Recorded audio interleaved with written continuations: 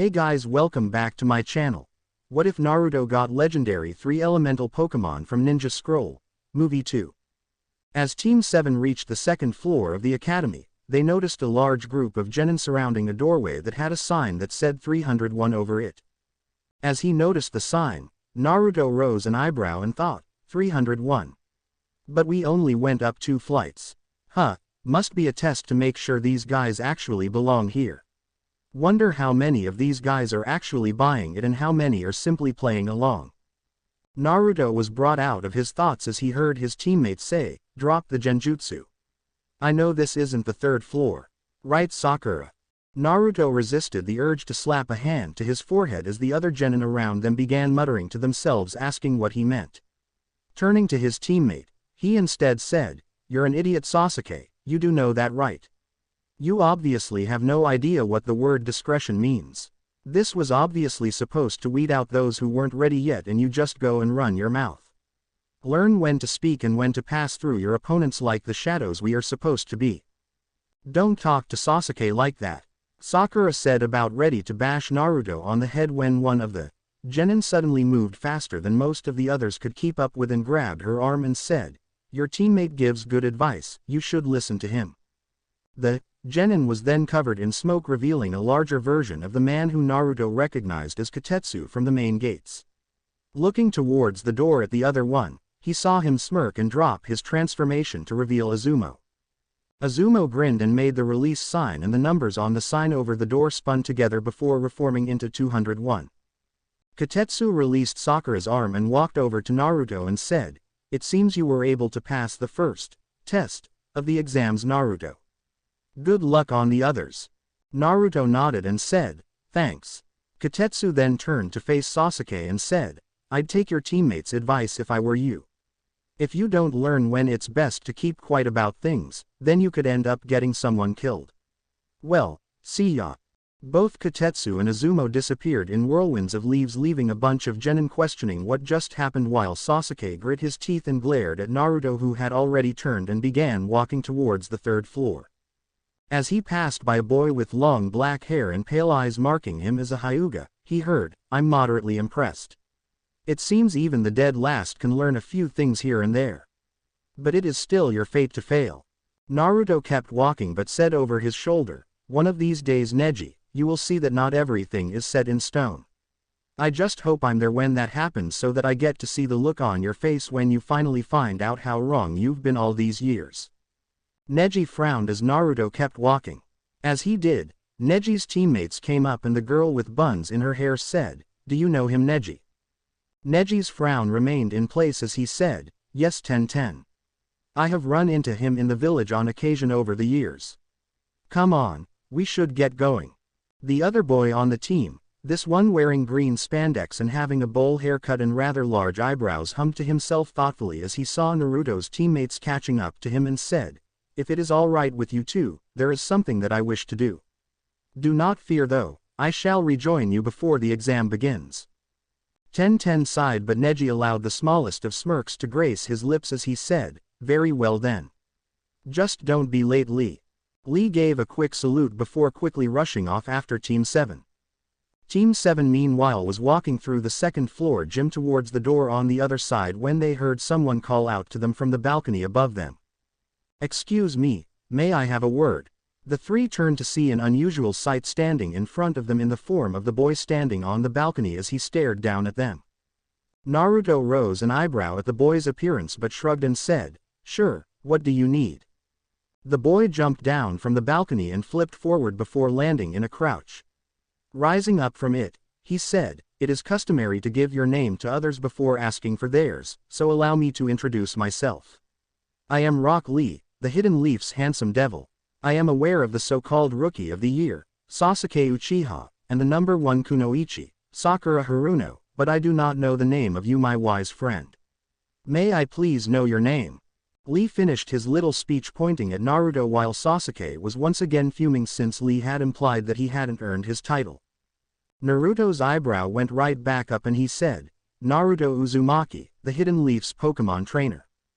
Confusion briefly passed through Lee's eyes before he shrugged it off and adopted a pose with his right arm out with his thumb up and said, Naruto Uzumaki, I challenge you to a fight.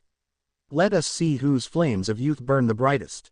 Naruto cocked his head as he glanced at the clock on the nearby wall and saw that they had 30 minutes. Seeing this, he looked back and said, "Sure, we've got 20 minutes to kill I guess." Lee smirked as Sakura gained a worried look and said, "Naruto, you aren't actually thinking of fighting this guy, are you? What if we get in trouble?" Naruto shook his head and said, "Relax Sakura, it's just a friendly spar." Lee nodded and then a thoughtful look crossed his face as he glanced toward Sakura and said, "Sakura, if I win, well you go out with me." Sakura's eyes widened as Naruto snorted, trying not to laugh before she shouted out, "No. Why would I go out with someone with eyebrows like those?" Lee grew dejected and Naruto said, "Ah, don't worry about it Lee. Now let's get started. Transform." Smoke covered Naruto's body before it dispersed, revealing a tall figure of 6'3" that was predominantly red with a white mane and yellow feet. Lee blinked in surprise and said, "What on earth is that?" Naruto smirked and said, "This is what sets me apart from others Lee.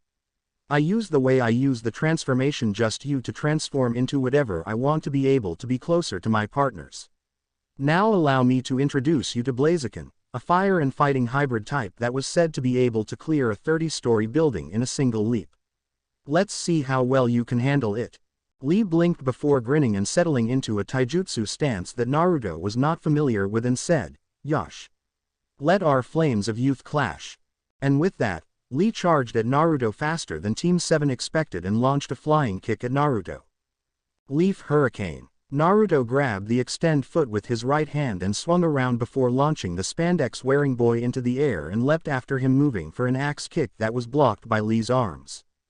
Lee was pushed down towards the floor but was able to flip himself in time to land on his feet.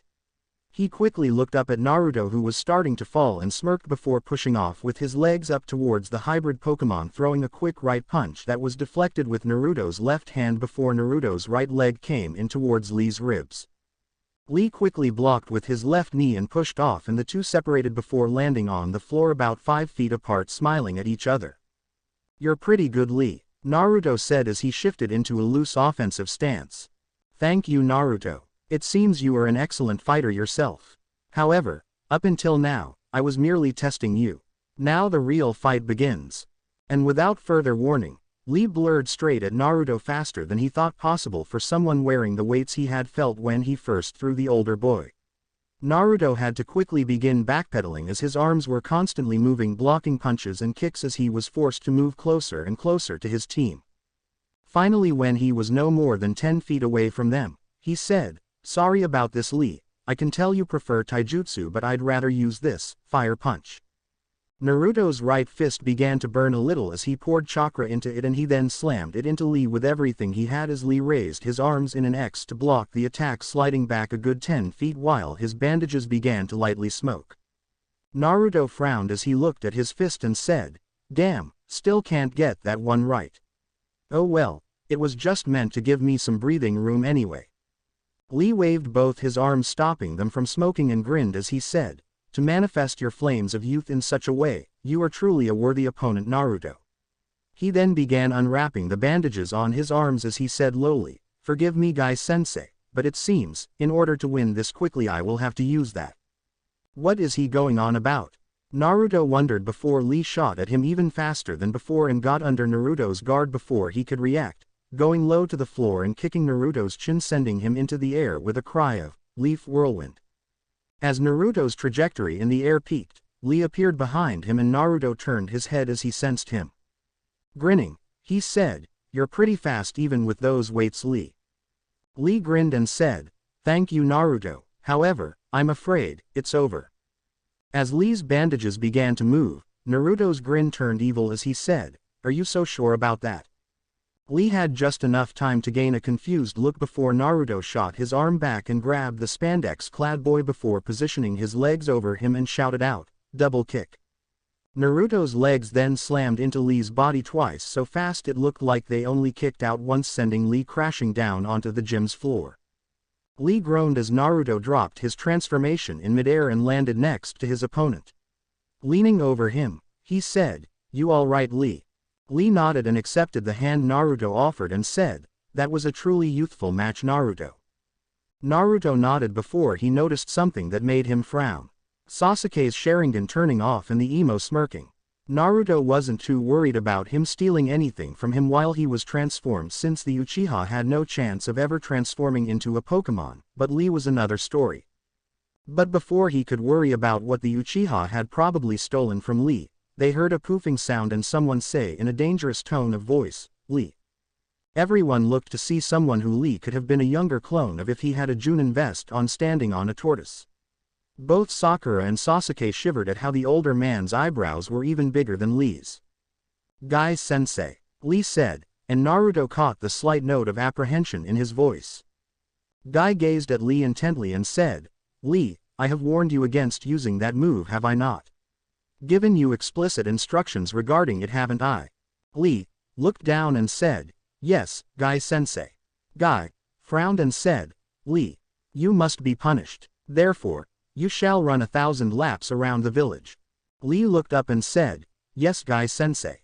Sakura and Sasuke's eyes widened at that while Naruto cleared his throat, drawing attention to him and said, as interesting as it would be seeing if Lee could actually do that, we have an exam to get to." Guy blinked before grinning and said, "That is correct, my youthful friend. Now go and make the Leaf proud with your flames of youth, Lee." Lee saluted and said, "Yes, Guy Sensei." Then Lee turned around and ran out the room so fast it left a dust trail after him.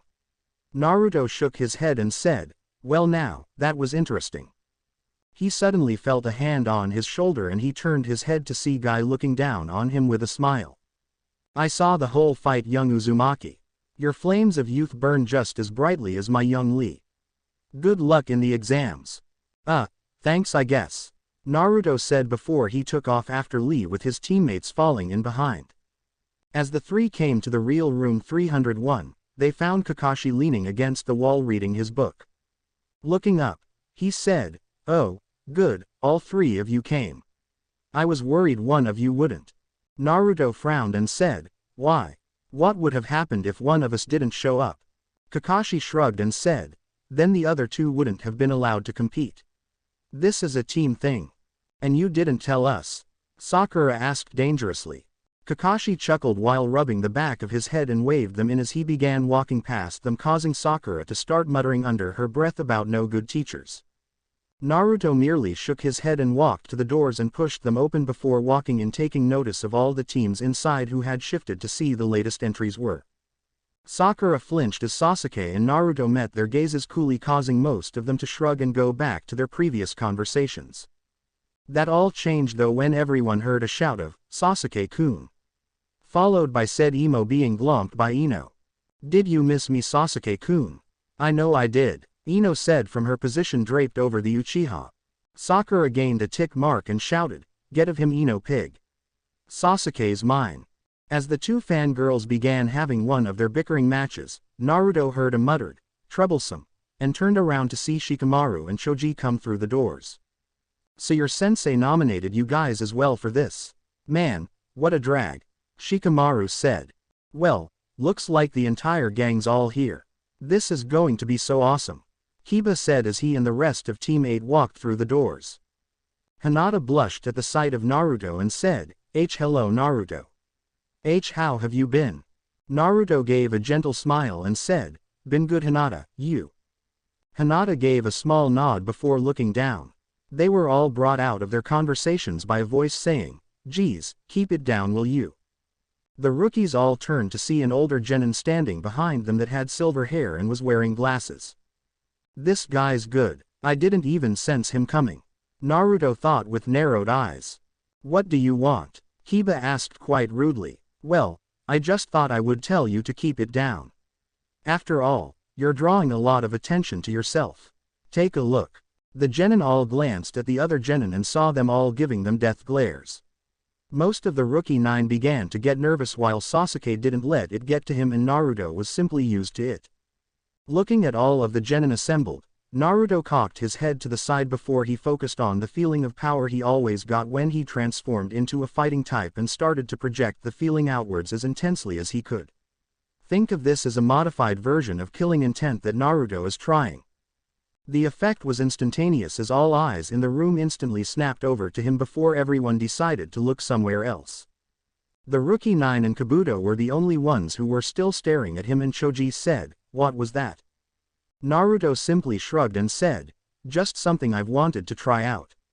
Looking back to Kabuto, he said, "I'm sorry, we didn't get your name." Kabuto Yakushi. "Anyway, seeing as how you guys are obviously rookies, I thought I would help you guys out. Since I've done the exam a few times, I've managed to collect quite a bit of intel on it." "Really? How many times have you taken the exam?" Sakura asked curiously. Kabuto gained a sheepish look and said, "Well, this will actually be my 7th time." Kiba snorted and said, "7th? Man, you must be weak. Either that or he is missing something that the examiners think he needs to be a Chunin." Naruto said. Kabuto nodded and said, "What he said. Anyway, like I said before, all those times taking the exams allowed me to gather a lot of information on them. Here, take a look at these."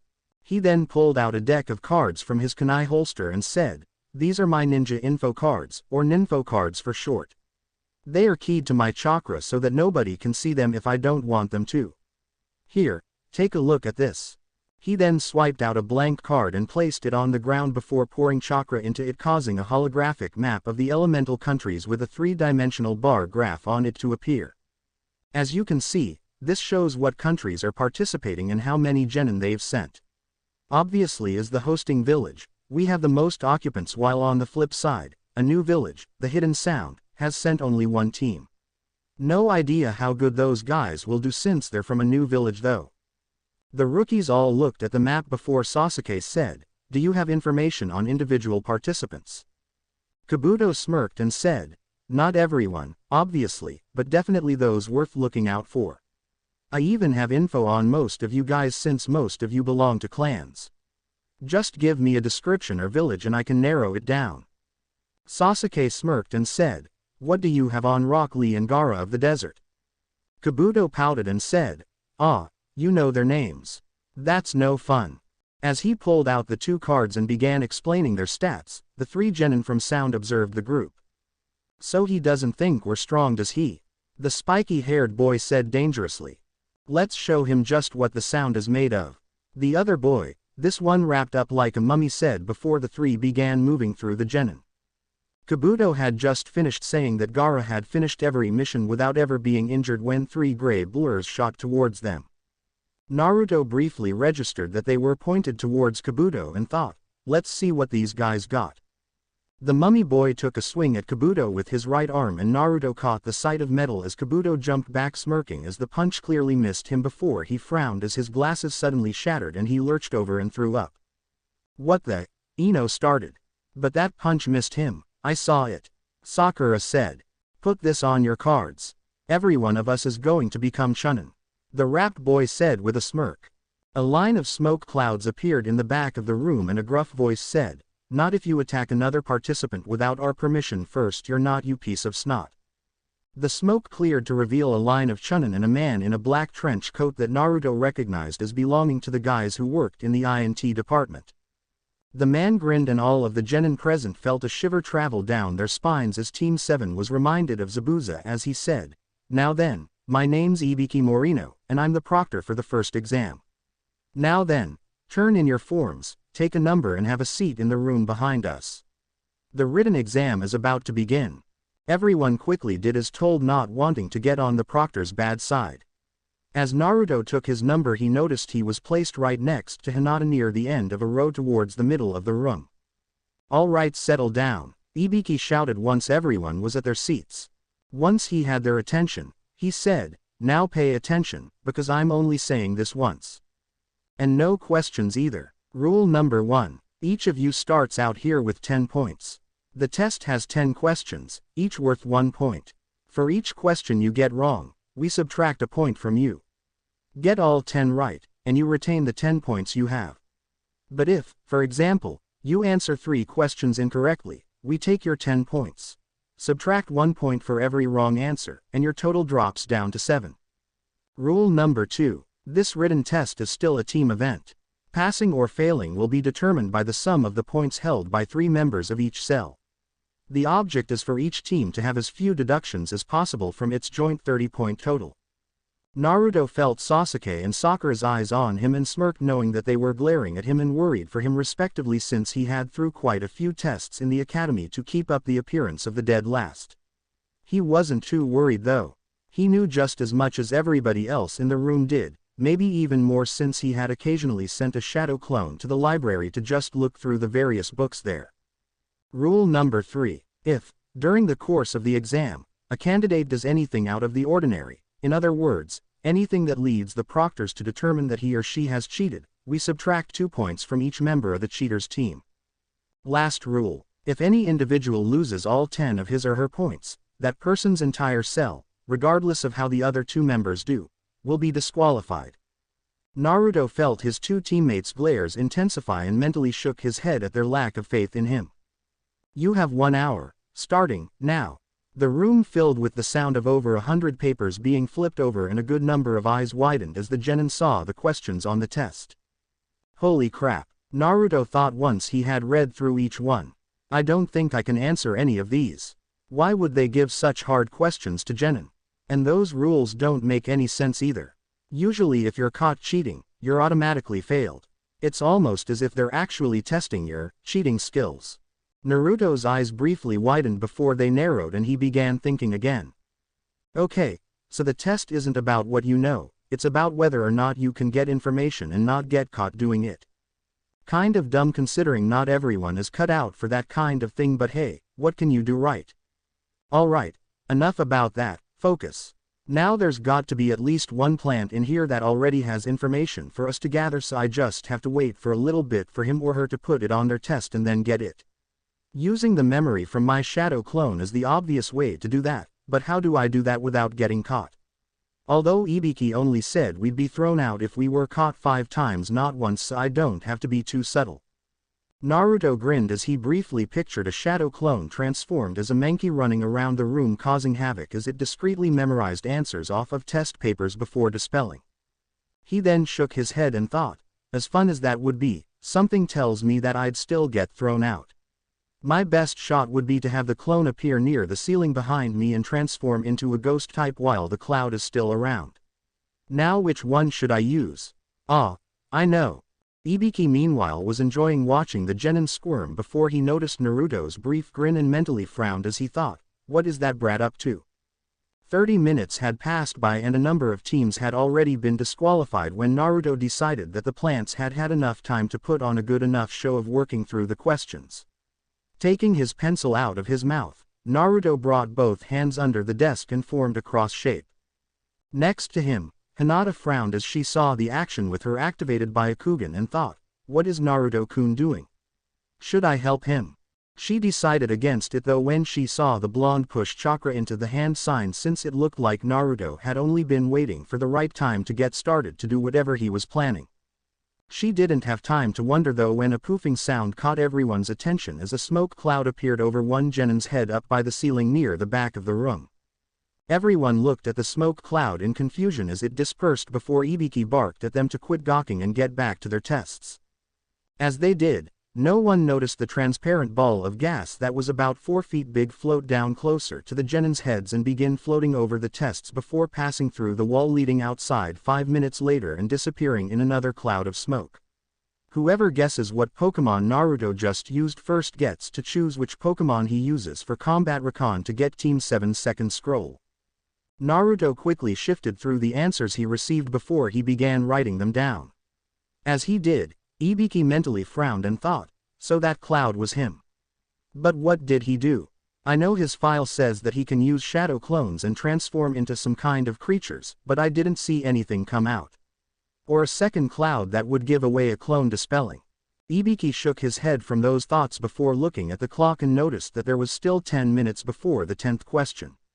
He mentally sighed before upping the killing intent he had been constantly releasing in small increments to unnerve the genin and chuckling a little, noticing the sweat trailing down one of the closer genin's brow as he tried to solve the 9th question. Finally it was time for the 10th question. Ibiki grinned at the genin before upping his killing intent again, causing all of the genin to gulp as he said, well now, it seems like we have quite a few smart ones in here this time, or really good cheaters. Most of the genin couldn't help but flinch at that while Naruto merely smirked. Sure, the killing intent was making him nervous, but he was starting to like this guy. After all, pranking and mental warfare went practically hand in hand if you looked at them the right way. Ibiki caught the blonde's smirk and rose an eyebrow before dismissing it and said, "Now then, it's time for the 10th question, but before we begin, there's a few extra rules you need to be aware of. First off, you must choose whether or not to take the 10th question." There was muttering from the genin before Tamari asked, "Why do we have to do that?" Ibiki chuckled and all of the genin once again felt that shiver going down their spines as Ibiki said, "Because of the next rule. Anyone who chooses to take the 10th question, and gets it wrong, will lose all their points and be forever banned from taking the Chunin exams again." The room erupted into chaos as the genin began shouting about the unfairness of that statement. "What do you mean we'll be banned from taking the exams? There are people who have taken them plenty of times, I know it." Kiba shouted. Ibiki chuckled again and said, "Well then I guess you just got unlucky when you chose to take the exams this time because I wasn't the proctor then." Naruto frowned before he noticed Kabuto and a few others were actually sitting calmly at their desk while the others were looking like they were 2 seconds from having a heart attack. His eyes widened before he grinned as he realized what the man from the I&T department was doing. It's just another mind game he's playing. Well, if you want to play, then let's play. A banging sound interrupted all the shouting going on and everyone's attention was suddenly on Naruto, who was standing with his palm flat on the desk while he grinned at Ibiki, who had once again raised an eyebrow at the blonde. He's planning something, Ibiki thought briefly, wondering what the prankster king of the leaf would do. "Sorry Mr. Ibiki, but you don't scare me, and neither does your 10th question and its rules. Now stop wasting our time and bring it on. Because I am not backing down, and anyone in this room who is even thinking about stepping down right now should think of stepping out of the ninja program for good. Every day we step out of village walls on a mission we could wind up facing something that could be the death of us, but does that stop us? Hell no. So give us the question already." Ibiki looked at all the genin and noticed the looks of determination on their faces and thought, with one small speech he turned them all to his side. "Kid will go far. Still 78 teams left, Anko's never going to let me hear the end of this." Grinning he said, "Well then, I guess we'll just get to it then. For those of you who stayed for the 10th question, congratulations, you all passed. Well then, I guess we'll just get to it then. For those of you who stayed for the 10th question, congratulations, you all passed." Silence reigned in the classroom for nearly a full minute as Naruto, those who had taken the exam before, and the proctor enjoyed the shocked looks on the testies' faces.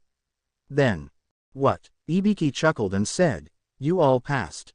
He then began untying his bandana and almost all of the genin flinched back at all of the scars, burns, and screw holes on his forehead.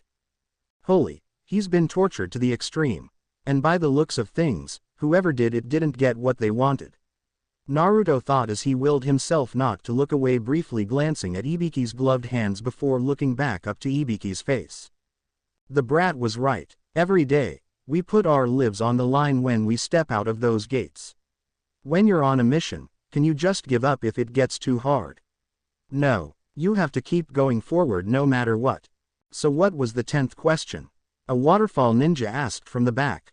That was the 10th question, Naruto said as he leaned back in his chair and smirked at Ibiki as he continued. Old Scarface here wanted to see if we had the guts to keep going or if we'd go back home crying to mommy and daddy. Ibiki frowned before he remembered that Naruto's profile mentioned that he gave nicknames to those he respected.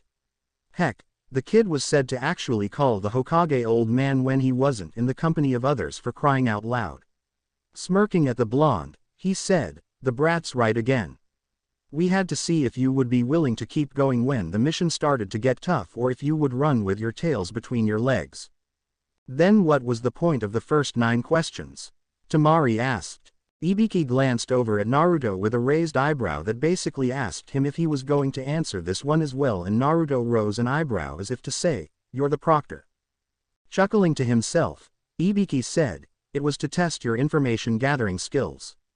In the shinobi world, information, or the lack of, is everything.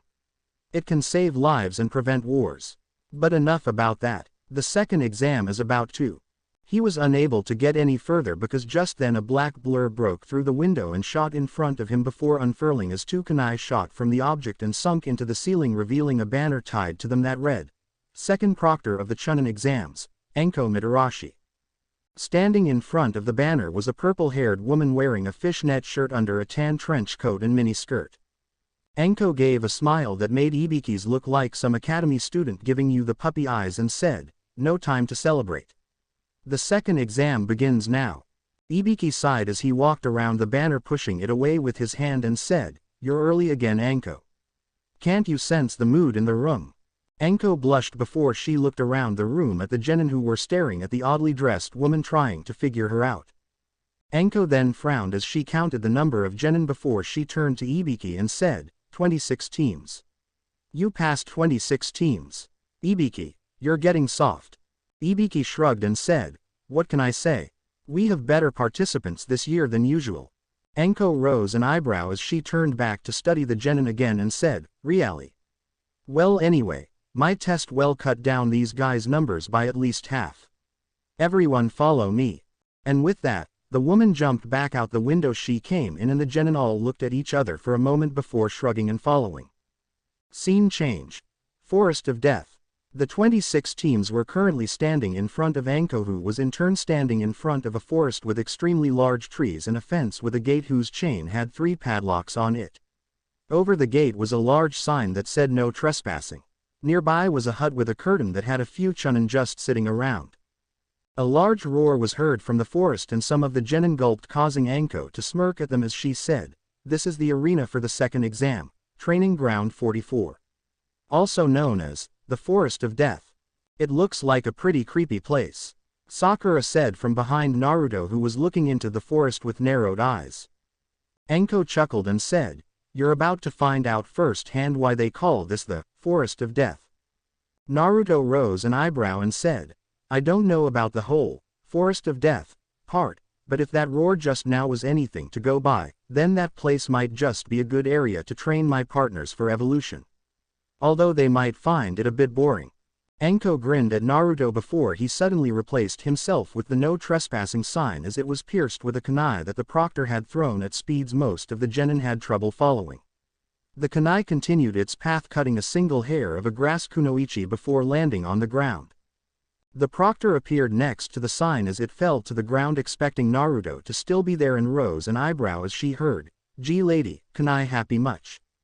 Everyone looked over to where the sign had been previously to see Naruto crouched over the gate, staying on the fence through use of the tree climbing exercise with a raised eyebrow of his own. Anko smirked and said, "You know, kid, that kunai would have only scratched your cheek a little. Barely would have drew any blood." Naruto smirked as well and said, "Yeah, well, forgive me if I prefer to keep all my fluids in my body." Anko chuckled before she suddenly tensed and had a kunai at the throat at the grass kunoichi who had approached her with her other kunai in her long tongue. "Your kunai, proctor." Anko smiled as she took the kunai from the kunoichi and pocketed both before she said, "Thanks, but don't just stand behind me radiating bloodlust like that unless you're in a hurry to die." The kunoichi lowered her head as her freakishly long tongue retracted and said, "I'll try to keep it under control. But I was revved up from losing a strand of my precious hair." "Sorry about that," Anko said as the kunoichi began walking away. Turning back to Naruto, who hadn't moved an inch, she rose an eyebrow and said, "You just going to stay up there all day, brat?" Naruto shrugged, stopping the chakra flow from his feet, and pushed off from the fence towards the group before flipping and landing in a crouch next to the proctor. Anko quickly went into business mode and reached into her trench coat as she said, "Before we begin the second exam, there's something I have to hand out." Pulling out her hand, everyone noticed that she was holding papers, and Naruto noticed that they were consent forms. "They're consent forms. Everybody has to sign one." Naruto rose an eyebrow and said, "Why?" Anko smiled and said, "We want all the details covered before the first deaths occur. Sign before you go in, so we can't be held liable. You wouldn't want me to get in trouble, would you?" She laughed at the end like she was joking, although most of them got the impression that she wasn't, at least not about the death part. "First, I'll explain what the second exam entails. Then you can sign the forms. With the other 2 members of your cell, bring the forms to the hut behind you and submit them. Got that. Anko handed the consent forms to Naruto and he took one before handing them to the next genin as Anko continued, now, about the exam. To put it simply, it's a no-holds-barred survival test.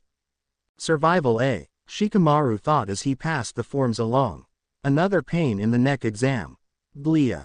Anko pulled out a scroll and let it unfurl revealing a map as she continued speaking. Let's start with the topography of this training ground. I'll explain the rest later.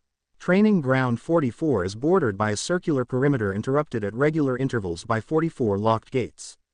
There are forests and a river and in the center is a tower about 10 kilometers from those gates.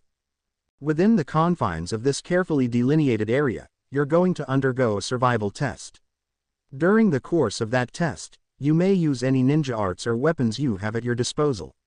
It's kind of a fight to the death version of, capture the flag, or, in this case, capture the scroll. Scroll. A waterfall nin asked as Anko rolled up the map scroll.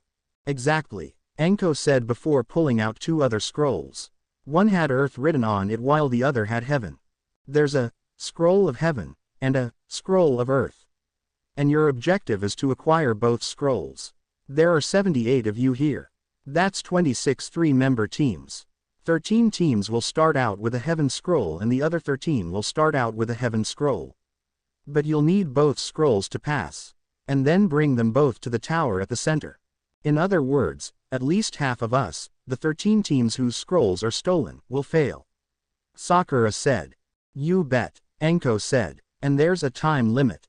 You have 120 hours in which to complete this exam, exactly 5 days. 5 days, Ino asked. What are we supposed to do for food? Choji asked with wide eyes. Anko shrugged and said, that's your problem. The forests are full of nature's bounty. Of course, they're also full of man-eating animals, deadly insects, and poisonous plants. Choji's head dropped as he sighed while Anko continued speaking. There's no way as many as 13 teams will pass this. As time shortens, the trials will come harder and faster. With less recovery time for any mistakes, accidents, or injuries, you'll be surrounded by enemies at all times, so you'll have to sleep with one eye open. Or leave a few shadow clones around. Naruto thought with a smirk. So, in addition to those who die in attempts to defend or capture a scroll, some of you are bound to succumb to exhaustion, exposure, starvation, and dehydration. Now let's talk about the rules, and what offenses you can be disqualified for. Obviously the teams that fail to reach the tower in time as a 3-member cell carrying both a heaven and an earth scroll are out. So is any team that loses a member whether to death or to severe injury. And under no circumstances, can you leave the forest before the time is up. No recess, no timeouts. Also, you're forbidden to look at the contents of the scrolls until you're inside the tower. Naruto's eyebrow rose and he said, just out of curiosity, what happens if we sneak a peek? Anko smirked and said, that's for those who look to know. Naruto chuckled and thought, she has got to be with the INT people. Anko rose an eyebrow but shrugged and pressed on. If any of you make it to the Chunin level, there will be times when you'll be entrusted with top secret documents, so consider this a test of your trustworthiness. That's all the explanation you get. We'll trade one scroll for every 3 forms. When you've got yours, choose the gate you want to start from. Everyone will begin at the same time. One final piece of advice, stay alive. 30 minutes later, Team 7 was waiting at Gate 12 for the Chunin station there to unlock the last padlock for them. As they waited, Naruto turned to his 2 teammates and said, hey guys, once we're far enough in there, I think me and my partners should go solo for recon purposes. I'll leave a shadow clone with you guys that can create another one that will dispel to tell me if you need me to come back. Sound good? Sakura nodded, knowing that Naruto had a vast arsenal of forms he could take that would allow him to move through the forest undetected, while Sasuke frowned before reluctantly nodding as well. I'll allow this for now, dead last. But soon I will have a fully mature Sharingan and then all your techniques will be mine and you will finally be shown your place. Yeah, keep dreaming, Sasuke. The Chunin at the gate slid the key into the padlock and took it off, sliding the chain out, and looked down at his watch while putting his hand on the gate. Then at exactly 3:30, Anko's voice came over the nearby PA system. Part 2 of the Chunin exam begins, now. The Chunin threw open the gate and Team 7 dashed in, taking to the trees 100 steps into the forest. After 30 minutes of tree hopping, Naruto signaled to his teammates to head down to a small clearing. When the three shinobi landed, Sakura turned to Naruto and said, "What is it, Naruto?" Naruto held his hand in front of him and discreetly made the sign for enemy before he also made the sign for shadow clone, stating that he would handle it and then send a shadow clone back to them. "Sorry guys, but I'm afraid I got to go take a whiz," Naruto said. Sakura gained a tick mark and marched over before bonking Naruto on the head before shouting out, "Naruto, you idiot. Don't go saying that in front of ladies." "Ow, Sakura," Naruto whined before turning around and walking away from his teammates. As he did, he felt the enemy presence follow. Once he was far enough away, he began to do his business. Just as he was finishing, he felt Wartortle's Pokeball vibrate in warning and he said, "You know, sneaking up on a guy when he's doing his business is kind of uncool." The not-so-hidden Rain Nin cursed before trying to attack the blonde with a kunai before a flash of red light briefly lit up the forest and the Rain Nin found himself wrapped in vines with Ivysaur glaring at him while Wartortle and Charmeleon were looking at their trainer for instructions. Naruto rose up a hand and the two nodded slightly, relaxing while the blonde walked over to the struggling Rain Nin. Looking the Nin in the eyes he said, "Where are your teammates?" The Rain Nin glared at him and said, "I'm not telling you anything, kid." Naruto's eyes narrowed before he shrugged and said, "Charmeleon, please cut off one of our friend's arms." Charmeleon nodded and began walking forward as his tail began glowing, causing the Rain Nin's eyes to bug out, and he said, all right, I came alone." "Do you have your team's scroll on you?" Naruto asked. "No, but I was able to get some other sap's scroll though. It's in my kunai pouch." "Sassoon, impressive," Naruto said with a raised eyebrow before making a gesture to Ivysaur, who shot a seed at the Rain Nin, who quickly slumped over unconscious while Charmeleon let his Iron Tail attack drop. Naruto quickly searched the other Nin and found what he was looking for in the pouch before making a shadow clone with enough chakra to last for 5 days and to make about 20 shadow clones itself. Handing it the scroll, he said, "Take this back to Sakura and Sasuke. Create a clone if you have any troubles. All goes well, we'll rendezvous at the tower in 5 days." The clone saluted before taking off back toward the original's teammates. Turning back to his partners, Naruto grinned and said, "So you guys ready to go hunting?" Ivysaur nodded as Chameleon's more primal side came out, and he grinned while Wartortle punched his left hand with his right fist and said something along the lines of finally getting some action. Naruto chuckled and said, "Yeah, sorry about that, pal. But I'm afraid the old man wouldn't have appreciated you guys sending any of his ninja into the hospital. But we can go all out in here. How about this? I'm going to send out a few clone teams, but any teams we come across ourselves are yours." The 3 Pokemon nodded and Naruto crossed his fingers, causing smoke to surround the 4. When it cleared, there was 10 clones surrounding them. Naruto studied the clones, considering how he was going to do this before he began pointing at them, giving them orders. "All right guys, here's how we'll play it. Use psychic types to find a team. Once you do, I want you two to go as Sudowoodo. You'll go as a Lucario. You should probably go with Luxray. Let's see, we could probably use a Kecleon, so that will be your one. You 3 will go with Ariados. Septile will be perfect in this environment as well, so that will be yours. Also, I'm curious about what's in those scrolls, so you go as a Murkrow or Noctowl and see if you can use a Hypnosis on a team and get them to open their scrolls. Once you find out, go ahead and dispel. Everyone else, when you have your scrolls, head to the top of the tower where we'll rendezvous. Everyone understand?" All of the clones nodded before they and the original turned into various psychic types and began locking onto the presences in the forest. Once each group had the position of the team that they would go after, they switched forms into more mobile flying types and took off, leaving the original and his partners to go after their own targets. Turning to them, Naruto transformed into a 4-footed dark type that was 3'3" with yellow rings on its black body. Naruto then jerked his head in the direction of their target before he took off running through the forest, and his partners quickly followed, with Wartortle and Charmeleon on all fours to keep up. Clone 1 and Clone 2. Clone 1 and his brother were standing stock still using Sudowoodo's inherent mimicking skills to look like two trees that had just started their lives in the great forest while a team of grass nin walked right by them, not paying either of them any attention as they looked around wary of enemy teams. As the trio passed them in a triangle formation, both clones opened their eyes and shifted back into the Pokémon's natural form before they began moving after them. As soon as they were close enough, the two clones rose an arm and brought it down on the two rear Genin's heads, who instantly slumped unconscious.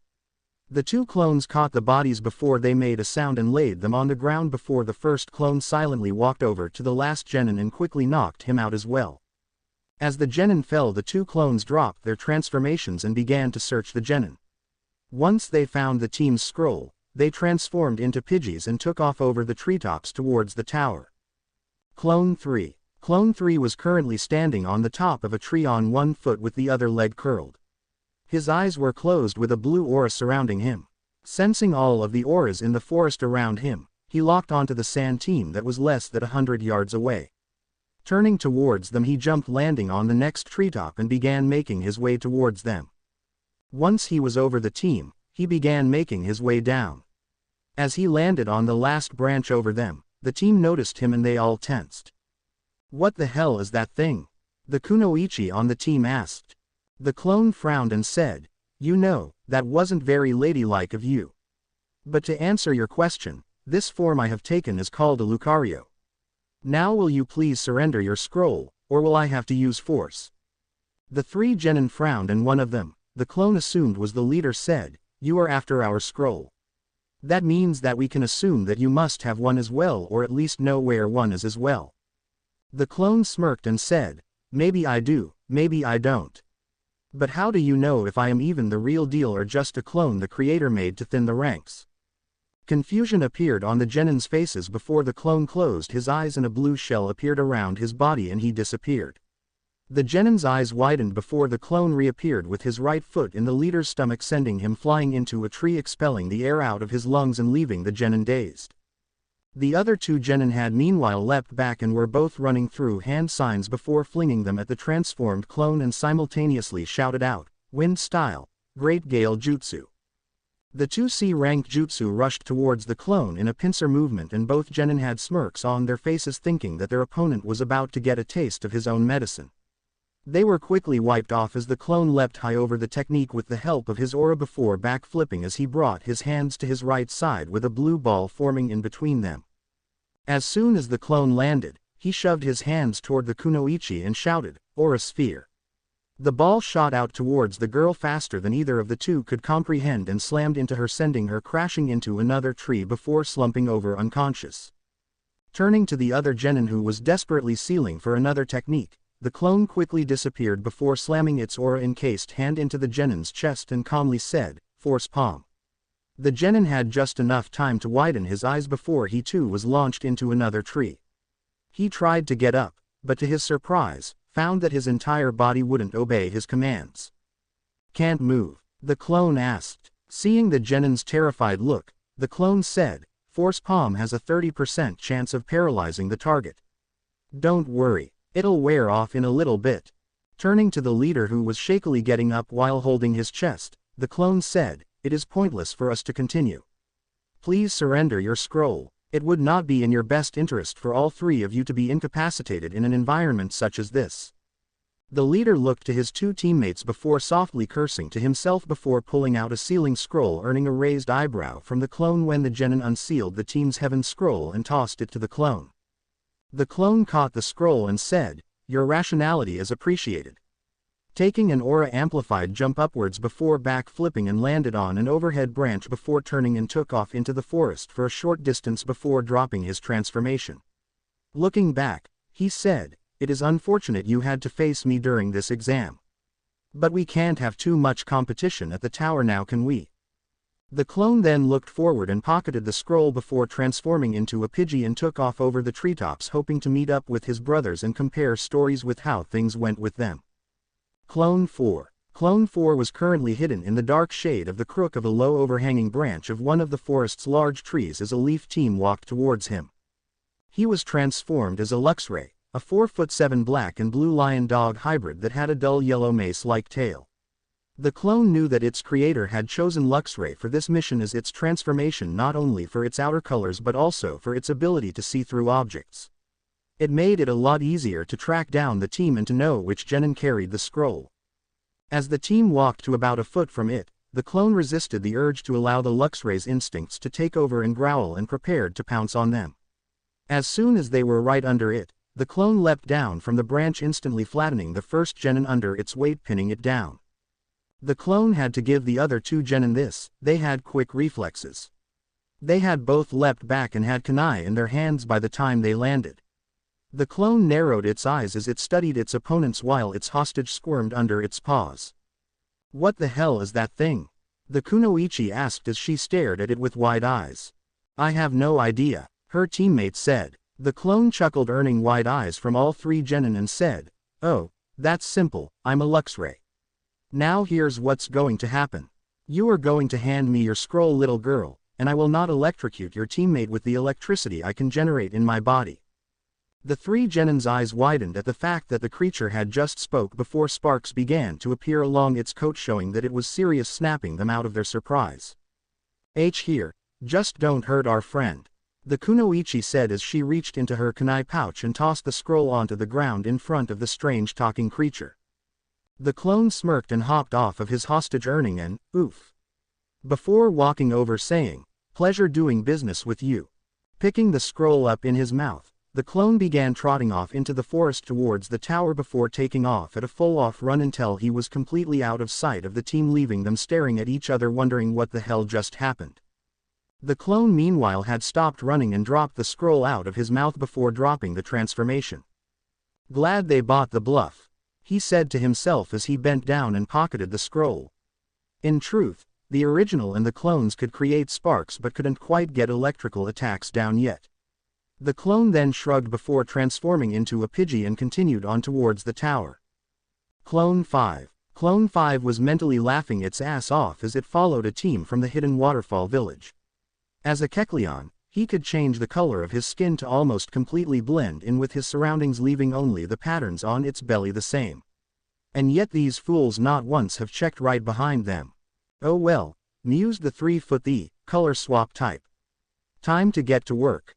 The transformed clone silently unrolled its considerably long tail before quickly spinning, tripping the unsuspecting team, sending them crashing to the ground.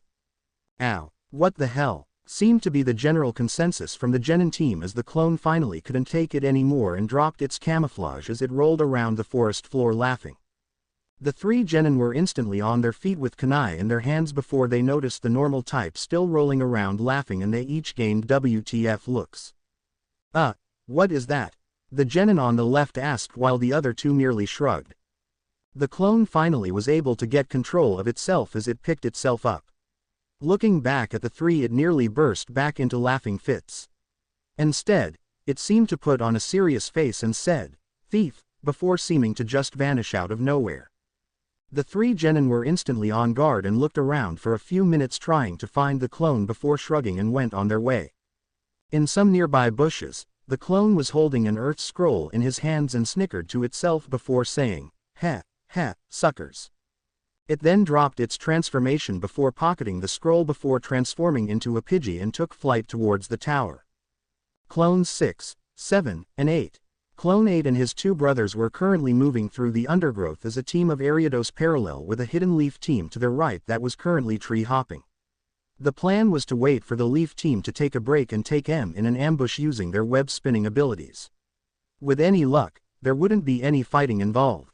That hope was instantly squashed when they saw kunai come whistling towards the three transformed clones, causing them to jump apart and land horizontally against three different tree trunks.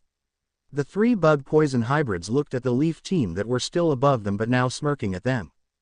"Well now, I thought we could get a scroll and just head to the tower on the first day, but it looks like our dinner came instead," the genin on the right said. The kunoichi on the team shuddered and said, "You want to eat one of those things? How do you know they're not poisonous?" The three clones traded glances with each other, causing the leader of the team to narrow his eyes in suspicion, but before he could say anything in warning to his teammates, Clone 8 shouted out, "Now!"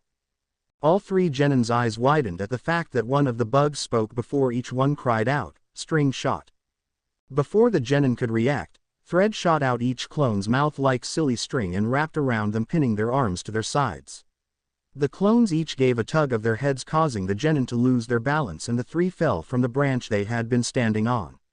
As the genin were groaning in pain from their landing, the clones dropped their transformations, earning wide eyes from their counterparts. "You guys are clones?" the leader asked, looking from one of them to the other in surprise. Clone 6 smirked and said, "Yup. Now are you going to tell us which one of you guys has the scroll, or are we just going to have to strip search all three of you guys?" The Kunoichi blushed and shouted, "You wouldn't dare, you dead last." Quote. The clones all rose an eyebrow before trading glances, and Clone 7 said, "Looks like boss is well known even with the genin." "Yeah," Clone 8 said before walking over to the leader and crouching down and said, "So what will it be?" 2 minutes later, 3 Pidgeys were flying towards the tower with the Leaf Team 1 scroll short and their leader trying to break out his 2 teammates. Clone 9. Clone 9 was currently transformed and in his element as he traveled over the highest branches of the forest. Currently a 5'7" Septile, this grass type was known as the forest Pokémon, and with good reason.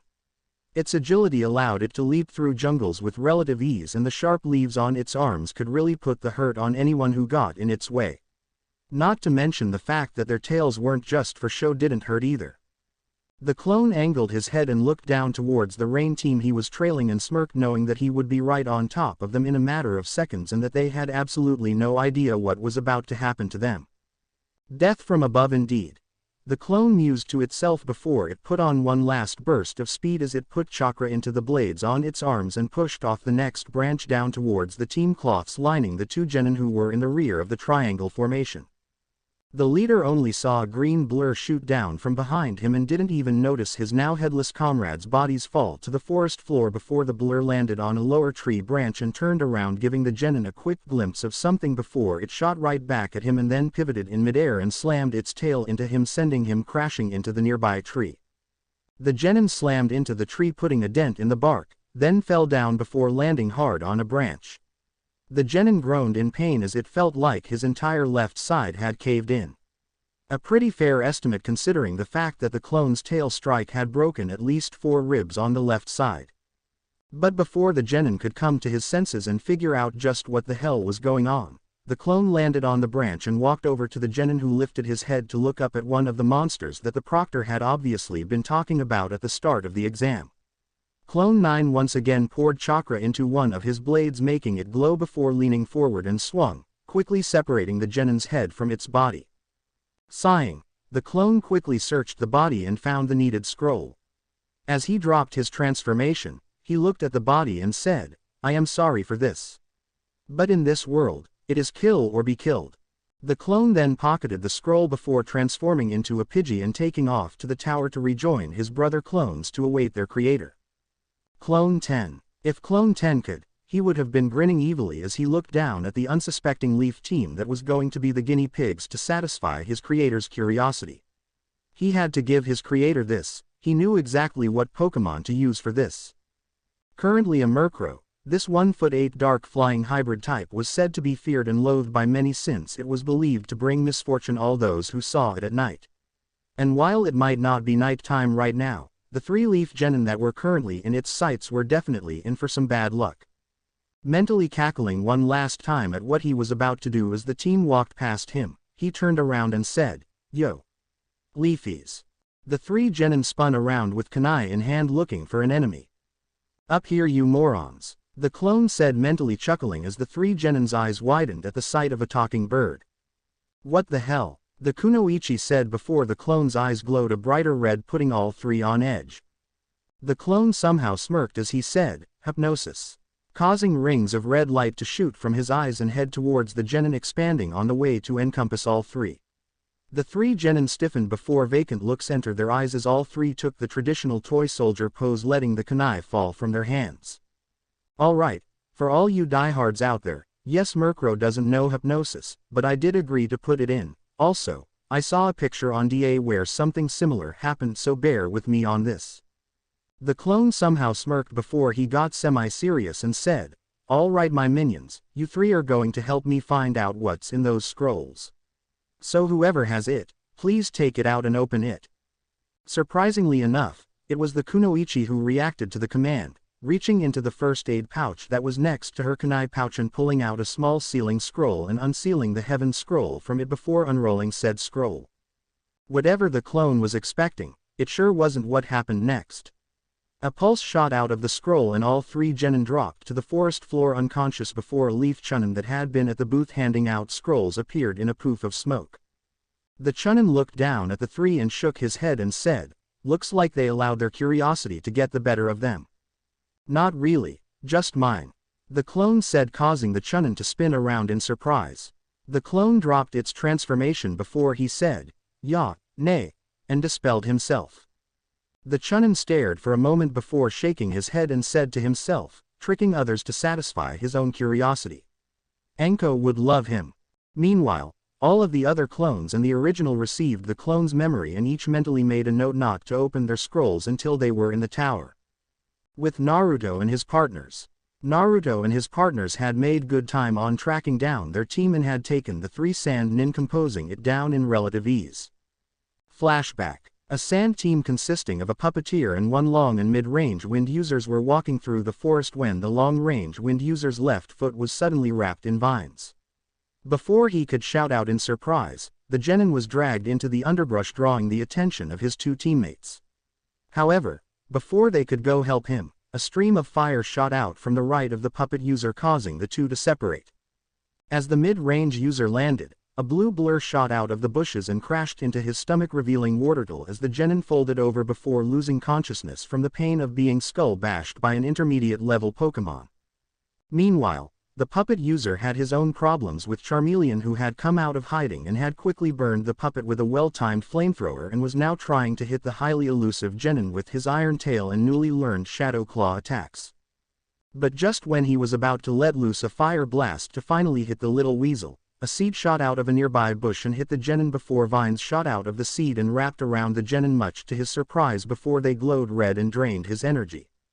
Meanwhile, as this was going on, Charmeleon was glaring at Ivysaur, who had walked out of the bushes with their transformed trainer dragging his target behind him with a vine.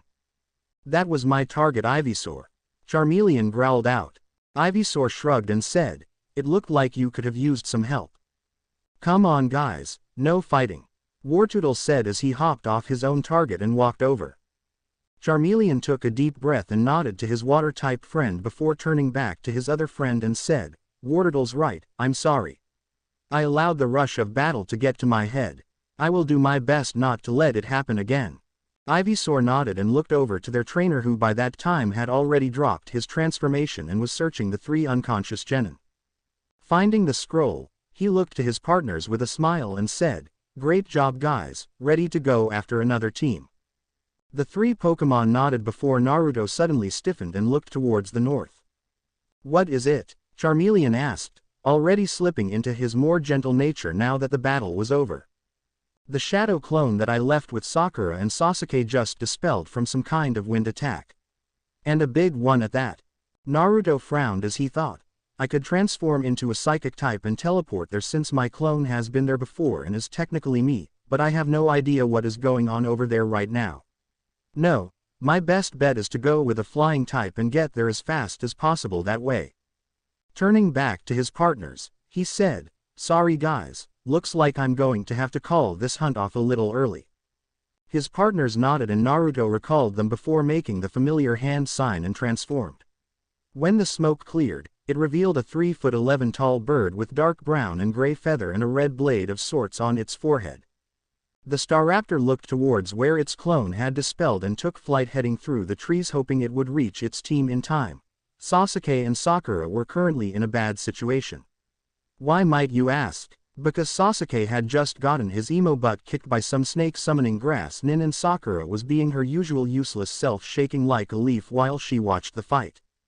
Said nin chuckled from her position on a tree branch opposite of Sasuke and said, "Ku, well done, Sasuke-kun, just as I expected of one from the Uchiha.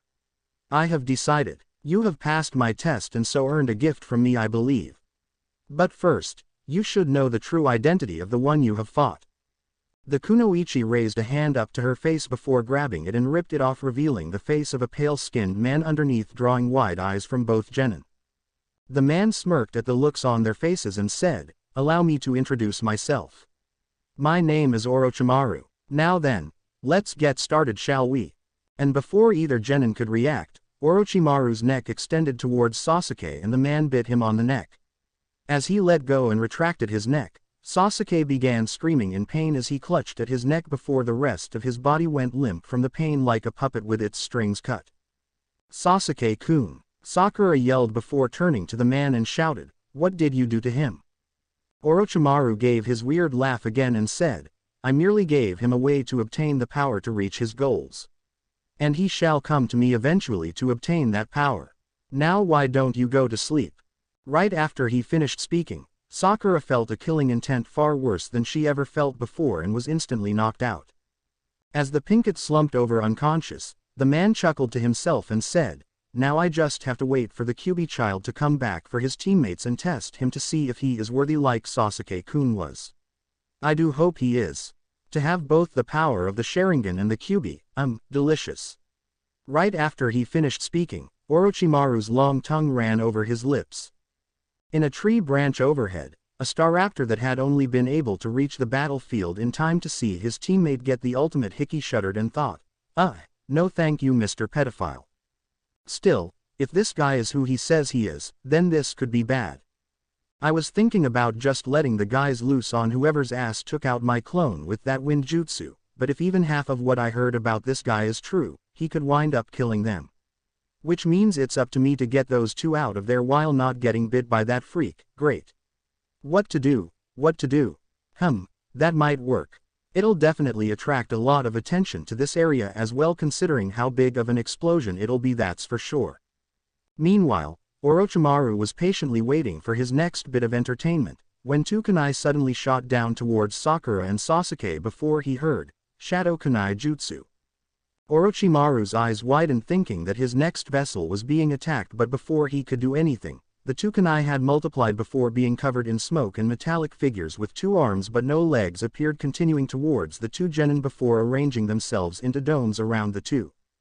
Orochimaru blinked at the two Matang domes before looking up and saw two blondes standing on a branch looking down at him, with one having his arms crossed frowning and the other currently grinning like a maniac. Orochimaru chuckled and said, "Hoo, my Naruto-kun, for me not to detect you like that, your stealth must be the best of your village, on par with the senile old monkey even." The blonde that was frowning narrowed his eyes and said, "Flattery will get you nowhere, snake face." Orochimaru's face took a more neutral look to it and he said, "Not flattery, merely stating an opinion. Tell me Naruto-kun, why do you stay in this village when it does not respect your power or even your right to live as a human?" Naruto rose an eyebrow and said, "Well, for one thing, I don't usually have to worry about pedophiles like you trying to give me hickeys while I'm here." Orochimaru smiled a cruel smile and said, "Ah, so you saw that, did you? Yes, Sasuke-kun seeks power, and I plan to give it to him. I can give you power as well, but first I'm afraid I'll have to test you to see if you are worthy. I must admit I am curious about your ability to transform into those unusual creatures and these supposed partners of yours." Naruto smirked and said, "Really? Well, why don't you test my clone then?" Transform. The clone, whose grin had constantly been getting bigger, pushed off of the branch towards the snake summoner as both blondes made a hand sign. Orochimaru was unable to see what the original had transformed into, since when the clone came out of the cloud, it was now a 6'11", black and white, 1014.1 pound Snorlax that was 2 seconds from belly flopping him. Orochimaru's eyes widened before the clone flattened him and then exploded, sending a massive shockwave out as the half-ton bomb let out its payload. As the trees finished swaying from the explosion, Naruto opened his eyes and looked around at the destruction he caused. Thankfully both he and the Matang domes were alright, although he had some scorching on his sides. The surrounding trees, however, were another story. Most of them had huge burn marks from near the roots to past where he was, with half the trees burnt away at the level of the blast, and Naruto was sure that if there had been anything other than chakra in that clone to add to the explosion, then most of the trees would be gone, plain and simple. Naruto somehow gave a low whistle with his rock-type body and said, "Damn, forget having my clones learning explosion. I think I'll just stick with Snorlax bombs from now on." Now where is that pedophile? There's no way that got him. Ku. Ah. Such destructive power. If I had not replaced myself with a mud clone I would have been in trouble. I must have it. Naruto's head jerked up and he saw Orochimaru actually demerging himself out of a tree branch. As wrong as that sounded, there was no other way for him to describe it. Orochimaru then saw what Naruto had transformed into and a strange gleam appeared in his eyes as he said, "And you can turn into some kind of snake as well it seems. This just keeps getting better and better." Said snake was an onyx, which was just under 30 feet long and weighed about 463 pounds with a horn on top of its head. Oh yeah, did I mention that it was completely made out of rock? Naruto scoffed and said, "Glad you like it, but how are you going to mark me now, snake face? In case you haven't noticed, unlike your soft flesh, I'm completely made out of rock right now. And right now I'm seriously thinking about shoving this horn of mine right up your ass." Orochimaru smirked and said, "Ah, but Naruto-kun, first you'd have to catch me." Orochimaru swore right then and there he saw Naruto somehow smirk before the rock snake Pokemon shot up at him at 50 miles per hour, causing the man's eyes to widen before he frantically jumped off the tree branch he was on as Naruto went straight through the tree and fell down the other side before hitting the ground and began rapidly burrowing his way underground, not even bothered by the tree's roots, and was completely underground before the top half of the tree even hit the forest floor. Orochimaru frowned and thought, that could be a problem. Still, as long as he is underground and I am up here, he should not be able to tell where I am. And I doubt he can hold that transformation forever. He will eventually have to change back. He was brought out of his thoughts by a rumbling sound as Naruto shot out of the ground 2 trees away and wrapped his body around the tree, climbing it until he was level with Orochimaru and glared at the snake using Nin. Orochimaru chuckled and said, "So what now, Naruto-kun? We going to play reverse whack-a-mole now?" Naruto narrowed his eyes and thought, he's right, the trees are no place for a rock-ground hybrid like Onyx, and I can't tell where he is while underground. I need something that can freely move around up here but is fast enough that he can't touch me. Only problem is I can't use extreme speed yet. Now what's fast enough to use? Come on Naruto, think. Oh, duh. Orochimaru was beginning to get nervous with how still Naruto was, wondering if it was another exploding clone when Naruto's chakra suddenly fluctuated before he was covered in smoke. Orochimaru smirked, thinking this was his chance, and his neck extended towards where he thought Naruto would most likely be, in the center of the cloud, only to find nothing there and wind up on the other side of the dispersing smoke cloud. As Orochimaru retracted his neck he looked around in confusion and thought, was that a shadow clone that he used to distract me in order to get away? Glancing over at where the Matang domes were revealed, both were still there, so that meant the QB container still must be as well. Orochimaru frowned as he searched the surrounding area before a 2'7" blur shot right across his face, causing the man to jerk in surprise before he tried to follow the practically invisible blur as it barely avoided the trees around it. That was until the thing seemed to suddenly get the hang of moving so fast and came right at him, causing Orochimaru's eyes to widen before it shot past the left side of his face, leaving a long scratch in his skin. Orochimaru's hand flew to his face as it began to bleed before a loud screeching sound filled the area, causing Orochimaru to cover both his ears, making him almost not notice the prick of something biting him in the side of the neck as the screeching stopped. Almost. Orochimaru frowned as he reached over to the spot that he felt the prick and felt some kind of bug bite before he heard, "Don't bother, snake face. The Pokemon I turned into has a real nasty poison it uses against its prey that they eat as a swarm. Within 30 minutes, you'll be completely paralyzed." Orochimaru frowned and thought, Anbu will be here soon in order to investigate that explosion from earlier. If what he is saying is true, then I need to find Kabuto and have him extract the poison as quickly as possible. Out loud he said, "Well now Naruto-kun, I suppose our little test must end a little prematurely, but don't worry, we'll finish it at another time." He then merged into the wood before taking off to find his medic and chief spy. As soon as Naruto was confident he was gone, he flew out of hiding from behind a tree, revealing himself in the form of a 2'7" bug flying hybrid called Ninjask. Coming to land next to the Matang Dome that was protecting Sakura, Naruto fluctuated his chakra, dropping his transformation. As the chakra cloud dispersed, Naruto shook his head and thought, I'm glad he bought my bluff. Ninjask may have been one of the best bug types back then, but they sure as heck didn't use any kind of poison. Looking at the dome that protected one of his teammates, he said, "All right guys, listen up.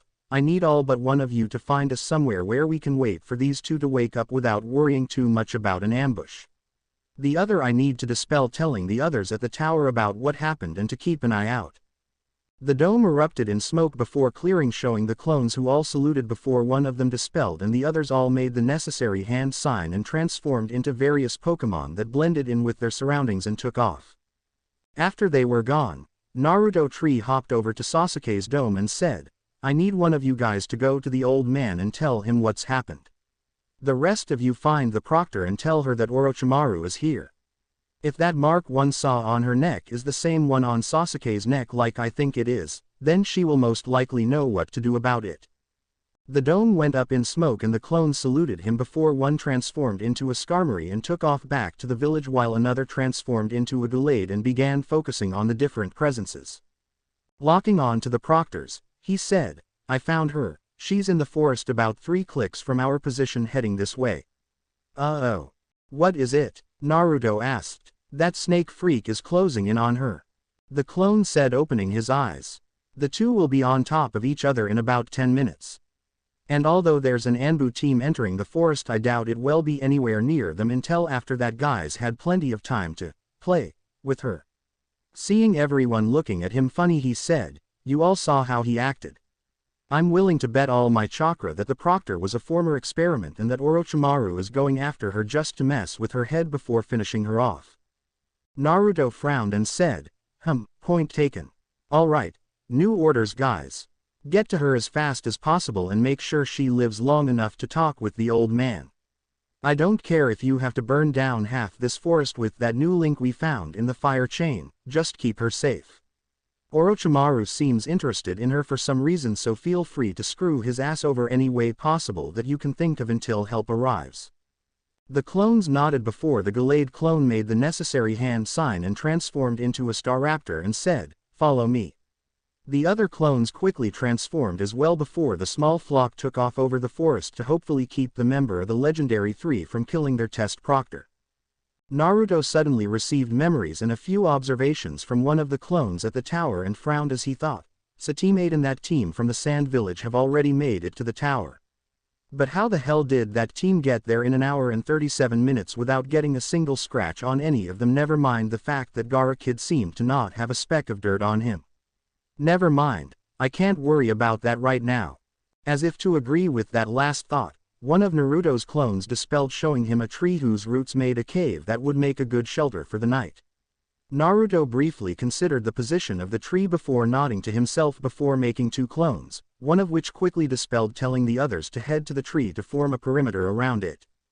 The other clone picked Sasuke up in a fireman's lift before tree hopping over to Sakura and put her on his other shoulder before following his creator down to the forest floor where Naruto released his partners. As the 3 looked around, Wartortle said, "Man Naruto, you really blew this place to pieces, didn't you?" Naruto frowned as he and the clone began walking towards the other clones and said, "Weren't you guys watching from your Pokeballs?" "Well yeah, but that's nothing compared to actually being out here and seeing the damage for ourselves," Wartortle said, earning nods of agreement from the other 2. Well come on. We need to get these 2 to shelter as soon as possible," Naruto said, earning more nods before his partners fell into a defensive triangle formation around their trainer and his clone. Meanwhile, while this was going on, one snake using Nin was thoroughly pissed. Why, you might ask? For the simple fact that he had bought the Kyuubi child's bluff.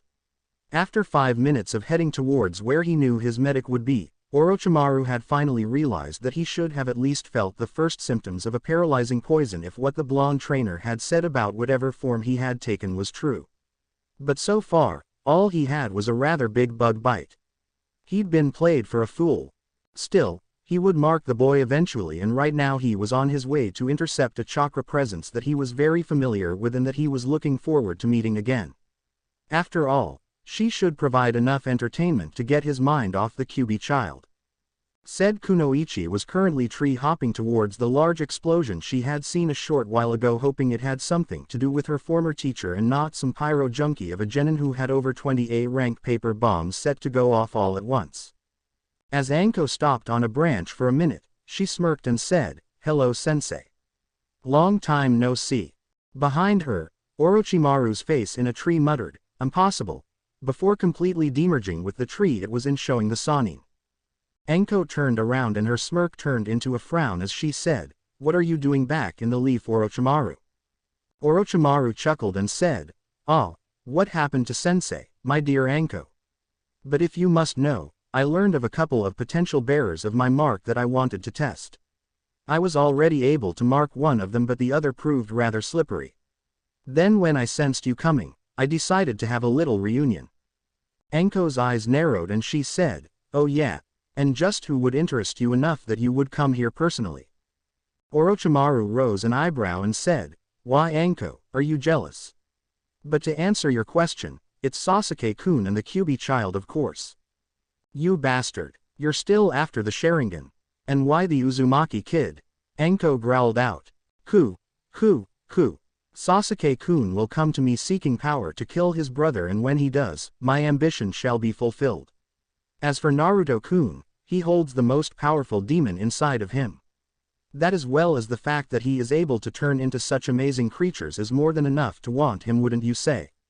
Orochimaru asked as his long tongue licked his lips as he finished speaking. "You are one sick bastard," Anko said, getting ready to fight her former sensei. But before either one made a move, 8 cries of the same voice shouted out, "Transform! Flamethrower!" Right after, 8 streams of fire slammed into where Orochimaru was standing as 8 light green blurs shot down towards the forest floor before breaking off into 4 pairs of 2 and coming around and stopping in front of Anko, who stared at the flygons as they hovered in front of her. As 2 kept an eye on the fire that was still burning and the rest kept an eye on the rest of the forest, the closest flygon turned to Anko and said, "Listen, we don't have time to explain right now, so hop on." Anko blinked. But before she could ask just what the hell kind of summon the clones were, the group heard, "Ku, my that was unexpected. Who knew you could turn into such a creature, Naruto-kun?" The clone closest to where Orochimaru had appeared scoffed and said, "Boss isn't here right now. Please leave a message after the tone, beep."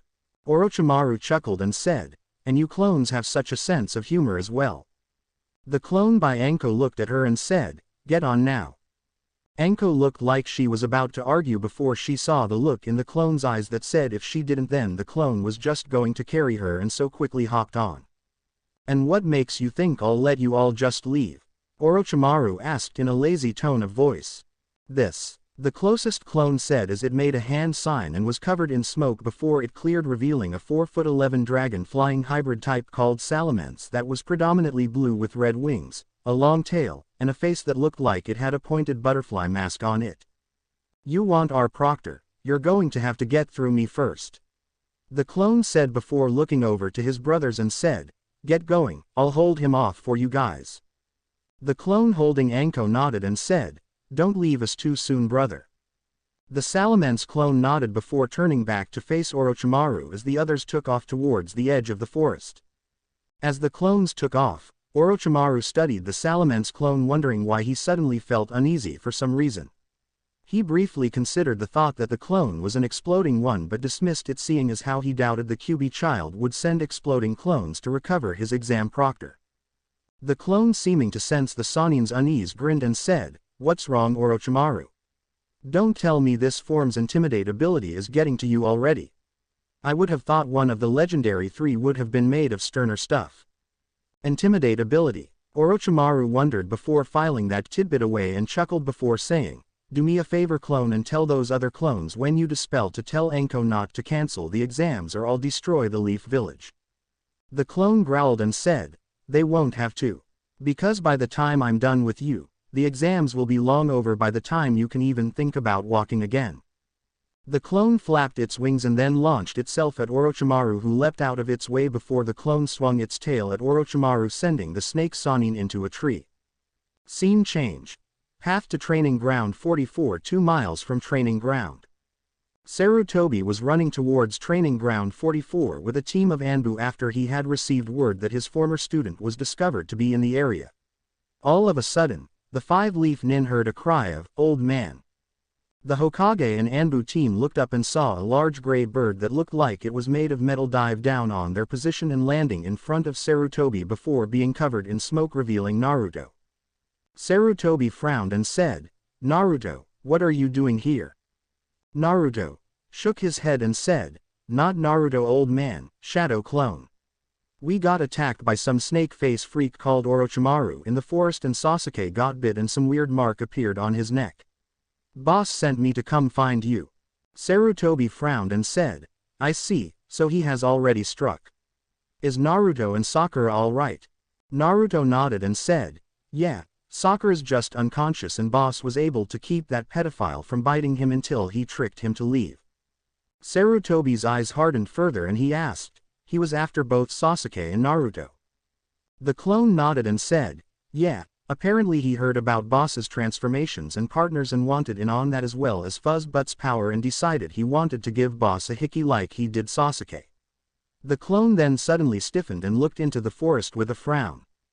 "What is it?" Sarutobi asked. "Boss had sent a small squad of clones to get the proctor of our test after our fight since she had a mark on her neck like Sasuke's and Orochimaru was heading toward her position. They were supposed to get in and get out but one of them stayed behind to slow him down. During their fight, Orochimaru said not to cancel the exams or he would destroy the village. The pedophile just killed him." Sarutobi frowned and said, "I see. Where are these clones headed and where is the original now?" The clone made a quick hand sign and another clone appeared before quickly dispelling and 10 seconds later he said, "Boss is currently holed up under a tree for the night. He plans to head to the tower in the morning. The squad with the proctor is currently on its way here and will be here in about 2 minutes." Sarutobi nodded and said, "Understood. Please let Naruto know that I want to talk to him as soon as he reaches the tower but not to move Sasuke until his condition stabilize. Cursed seals only have a 1 in 10 chance of the person cursed surviving and I don't want to take the chance that moving him to the tower will diminish his chances anymore. We will wait here for Anko so you can go ahead and dispel." The clone nodded and said, "Yes sir," before vanishing in a cloud of smoke. In a cave formed out of the roots of a tree in the forest of death, Naruto looked towards where his clone had been and thought, "I wonder what could be so important that the old man would want to talk to me in person instead of with one of my clones." He was brought out of his thoughts by a groaning sound drawing his and his partner's attention to Sakura as she sat up putting a hand to her head and said, "What happened?" "The last thing I remember is some snake freak attacking Sasuke-kun, Sasuke-kun." Naruto looked over from where he was keeping watch from the entrance of the cave and said, "Good to see you too, Sakura." Sakura jerked in surprise and had already reached for a kunai before she had recognized her other teammate and visibly relaxed and said, "Naruto, what happened? What's wrong with Sasuke-kun?" Naruto looked back outside as he said, "Well, that snake freak as you called him seems to have given Sasuke what is called a curse mark. According to the old man, the person who gets it only has a 1 in 10 chance of living, so he doesn't want us to move Sasuke until he stabilizes. Still, even if I don't like the guy, Sasuke's a fighter. He'll pull through this. Anyway, I heard him talking about how he wanted to mark me as well since I'm able to transform into Pokémon and use their attacks and I turned into a rock type to keep him from marking me while trying to blow him away with an exploding clone that was transformed into a Pokémon that weighs just over half a ton." Sakura's eyes widened and she asked, "Did you get him?" Naruto snorted and said, "You're kidding, right? The man's a member of the legendary 3. No way would something like that have got him. No, that was just the opening shot on my end. Made a nice big kaboom though. You should see the trees where we fought. Anyway, after that, we fought for a little bit before I was able to bluff him into leaving. After that, I sent clones out to find us a place where we could spend the night without worrying too much about ambush and told my clones at the tower to keep an eye out for the guy. I then sent a clone to the old man and some more clones to the proctor since she had a mark on her neck that looks just like the one on Sasuke's. I figured she would know what to do since she was probably a failed experiment of Orochimaru's. Only problem was he got to her first, so one of my clones had to stay behind to let the others get her out of there. Sakura frowned as she absorbed all of this and said, "So what now?" Naruto glanced over his shoulder at his teammate and said, "For now take care of Sasuke.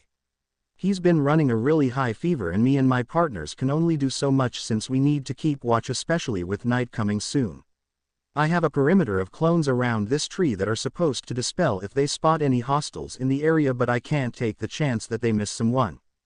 Sakura nodded and began tending to Sasuke as the sun began setting behind the trees, and Naruto and his partners set up a quick watch schedule and dug in for the night. The next morning, Naruto jerked awake as a few of his clones dispelled, showing not one team but two. Naruto frowned as he saw the memory of the sound team catching a nearby squirrel and discussing their plans as they put an exploding tag on the poor creature's back, and then he actually noticed the other memory of Team 10 wandering around nearby. Naruto glanced over at Sakura, who had apparently stayed awake the whole night as she tended to Sasuke. From what he could tell, she was in no condition to fight, although thanks to her ministrations, Sasuke's condition seemed to be slightly better.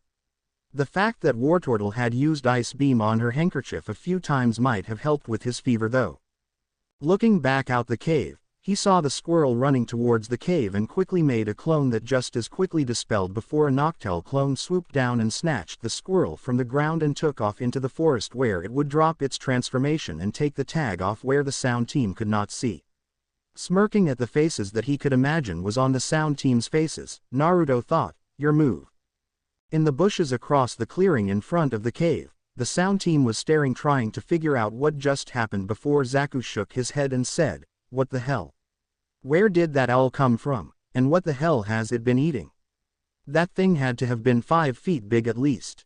Dosu shrugged and said, "Who knows, but it'll be dead in a couple of minutes anyway, so who cares?" Kin frowned and said, "What now though? It'll look suspicious if another squirrel just happens to head that way again anytime soon." Dosu frowned under his wraps, although neither of his teammates could see this as he considered. Coming to a decision, he said, "It seems we will have to finish the mission ourselves. Keep an eye out for traps they might have set up. There don't seem to be any, but according to our info, one of Sasuke's teammates is known for pulling pranks. It's not a far stretch from pulling pranks to setting traps, so be careful." Yeah, Zaku said as the team began to move away from their cover, while Kin merely nodded, already running a critical eye around the area trying to find anything that would give away a trap. In the tree branch overhead, a brown bug with a purple nose and legs as well as a spike on its head and tail looked on before the foot-long Pokémon disappeared in a cloud of smoke. In the roots, Naruto glanced over to his sleeping partners and said, "Hey guys, wake up. There's another team out there for you guys to beat." Wartortle perked up while his two friends instantly woke up when they heard that there was someone to fight outside, and they quickly stretched before Wartortle asked something that Sakura couldn't understand. "It's the sound team. They're right outside. I figured since you guys only fought one team yesterday, you guys would want to take these guys. Sound good?" The 3 Pokémon nodded and Naruto smiled as he said, "I thought so. Team 10 is nearby though, so be careful with your aim. Also, whoever fights the guy with the gauntlet, remember to keep him at a distance until we figure out what he did to that Kabuto guy." The 3 nodded again before the conscious occupants in the cave heard a voice outside call out, "Sasuke Uchiha.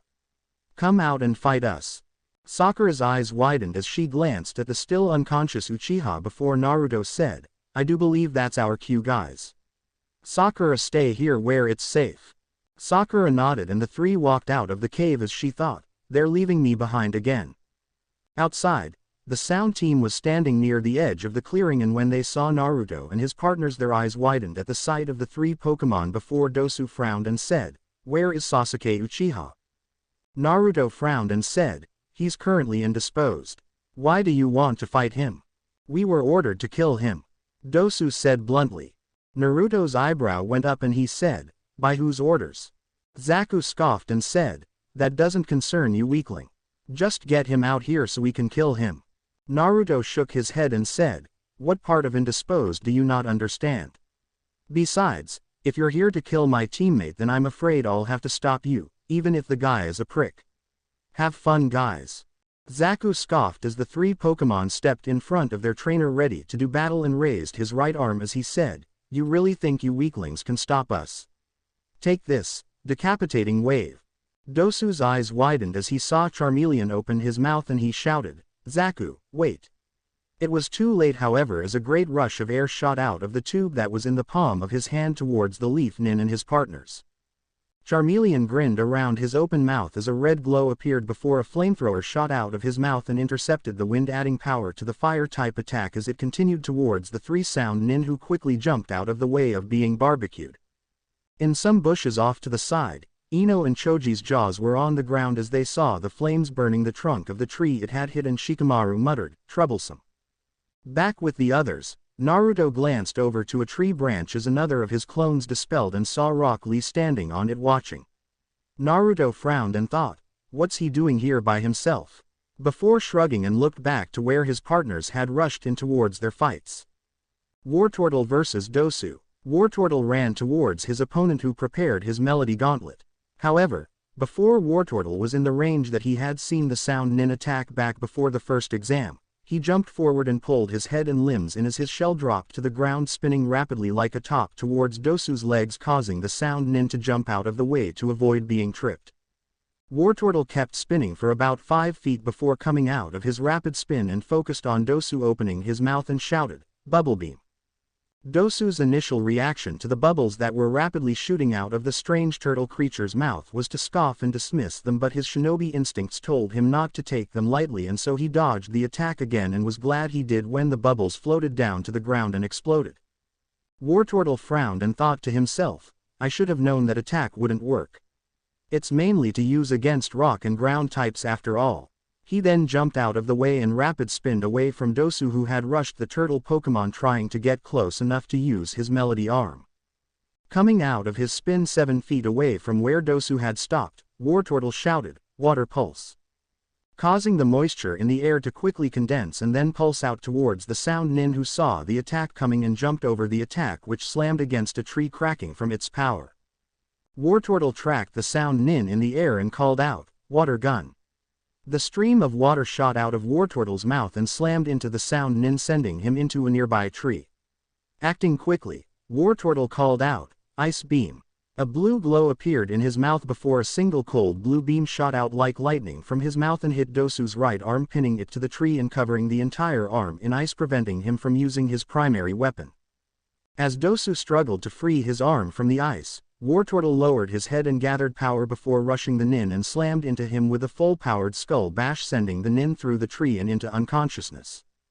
Getting off of his opponent, Wartortle looked over and noticed that Charmeleon was already finished with his own opponent and Ivysaur was done as well, sitting by their trainer. Grabbing Dosu's ankle, Wartortle began dragging him towards his trainer, who he was sure would like to get some answers. Charmeleon vs. Zaku. Charmeleon rushed his opponent on all fours and let loose another flamethrower, causing Zaku to curse before jumping out of the way before he could blow the flame Pokemon away with his air tubes. Damn it, I can't hit it with my decapitating waves or it'll just use that fire-style attack again. Guess I'll have to kill it with taijutsu. What the hell? Zaku was quickly brought out of his thoughts as Charmeleon opened his mouth and called out, "Smokescreen." As black smoke poured out of the fire-type's mouth and covered the area both were in, Zaku scoffed and said, "Dumb creature, what was that supposed to do? I can just blow it away, decapitating wave." The smoke screen cleared and Zaku's eyes widened just in time to see a glowing tail slam into him from his left, breaking the arm into pieces and sending the loudmouth flying as he screamed in pain. Charmeleon walked over to where Zaku landed, who was holding his left arm in pain. As he approached him, Zaku looked up and Charmeleon grinned, scaring the Nin as he said, "You seem awfully proud of those arms. Why don't I take away the use of the other one?" Zaku frowned, trying to figure out what the Pokemon had said in its language before Charmeleon's tail began glowing again, causing Zaku's eyes to widen. Charmeleon then spun around faster than Zaku could react and slammed his iron tail attack into Zaku's other arm, sending the Nin flying, who passed out in pain from landing on one of his broken arms. Charmeleon shook his head and thought, what a weakling. I'll never evolve if I have to keep fighting people like him. Glancing over towards the other two fights, he saw Wartortle jump away from his opponent before withdrawing into his shell and rapid spinning away to gain enough distance to use Water Pulse. Watching the fight for a short while, he shook his head as he saw Wartortle skull bash the Nin at full power and thought, that was too much, Wartortle. Although I suppose I shouldn't talk considering what I allowed my battle side to do. Glancing back down to his own opponent, he frowned before heading over to his trainer, deciding not to antagonize his opponent further by moving him even if he was unconscious. Ivysaur vs Kin. As Ivysaur ran towards his opponent, he quickly sent an opening Razor Leaf barrage at the Kunoichi, who quickly rolled out of the way before throwing a brace of Senbon Needles at the Seed Pokémon in retaliation, who also dodged the thrown weapons. Kin smirked and said, "Well now, it seems we're both too agile to hit, but I'm afraid the fight's already won." Ivysaur looked at her annoyed and said, "What are you talking about?" Kin frowned at the fact that the creature in front of her seemed to say something but she couldn't understand before shrugging it off and said, "Anyway, like I said, this fight is over," before pulling her hand back, and Ivysaur began hearing the tinkling of bells behind him. Looking back, the grass poison hybrid noticed the bells attached to the Senbon and the thread that ran back to Kin. Glancing back just in time to see Kin pull the threads again, he suddenly began seeing 2 Kins, which quickly turned into 5. Ivysaur frowned and thought, this must be Genjutsu. She must use it so that way the target can't fight back. Well, 2 can play that game. Kin meanwhile was smirking as Ivysaur stopped moving and said, "I bet right now you're seeing 5 of me, aren't you? But how do you know which is the real one and which ones are fake?" But just as she took out another brace of Senbon Needles to throw at the Pokémon who was still just standing there, a scent that she could only describe as heaven on earth began floating around in the air, originating from Ivysaur's plant bulb, causing Kin to suddenly lose any will to fight anymore. What's going on? Why do I feel like this? Kin wondered as Ivysaur smirked as it felt the Genjutsu over him drop and noticed the vacant look on his opponent's face from his sweet scent. Knowing that it wouldn't last much longer, Ivysaur quickly wrapped his opponent in a vine whip, which had the effect of snapping her out of her aroma-induced trance. Realizing the situation she was in, Kin began squirming and shouted, "Hey, let me go." Ivysaur just looked at her as if asking if she was crazy before shooting her with a leech seed and draining her energy. After the usual 10 seconds, the vines from the seed stopped glowing red and retracted into the seed before the seed itself dropped off of Kin's now unconscious form. As Ivysaur lowered his opponent to the ground and retracted his vines, he glanced over towards the other fights and saw Charmeleon slam his tail into Zaku's left arm. Shaking his head at what was to him needless violence, the grass type began heading towards his trainer, who nodded to him and said, "Good job, Ivysaur." Ivysaur nodded and sat down by his trainer. As the two watched Wartortles fight, Naruto said, "Don't look now, but Neji's here." Ivysaur blinked before looking at his trainer, who in turn was looking at the branch where Lee was. Standing there with him now were his 2 teammates. Ivysaur frowned and wondered what they were doing here. He had nothing against Lee since he seemed alright when he fought his trainer, and he didn't know the girl with the 2 boys, so he couldn't say anything about her, but Neji had an attitude problem that Ivysaur just begged to have beaten out of him. He was brought out of his musings by Charmeleon coming over and asking, "What are they doing here?" Ivysaur shrugged and said, "That's what I'd like to know. Maybe they came to see us fight," Wartortle said as he finished dragging Dosu over towards Naruto, who nodded towards him before looking back up at the tree branch the team was in, who he noticed were beginning to turn to jump into the forest.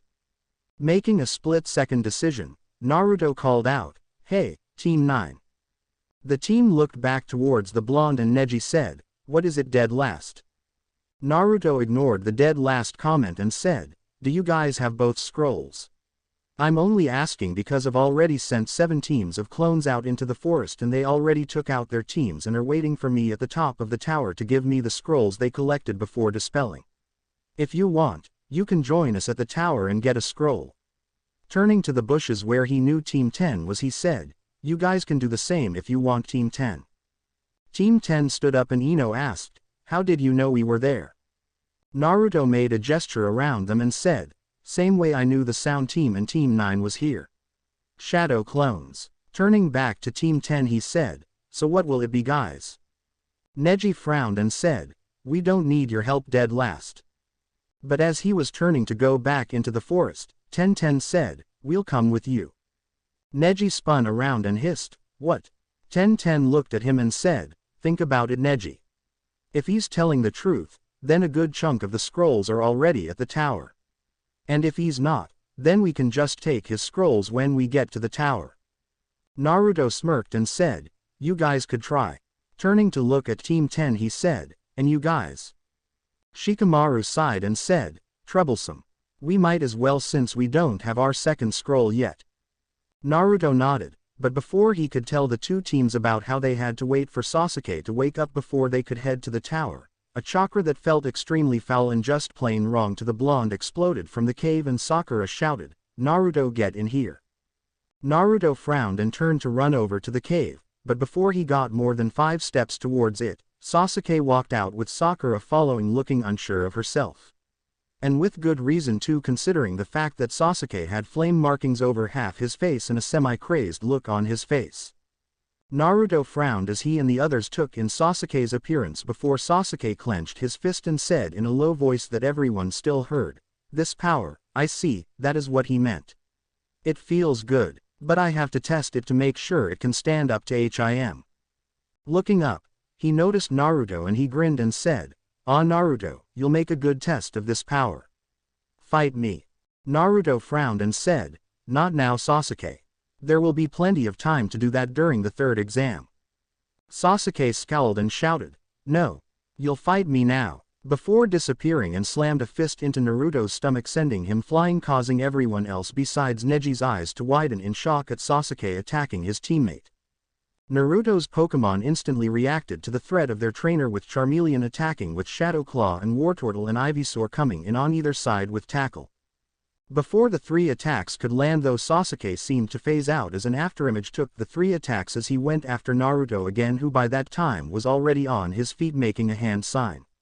Just as Sasuke reached Naruto and punched him, the blonde was covered in smoke and a bluish-gray hand grabbed the fist, stopping it in its tracks as the smoke cleared, revealing a 5'3" Machamp. The 4-armed superpower Pokémon quickly grabbed Sasuke's other arm and pinned the Uchiha down before one of his upper arms came down and chopped the back of Sasuke's neck, knocking him out before he could struggle too much. Naruto sighed as the marks receded from Sasuke's faces and returned to the seal, and he dropped the transformation before he heard, "What the hell was that about?" Naruto looked over to where Team 9 was now walking towards him and told 10-10, "Well, if I had to take a guess, I'd say that Sasuke's new curse mark makes him a little bit battle happy." "Curse mark?" Lee asked. Naruto gave a shrug and said, "Some snake guy gave him a hickey that left this weird mark on his neck. He's been out cold ever since until just now. The old man told us not to move him until he was stable, although we should be able to go now." "Fine. Then let's go," Neji said as he turned and began walking toward the tower. Neji, where are you going?"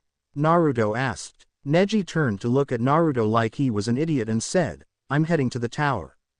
Naruto smirked before he looked around the woods and said, "Hey guys, Neji actually wants to get to the tower the long way. He must want to get some exercise." Laughter filled the area and the two teams looked around in anticipation as various creatures they never saw before showed themselves before being covered in smoke, revealing them to be shadow clones that had been transformed. As this was going on, Neji and the others were frowning and he said, "And how do you expect us to get to the tower if we don't begin heading there dead last?" Naruto and the clones grinned before they all made hand signs and were covered in smoke. As it cleared, it revealed each of the blondes transformed into Alakazams. Naruto smirked at Neji and said, "One word Neji, teleport." As soon as the last word was out of his mouth, Naruto was covered in a blue shell and he and his partners who had quickly grabbed a hold of the Psy Pokémon all disappeared in a flash of blue. "What the?" Ino asked before a clone put a hand on her shoulder and quickly teleported out of the area. "Troublesome," Shikamaru muttered before also vanishing in a flash of blue. 10 seconds later, everyone had a clone with a hand on their shoulder and was gone, leaving the sound team the only people in the clearing. Scene change. Top of the Tower of Forest of Death. Several flashes of blue alerted the clones on top of the tower that they had company. Recognizing the signs of a teleport, Clone 9 quickly stood at attention, prompting the other clones to come over as the teams looked around in surprise while the clones that brought them began to dispel themselves.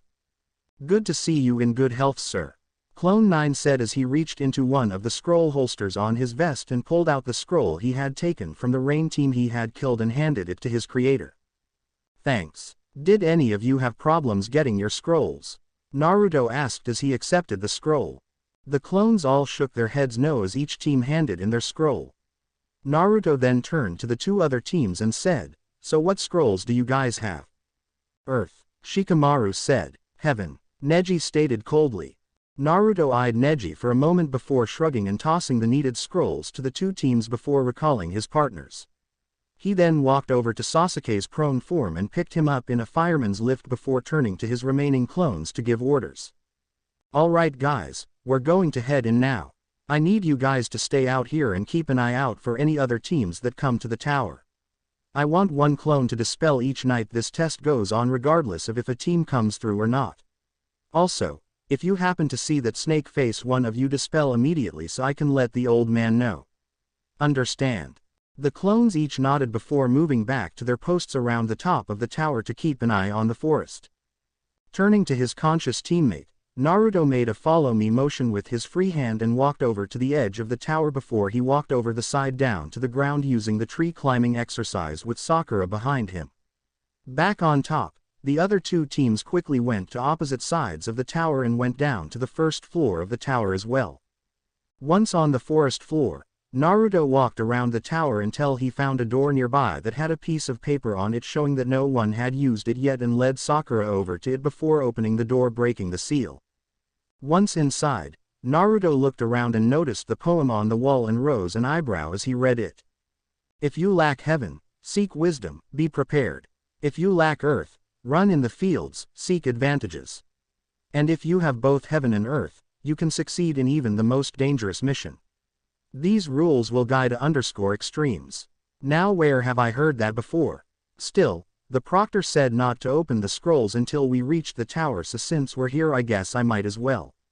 Smoke filled the room drawing Sakura's attention as Naruto set Sasuke down on the floor before handing the four clones a scroll before tossing one to Sakura who hastily caught it before Naruto held up the last scroll and said, "On three guys, 1, 2, 3. The scrolls opened and began smoking, prompting them to toss the scrolls away before three plumes of smoke erupted from the smoke, putting Naruto and Sakura on edge until they heard a voice that they were extremely familiar with. "Well now, I'm impressed Naruto. It only took you 2 days to get to the tower and it's not even lunchtime yet." "Well now, I'm impressed Naruto. It only took you 2 days to get to the tower and it's not even lunchtime yet." Naruto grinned as he dispelled his clones and said, "Yeah, well we would have been here sooner but we had a few difficulties." The smoke from the summoning scrolls finally dispersed completely and gave Naruto and Sakura a view of their smirking academy teacher and two other Chunin before they noticed the unconscious Uchiha on the floor. "What's wrong with the Uchiha?" one of the Chunin asked as he moved over to check him. Naruto shrugged and said, "The mark that the snake-faced pedophile Orochimaru gave him made him a bit battle-happy when he had finally woke up from it. When he attacked me, I had to knock him out." All three Chunin frowned at this before Iruka realized that he still had a job to do and cleared his throat before saying, "I see, well anyway, I'm sure you're wondering what we're doing here. It was actually supposed to just be me here to explain this, but since you collected so many scrolls." Naruto shrugged at the questioning look of the three Chunin and said, "I had clones go into the forest to thin down the competition a bit." The other two Chunin made, "Oh," faces while Iruka merely smirked again and thought, "Why am I not surprised he did something like that? Looks like Kakashi was right, prankster from hell turned true shinobi indeed." Iruka shook his head and said, "Right, anyway take a look at this poem here." Iruka pointed to the poem on the wall and said, "Part of the reason why we Chunin were to be summoned is to make sure each person understands the message on the scroll. This poem was put here by the Hokage and is the directive set down by the third Lord Hokage for all Chunin ninja." Naruto rose an eyebrow and thought, "That's why I thought I had heard this poem before. I had read it once in the library when it talked about what's required for Chunin." Iruka, noticing the eyebrow, said, "Something wrong Naruto?" Naruto shook his head and said, "No Iruka-sensei, I had just remembered why the poem sounded so familiar to me. I had read it once in a book that talked about the different levels of being a ninja. But it wasn't very clear on what the poem meant." Iruka nodded and went into lecture mode as he said, "Well, in the text, the word, heaven, refers to the human mind and earth, refers to the human body. If qualities of heaven are your desire, acquire wisdom and knowledge to take your mind higher. In other words, if you have a problem with academic knowledge or just knowledge in general, then you need to study hard and learn the principles that will help you on missions. And, if earthly qualities are what you lack, train your body in the fields and prepare to attack. If your weak point is with your lack of strength and power, you need to train hard and find the riches of physical stamina and skill. And once you access the qualities of both heaven and earth, no mission, however dangerous, will be a wrong path for you. You'll be walking a safe path, even in the midst of the most perilous mission. Well, that's it. Wait, Iruka-sensei, Sakura said, pointing to the scroll. What's about that blank space? What goes there? Iruka smiled at them before picking up one of the summoning scrolls and said, the word that goes there is a description of what a Chunin should be. The single character that belongs in the blank space is the one from the interior of the scrolls. It's Jin, meaning one person or all people. The challenge of seeing who survived this period of 5 days is a part of the exam designed to test the applicant's basic Chunin abilities. Chunin are the unit commander class, responsible for leading their teams. They can only do so by a combination of intelligence and strength. I can't emphasize it enough. Learn it, live it, believe it from the bottom of your heart. Keep the Chunin directive foremost in your mind as you move on to the next exam. That's it, that's the entire message. Now do you understand, you two? Sakura nodded as Naruto saluted and said, "Aye, Captain." Iruka smirked at Naruto's antics before he frowned as he looked at his 3 former students. Naruto frowned in confusion and said, "Hey Sensei, is something wrong?" Iruka was silent for a minute before he said, "Naruto, Sakura, about the 3rd exam. Don't overdo things. You two and Sasuke already have what it takes to possibly be a Chunin, but these exams are dangerous. So do me a favor and keep a level head when you take it, all right?" Naruto and Sakura both nodded and Naruto said, "Don't worry Iruka-sensei, we will." Gesturing to Sasuke, he said, "Is that it? I need to take Sasuke to the infirmary that I'm sure this place has," and then the old man told a clone of mine he wants me to see him as soon as possible. Everyone looked at Sasuke and the 3 Chunin frowned as they were once again reminded of the mark on the Uchiha's neck, but Iruka pushed thoughts of the mark and what it implied and simply nodded before telling them where the infirmary was as well as where their rooms for the rest of the test in the cafeteria was. After that, one of the Chunin, a man with goggle-style sunglasses, stepped forward and said, "Uzumaki, do you mind if my partner here takes Sasuke to the infirmary while I show you where the Lord Hokage is? We shouldn't keep him waiting if he wants to see you." Naruto nodded and the man's partner bent down from where he was standing next to Sasuke and picked him up in a fireman's lift before shunning away. The other Chunin made a follow-me motion before jumping up to the balcony that ran along one side of the room and went through the door that was connected to it with Naruto right behind him. Once they were gone, Iruka turned to Sakura and said, "How about I show you where your team's room is, Sakura? You look like you could use some sleep." Sakura nodded and followed Iruka as he went through the door that was on the ground floor as he led one of his more book-smart students to the room that would be her team's for the next few days. Scene change. Lounge, 7th floor of the tower. A knocking at the door was heard by the occupants of the lounge and Sarutobi called out, "Enter." As Naruto and his Chunin escort entered the room, he saw the Hokage with his exam proctor as well as 4 Anbu and the 7 clones that had survived the encounter with Orochimaru. The clones gave brief salutes before dispelling one at a time, giving Naruto their memories. Naruto quickly sorted them before Sarutobi began speaking. "Naruto, I would like you to tell us what exactly happened in the forest." Naruto nodded and began explaining what had happened in the forest, starting with how he had been away from his team when they were attacked, how he knew they were attacked, and then how he transformed into the fastest flying type he could in order to get there as quickly as possible since he didn't think it would be a good idea to teleport there. He then went on to explain his encounter with Orochimaru, showing the Pokémon that he and his clones turned into with the help of Dex, and then told the old man about his decision to send a clone to him in a small squad to Anko when one of his clones realized that Orochimaru was headed her way. After that he talked about how his team was attacked by the Sound team that morning and how his partners handled them before he teleported his team in teams 9 and 10 to the top of the tower where they met up with the clones that had gone after the other teams. Naruto explained the orders he had given to the clones before he and Sakura went to the base of the tower and opened their scrolls once inside. As Naruto finished speaking, Sarutobi was frowning while looking like he was in deep thought about something. Finally, he looked up at the blonde and said, "Thank you, Naruto. You have done well in this exam and given us much to think about. Why don't you go to the cafeteria and get something to eat? I'm sure you must be hungry." Naruto nodded at the clear dismissal before bowing to his leader and left the lounge with his Chunin escort following. As the door closed, one of the Anbu said, "Sir, is it wise to continue these exams while Orochimaru is here?" Sarutobi frowned and said, "Wise? No, but until we know what Orochimaru is planning, we cannot risk an attack on the village. Still, the fact that he marked Sasuke and tried to mark Naruto is very concerning. I want all Anbu to be on the lookout for Orochimaru.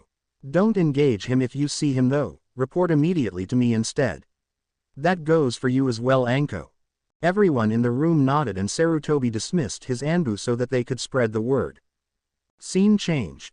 Tower Battle Room, 5th day of exam. It had been 3 days since Naruto and the others had teleported to the tower.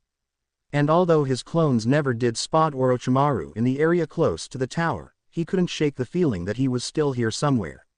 He could tell the old man felt the same as he asked Naruto to report to him immediately if his clones up on the tower's top saw anything unusual. He had seemed even more preoccupied with the mark on Sasuke's neck though. When Naruto had seen Kakashi later that night, he had been told that the mark had been taken care of with a seal. Naruto didn't know all the details though and just hoped he wouldn't have to knock out his teammate again even if it had felt good to do so back in the forest. Now Team 7 and the rest of the teams that made the deadline were all standing in rows with their Chunin teachers as well as the Hokage, their second exam proctor and the Chunin that had explained the scrolls to the various teams in front of them inside a large room that was obviously designed to hold matches in it with a balcony going along 2 of the walls and a large statue showing 2 arms in the ram seal. Glancing around at the teams that had made the deadline, Naruto was not surprised that all 3 rookie teams as well as Team 9 was here since he had escorted most of them himself and his clones had seen Team 8 enter the tower. The same was true for the Sand team. He was surprised however that the Sound team had managed to get both scrolls. He also noticed that Kabuto's team had made the cut as well. Mostly Leaf teams and all those had been formed either this year or last year. Gotta wonder what that says about the older generations. Naruto mused to himself before Anko began speaking. Congratulations to all of you on passing the second exam, now listen up. Lord Hokage himself will explain about the third exam. Listen well and take every word he says to heart.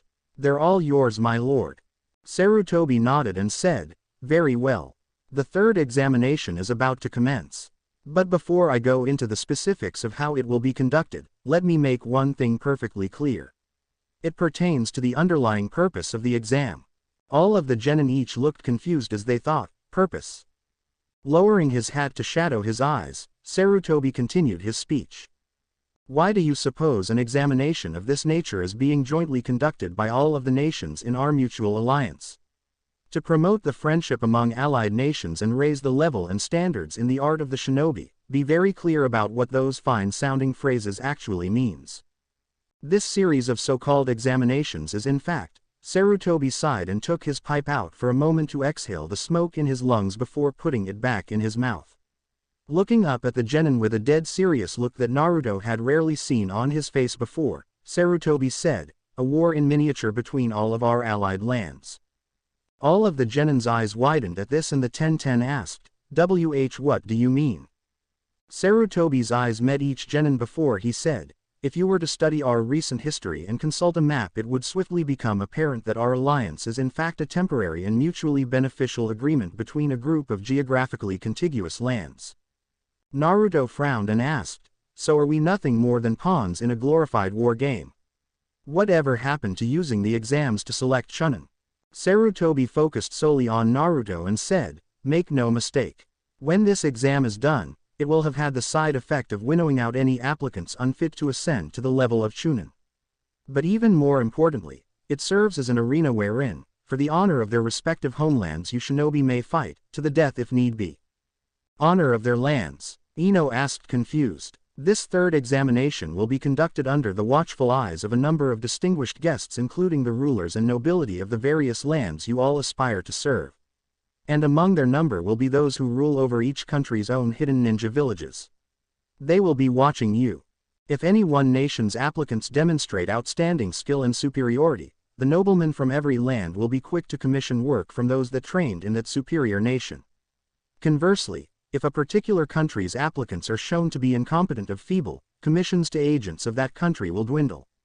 And when one land is strong in battle, and the village coffers overflow with the fruits of the many outside commissions this begets, then that village may say to its neighbors, "Beware, for we possess prowess and riches and the influence of political power." So, Kiba asked loudly, "Why is it necessary to stake our lives and fight? Isn't it obvious?" Naruto asked quietly from his spot with his team, earning everyone's attention as he continued speaking. "The village's leaders want us to risk our lives because it is only when we are truly pushed to the limits do we show what we are truly capable of. Isn't that right, old man?" Sarutobi nodded and said, "Naruto is right, Kiba. The strength of a country is derived from the strength of its village. And the village draws strength from the shinobi who live there. And the greatest strength of those shinobi only emerges in the midst of a desperate life and death battle. These exams provide a public arena for each country to show off and boast of the strength of its warriors, and hence the strength of the country itself. This test has meaning and great consequence. As you struggle for the sake of your lives and your people, you help to fulfill the dream that was envisioned by our ancestors.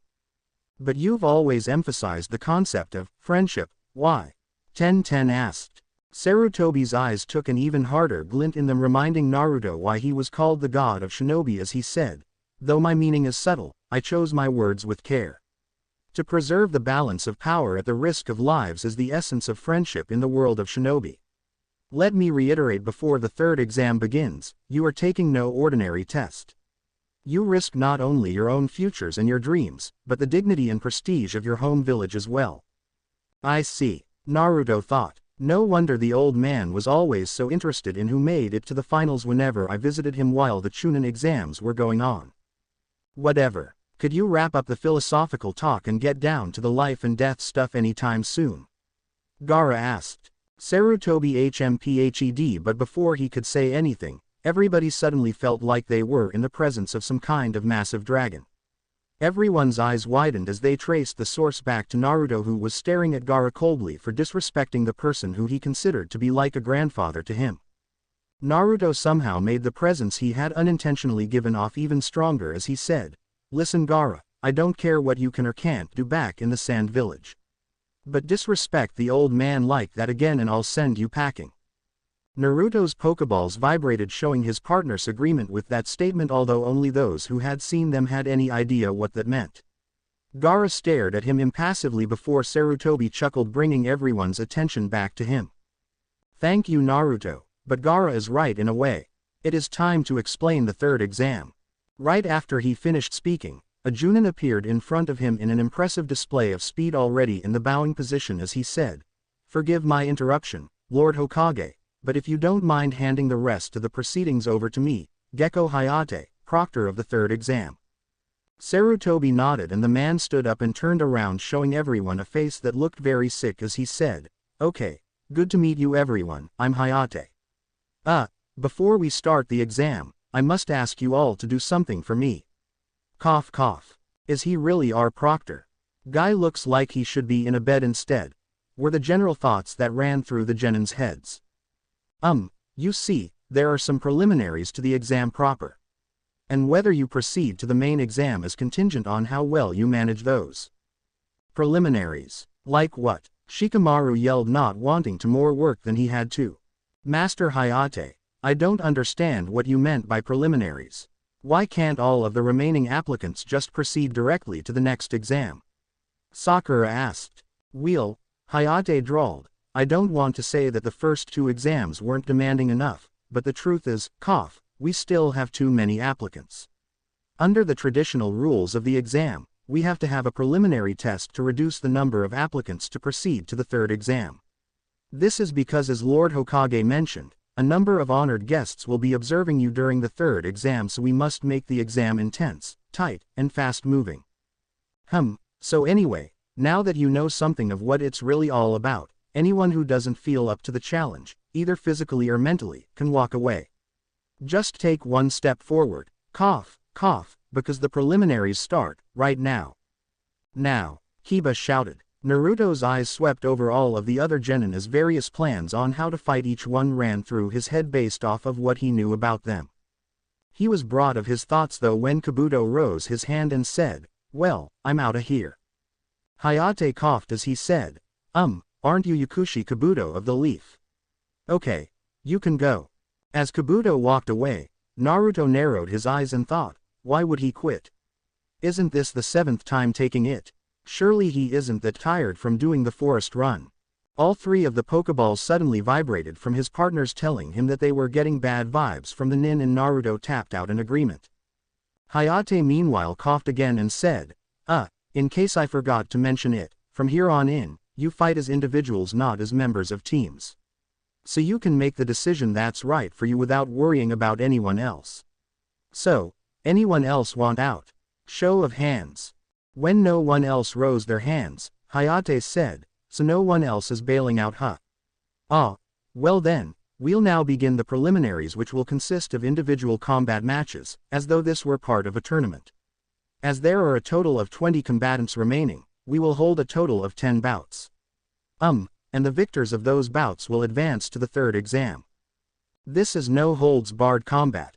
Each pair of combatants will fight until one of them is dead or unconscious, or admits defeat.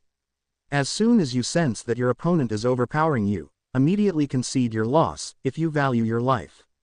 Cough, since we don't want a total bloodbath on our hands, there may be cases where we ascertain that there is an undisputed winner and step in to end the match. But don't count on that. From here on out the key to your fate is held in. Anko spoke into a headset and a rumbling was heard as one of the panels behind the right arm of the statue lifted to reveal a scoreboard. This electronic scoreboard, at the start of every round, we will display the names of the 2 combatants competing in that match. Cough. So, not to hurry you all to the slaughter, but let's begin. We'll now announce the first 2 names. The board lit up and began running through all of the names until it stopped on 2, Sasuke Uchiha vs Yoro Ikado. Sasuke smirked at being chosen right off the bat while light glinted off of Kabuto's teammate. Will the individuals whose names are listed on the board come forward now? Hayate asked, prompting the 2 to break out of formation and walk over in front of the proctor before turning to face each other. Yoro Ikado, Sasuke Uchiha, you 2 have been selected to compete in the first bout. Any objections? When both fighters shook their head no, Hayate coughed before gesturing to the balconies and said, it's time for the first round to commence, all right. Everyone other than the 2 combatants should move to the upper gallery now. Everyone else quickly made their way to the balconies with the Leaf Nin going to the right side of the room and the foreign shinobi heading to the right. The adults quickly joined them until only Hayate, Sasuke, and Yoro were left on the floor. The 2 combatants stared at each other as Hayate said, the first match of the preliminaries, Sasuke Uchiha vs. Yoro Ikado. Begin. As soon as Hayate's hand chopped down, Yoro rushed Sasuke with his hand glowing. Sasuke, having seen Naruto's own hand glow once when he was fighting Kakashi as a Lucario, instantly backpedaled while throwing 3 shuriken, not wanting to take any chances that Yoroi's jutsu would have the same effect Naruto's did. Yoroi however easily dodged the thrown weapons and quickly closed the distance and launched a punch at Sasuke that he was forced to block. However, Sasuke soon realized that the punch was a feint of sorts as just before Yoroi's fist connected with Sasuke's arm, it opened and grabbed hold of Sasuke. Sasuke suddenly felt something pulling on his chakra and immediately kicked Yoroi off of him. Glaring at the smug Leaf Nin in front of him, Sasuke said, "You stole my chakra." Yoroi smirked and said, "That's right. And there's nothing you can do about it, brat." Sasuke's eyes narrowed in anger as they turned into 2 Tomo Sharingan before he ran through hand signs and shouted, "Fire style, Grand Fireball Jutsu." Breathing out the large fireball, Sasuke smirked, thinking that his target was toast, only to stare in surprise as the fireball died down upon impacting a Yoroi whose entire body glowed, taking the chakra out of the fireball as it hit him, rendering it to a few embers that failed to catch any part of him on fire. Yoroi smirked as the glow retreated back to just his right hand and said, "Gee, I think I felt a warm breeze just now." Sasuke's eyes narrowed in anger as he wondered what he should do before remembering Lee kicking a transformed Naruto into the air. Smirking, he rushed with chakra in his legs, enhancing his speed towards Yoroi, who had just enough time to wonder what the rookie was doing before Sasuke went low to the ground and kicked Yoroi in the chin, sending him up high in the air. Sasuke hopped from his position and appeared behind Yoroi with his right pointer finger poking Yoroi's back. Yoroi looked back and said, "Oh, shadow of the dancing leaf. That's right, but everything from here on out is all me," Sasuke said, pushing Yoroi a little higher, and tried to kick him only to be blocked by Yoroi. But instead of that just being it, Sasuke used the block to spin around Yoroi's back and began laying into Yoroi on his other side until finally kicking him into the concrete floor with a cry of, "Lion's Barrage." Landing on the ground panting, Sasuke looked up to where Lee was looking down at him and thought, "Thank you, Lee. If it hadn't been for you, I would have been in trouble." Hayate knelt down and thought, "I can tell even without checking." Standing back up, he said, "Winner by knockout, Sasuke Uchiha." Sasuke smirked and began making his way while Sakura and Ino cheered for him, saying that they knew he could do it. However, 3 other people weren't so enthusiastic about Sasuke's win. "I see, he only saw my taijutsu once but was able to mimic it near perfectly. The mirror copy wheel eye is truly a fierce tool. I'm slightly afraid," Lee thought as he glanced towards Sasuke before looking down. "Like teacher like student, Kakashi. At least you never stole from your comrades though," Guy thought. "That damn thief. He stole Bushy Brow's taijutsu move when he fought me," Naruto thought, scowling at Sasuke as he made his way up the stairs. When his teammate finally made it to them, he said while looking down into the arena, purposely not looking at the Uchiha, "You just can't help it, can you, Sasuke?" Sasuke grunted and said, "What are you talking about, dead last?" Naruto looked over at Sasuke and suddenly Sasuke felt like he was back in that ice dome facing Haku again as he said, "Let me make one thing clear, Sasuke. I may be a dead last to you, but to me, you're nothing but a thief that doesn't deserve to be called a shinobi." Sasuke glared at Naruto and Sakura opened her mouth to yell at Naruto before he shifted his gaze at her, and she wisely closed it when she saw the look in his eyes before he turned his eyes to the board to see who would be fighting next. Behind his 3 students, Kakashi sighed and thought, "This team is really falling apart." The board began running through the next names before stopping on the next match, and Hayate glanced back and said, "Will Zaku Abumi and Shino Aburame please come down for their match?" Shino and Zaku both walked down, and Naruto rose an eyebrow when he saw that both Zaku's arms were wrapped up and in slings. Damn, Charmeleon wasn't messing around when he fought him, was he? How is that guy planning on fighting without his arms though? On the arena floor, Shino said, "Walk away, while you can. If you go through with this you'll get hurt so badly you'll never be the same." Zaku scoffed and slowly brought out his left arm out of his sling, saying, "Ha, looks like this arm still has some life left in it." Up in the balconies, Naruto rose an eyebrow again before tapping out a question on Charmeleon's Pokeball, which vibrated in the positive in response. Back on the floor, Zaku swung his arm forward and shouted, "And I'm betting I can take you with one hand tied, so to speak." Seeing that both boys were ready, Hayate said, "Begin," and jumped out of the way as Zaku launched himself at Shino, who calmly blocked Zaku's attempted arm strike. "It'll take more than one arm to beat me," Shino said in his monotone voice. "Shut up," Zaku screamed as a fuming sound could be heard before the pipe in Zaku's hand let loose a fierce wind that blew Shino a few feet away, drawing shouts of concern from his teammates. "On your feet, loser," Zaku shouted. Shino slowly stood up, and everyone who wasn't on his team or knew about the Aburames got the surprise of their lives as they saw beetles of some kind crawling along his skin from under his coat. Zaku shivered and thought, what the? Where are those bugs coming from? It's almost as if they're coming from inside him." "Do you like my beetles?" Shino asked. Holding up a finger, a beetle crawled from under his sleeve and stood on it as he continued, "They're my family's Kikaichu parasitic destruction beetles. They attack in swarms and devour the chakra of their prey. There's no way you'll survive an onslaught of this magnitude, so if you value your life, you'd better surrender. It's your only way out. Use your left hand strike on me again and they'll instantly be all over your unprotected back. What are you talking about? Zaku asked. Shino pointed and Zaku turned his head and shouted in surprise as he saw the beetle swarm marching towards him. Shino adjusted his glasses as he said, use your left hand to strike against the Kikaichu swarm and your front will be open for my attack. You're finished either way, unless of course you had the foresight to prepare a backup plan. Zaku growled as he remembered being found on the streets by Orochimaru. Growling, he shouted, who do you think you're talking to? Then to everyone's surprise, Zaku pulled out his right arm out of his sleeve as he shouted out, how's this for a backup plan? Smooth Zaku, acting like your arm is still paralyzed when in actuality it's really ready to be used. A true ace in the hole, Dosu thought. Zaku grinned at Shino and said, it's really you who should have given up, but it's too late now. Decapitating waves. But instead of the expected blasts of air coming out of the pipes, Zaku's arms began to bulge before holes burst all over and his right arm exploded off over the shoulder. As the arm landed, the shattered bones under the shoulder began to fall out, making everyone who had barely been holding in the contents of their stomachs lose the battle. As Zaku fell on his back in pain, Shino walked forward adjusting his sunglasses. Looking up at the bug user, he asked, how? Shino looked down at the now one-armed nin and said, simple. You were only concerned with the highly visible beetles. It was easy to sneak individuals into the pipes in your hands.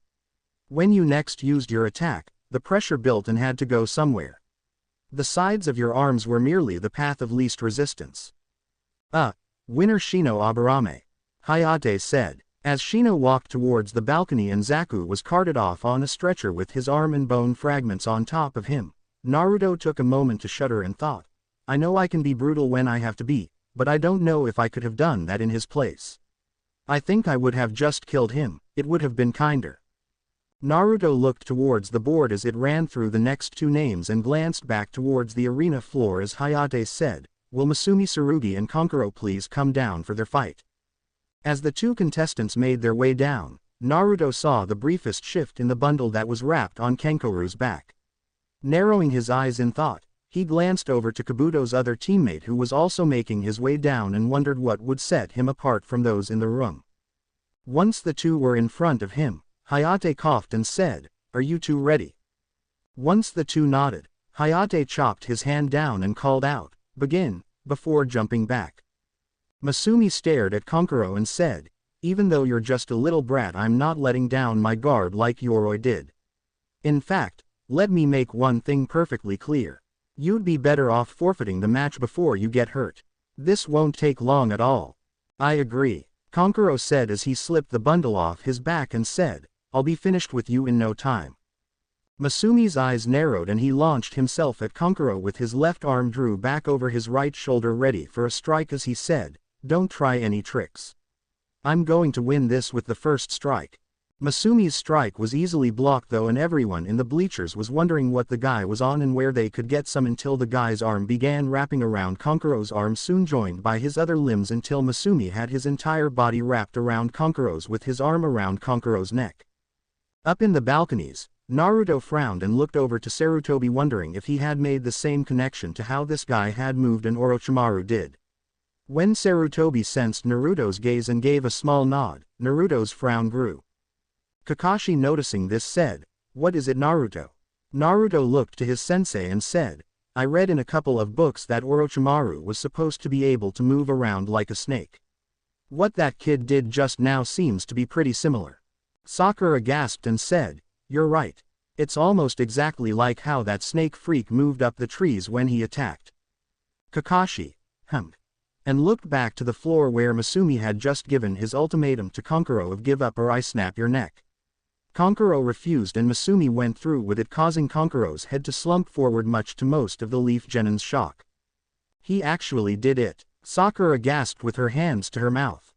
Big mistake, Naruto said just as the face spun around scaring the crap out of Masumi and pretty much everyone else who was unaware of just what exactly Conquero did for a living as pieces of wood broke off of Conquero's face revealing more wood underneath as the revealed puppet said, time to return the favor. The puppet's clothes ripped as 4 more arms shot out and joined the first 2 as they gave Masumi the ultimate bear hug, while the wrapped-up bundle suddenly had a hand appear pulling a strap, pulling the wrappings away, revealing Conquero in a crouch as he said, "Game over." Conquero made a motion with his hand and the puppet began squeezing until everyone heard a series of crunching sounds and most of them flinched as Masumi slumped over unconscious. As the puppet let go and returned to Conquero's side, Hayate stepped over and thought, "Talk about a turnaround. Winner. Conquero." Conquero looked up to the leaf-side balcony and thought, "Might as well gather some intelligence while I can." As the medics hauled Masumi off, Conquero began walking up the stairs toward the Leaf teams who were watching him wearily until he reached Team 7's position and said, "Mind if I watch the rest of the matches here?" Sasuke gave his universal grunt while Sakura gave a nervous shake of her head. Naruto and Kakashi meanwhile hadn't taken their collective 3 eyes off of the board as it once again shuffled through names. Conquero was beginning to think that they weren't going to answer him, so was surprised when Naruto said, "You really shouldn't have moved so much on your way down. If your opponent had noticed like I did, then you could have lost your match instead of winning it." Conquero blinked in surprise, but before he could reply, Hayate coughed again and said, "Will Sakura, Haruno and Ino Yamanaka please come down for their matches?" The 2 girls stiffened and both walked down for their matches. As they did, Conquero looked back to Naruto and said, "So how did you know that I was in the bundle? Just seeing the twitch that came from me replacing myself with Crow wouldn't have been enough." Sasuke and Kakashi listened in, with Sasuke wondering with jealousy and Kakashi wondering at his student's skills of observation. Naruto though just shrugged and said, "My partners had fought another team that had a puppet user during the second exam. After seeing one in action before, it wasn't too hard to guess what was on your back. And I doubt you would have that thing twitch like that when it was still wrapped up like it was." Conquero gave an "ah" as Kakashi I smiled at his student and Sasuke fumed. Meanwhile down on the floor, Ino had caught Sakura with a chakra string hidden in her hair when she had apparently flipped and had her in the sights of her jutsu. As the 2 girls slumped over, Naruto rose an eyebrow and said, "What just happened?" Kakashi looked on and said, "The Yamanakas have a jutsu that allows them to take over the bodies of their opponents by suppressing the minds of their opponents." Naruto said, "Ah." He then cupped his hands as Sakura was beginning to raise her hand to forfeit and shouted, "Hey Sakura. What the hell do you think you're doing? Don't tell me you're actually thinking of letting Ino win like that, are you?" Sakura glared at Naruto and shouted, "Shut up Naruto. She can't hear yo." However, before she could finish the sentence, she began clenching her forehead as if she was having the mother of all migraines before finally making a release sign. As Ino groaned and picked her body off the floor, she looked at Sakura and said, "How can there be 2 of you in there?" Sakura grinned and said, "Wouldn't you like to know?" Turning her head to look at Naruto, she said, "Thanks Naruto." Naruto gave her a brief salute before turning to Conquero and said in a voice that neither Kunoichi could hear, "I've got $10 that say they wind up knocking each other out." Conquero looked confused and said, "Why did you do that if you didn't think either could win then?" Naruto shrugged and said, "Sakura's not from a clan, so Ino winning through a clan technique feels like cheating to me." Conquero looked at him funny and said, "You do know that as shinobi we don't care about that, right?" Naruto nodded and said, "Well yeah, but can you honestly call those 2 shinobi right now? If either one passed the prelims, they would be slaughtered in the finals." Conquero looked down to where Naruto jerked his head just as the 2 girls decked each other, which in the end resulted with both of them out cold, and found he had to agree. As Kakashi and Asuma brought their 2 students back to the balcony and laid them down against the wall next to each other, the board began to once again cycle through names.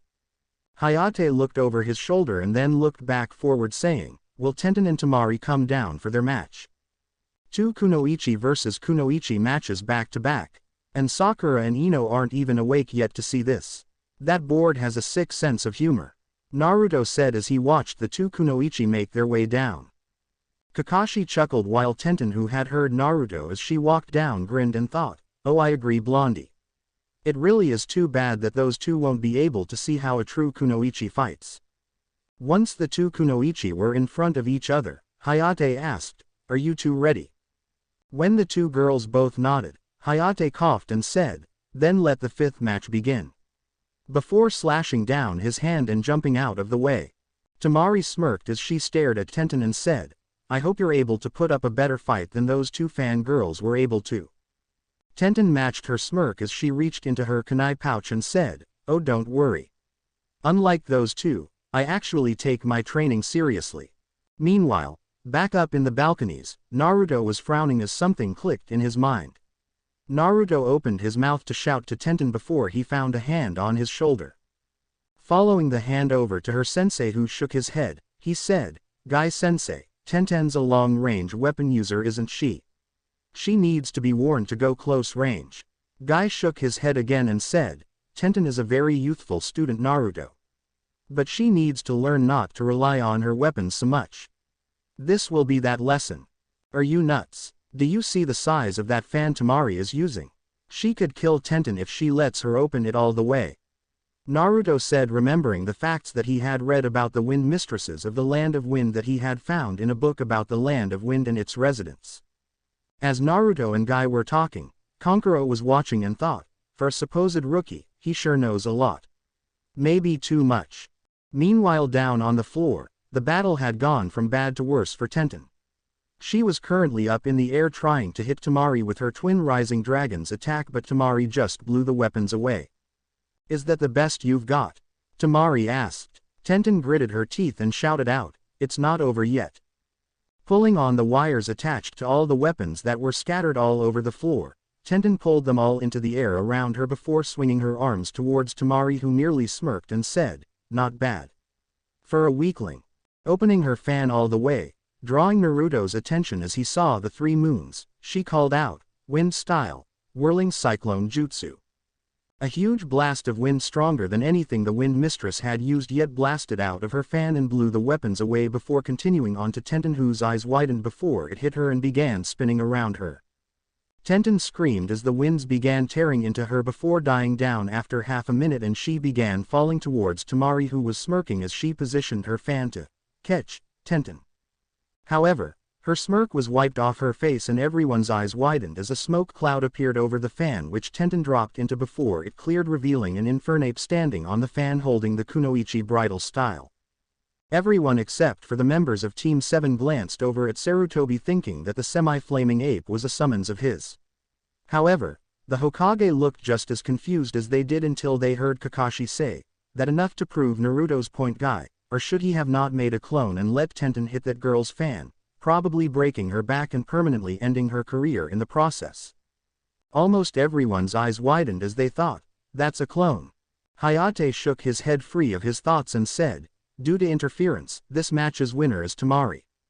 The clone meanwhile had already hopped off of Temari's fan and set Tenten down and was now tearing into the wind mistress after it had dropped its transformation. "What the hell is your problem, lady? She was beaten already. There was no reason to go and try to break her back over something like a preliminary fight that you won." Temari uncaring shrugged as she began walking away and said, "Tell it to someone who cares, Blondie." "I care." The clone growled out before moving faster than Sasuke and Sakura had ever seen Naruto ever move, untransformed, and grabbed the girl's fan off her back and then out of range, much to her protest.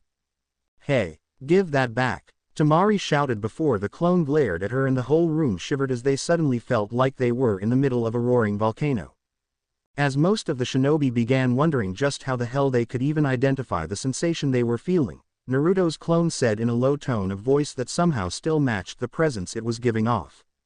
"Tenten fought with honor and gave it her all. To me, for you to spit on that and just walk away is unforgivable. So now, I'm going to do something that will hopefully forever be burned into your mind. Literally, transform." The clone was covered in smoke before everyone suddenly felt the temperature in the room begin to drastically climb.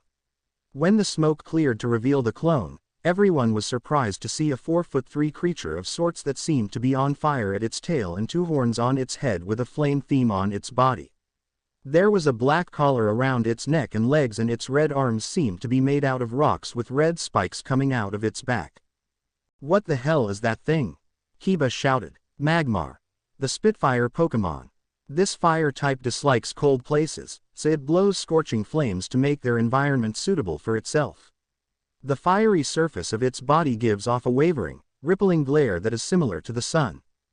Everyone glanced over to where the voice came from to see the original Naruto holding Dex in his hand as he looked down at his clone with a frown who now that everyone looked closely could see was actually beginning to naturally build up the glare that the strange device had talked about. That wasn't the only thing happening though.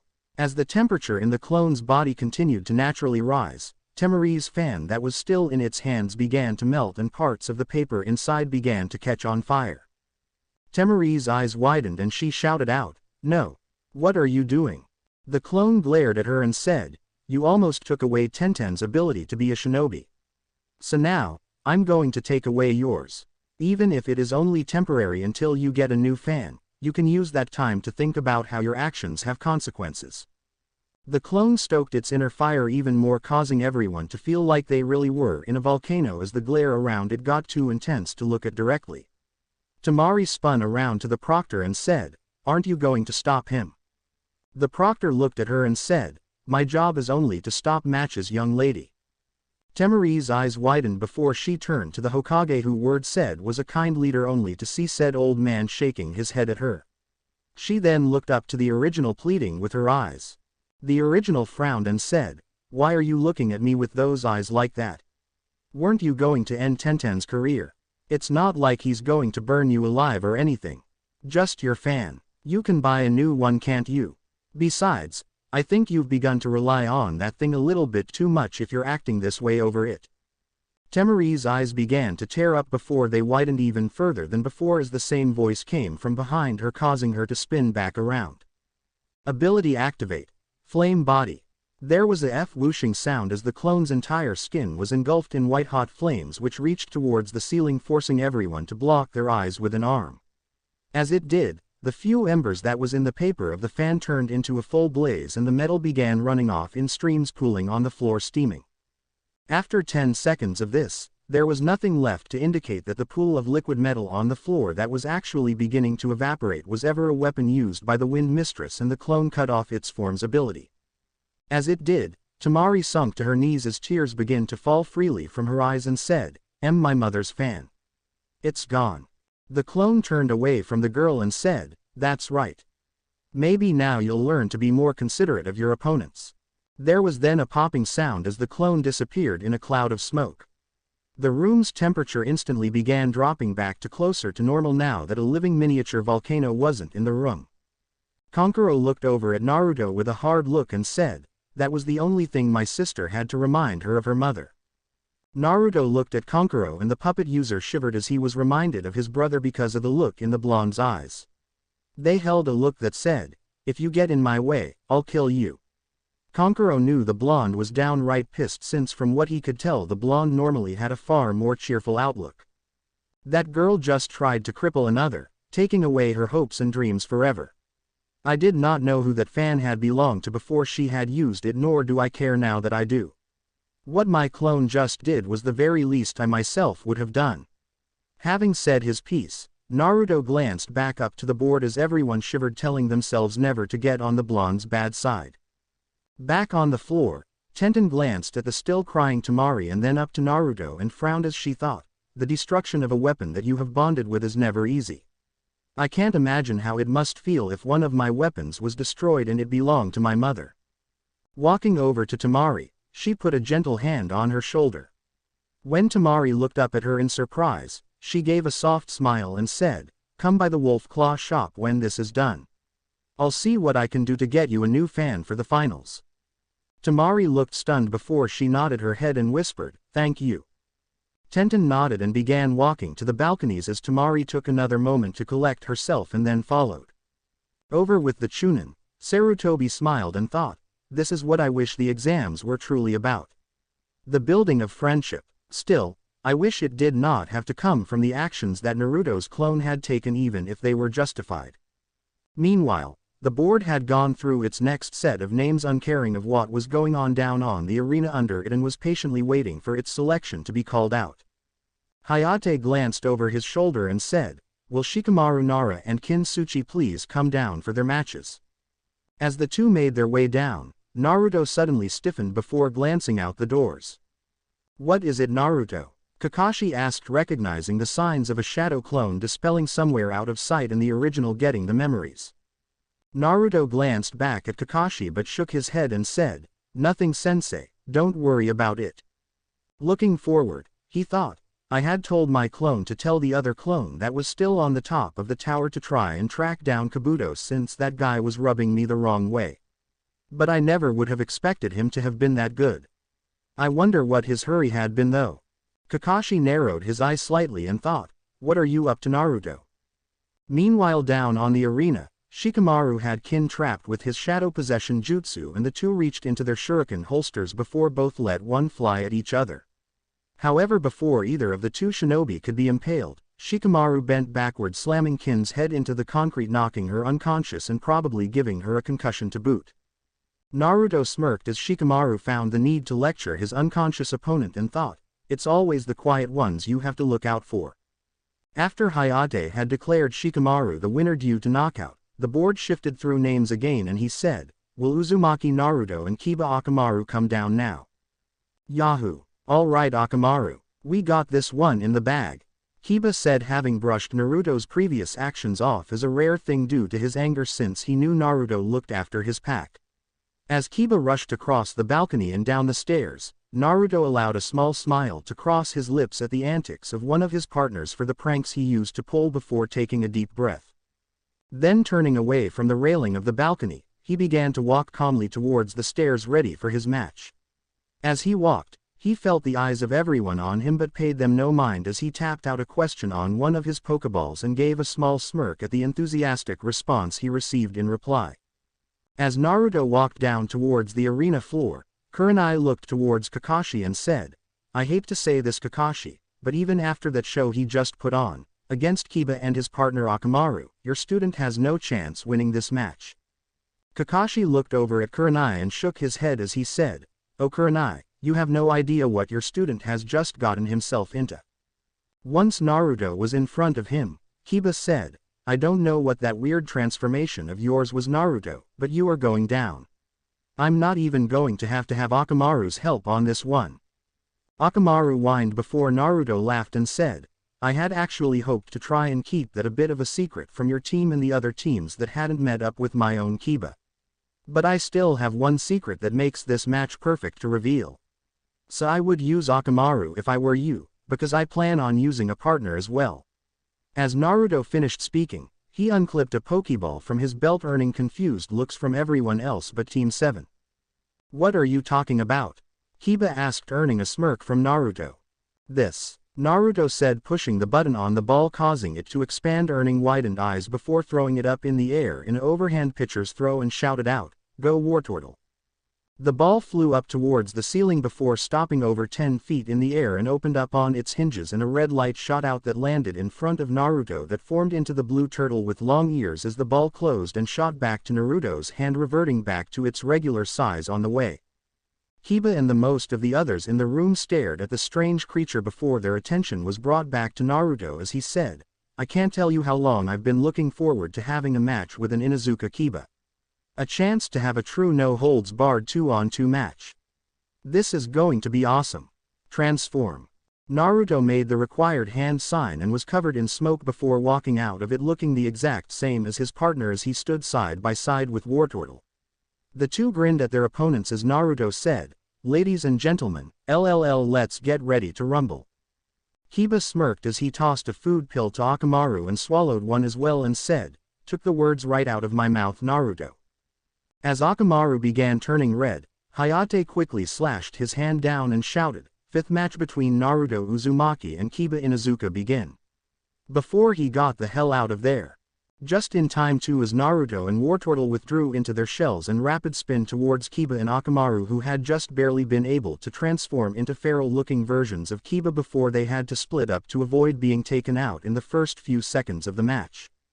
As Wartortle and Naruto went spinning past them, Kiba absent-mindedly thought, looks similar to our Fang over Fang, only on the ground and horizontal.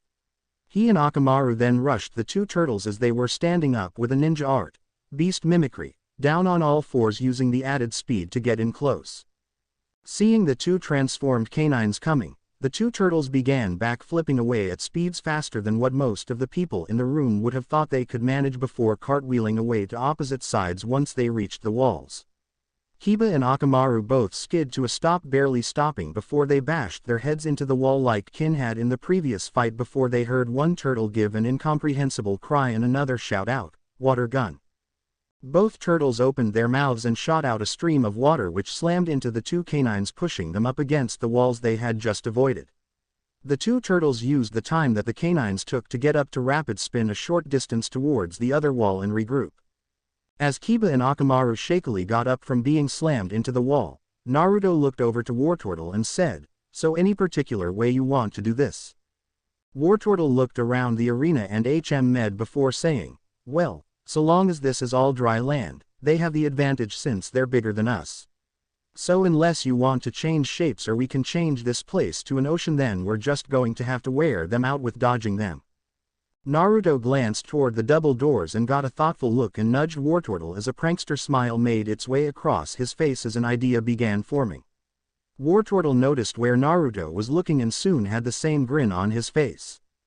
Back with Kiba and Akamaru, they were just getting ready with their own attack when they noticed the grins on the two turtles' faces. "What are they up to?"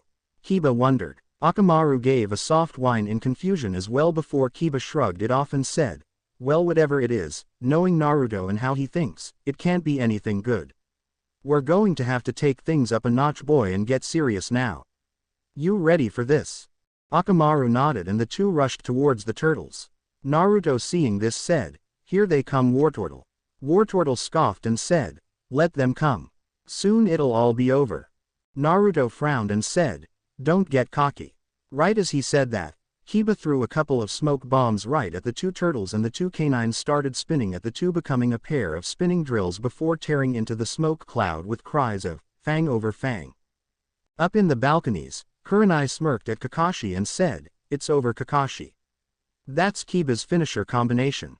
Kakashi merely smiled and said, "Oh, I wouldn't be so sure, Kurenai. After all, one of Naruto's other partners likes to use smokescreens also, so he has lots of practice fighting in them."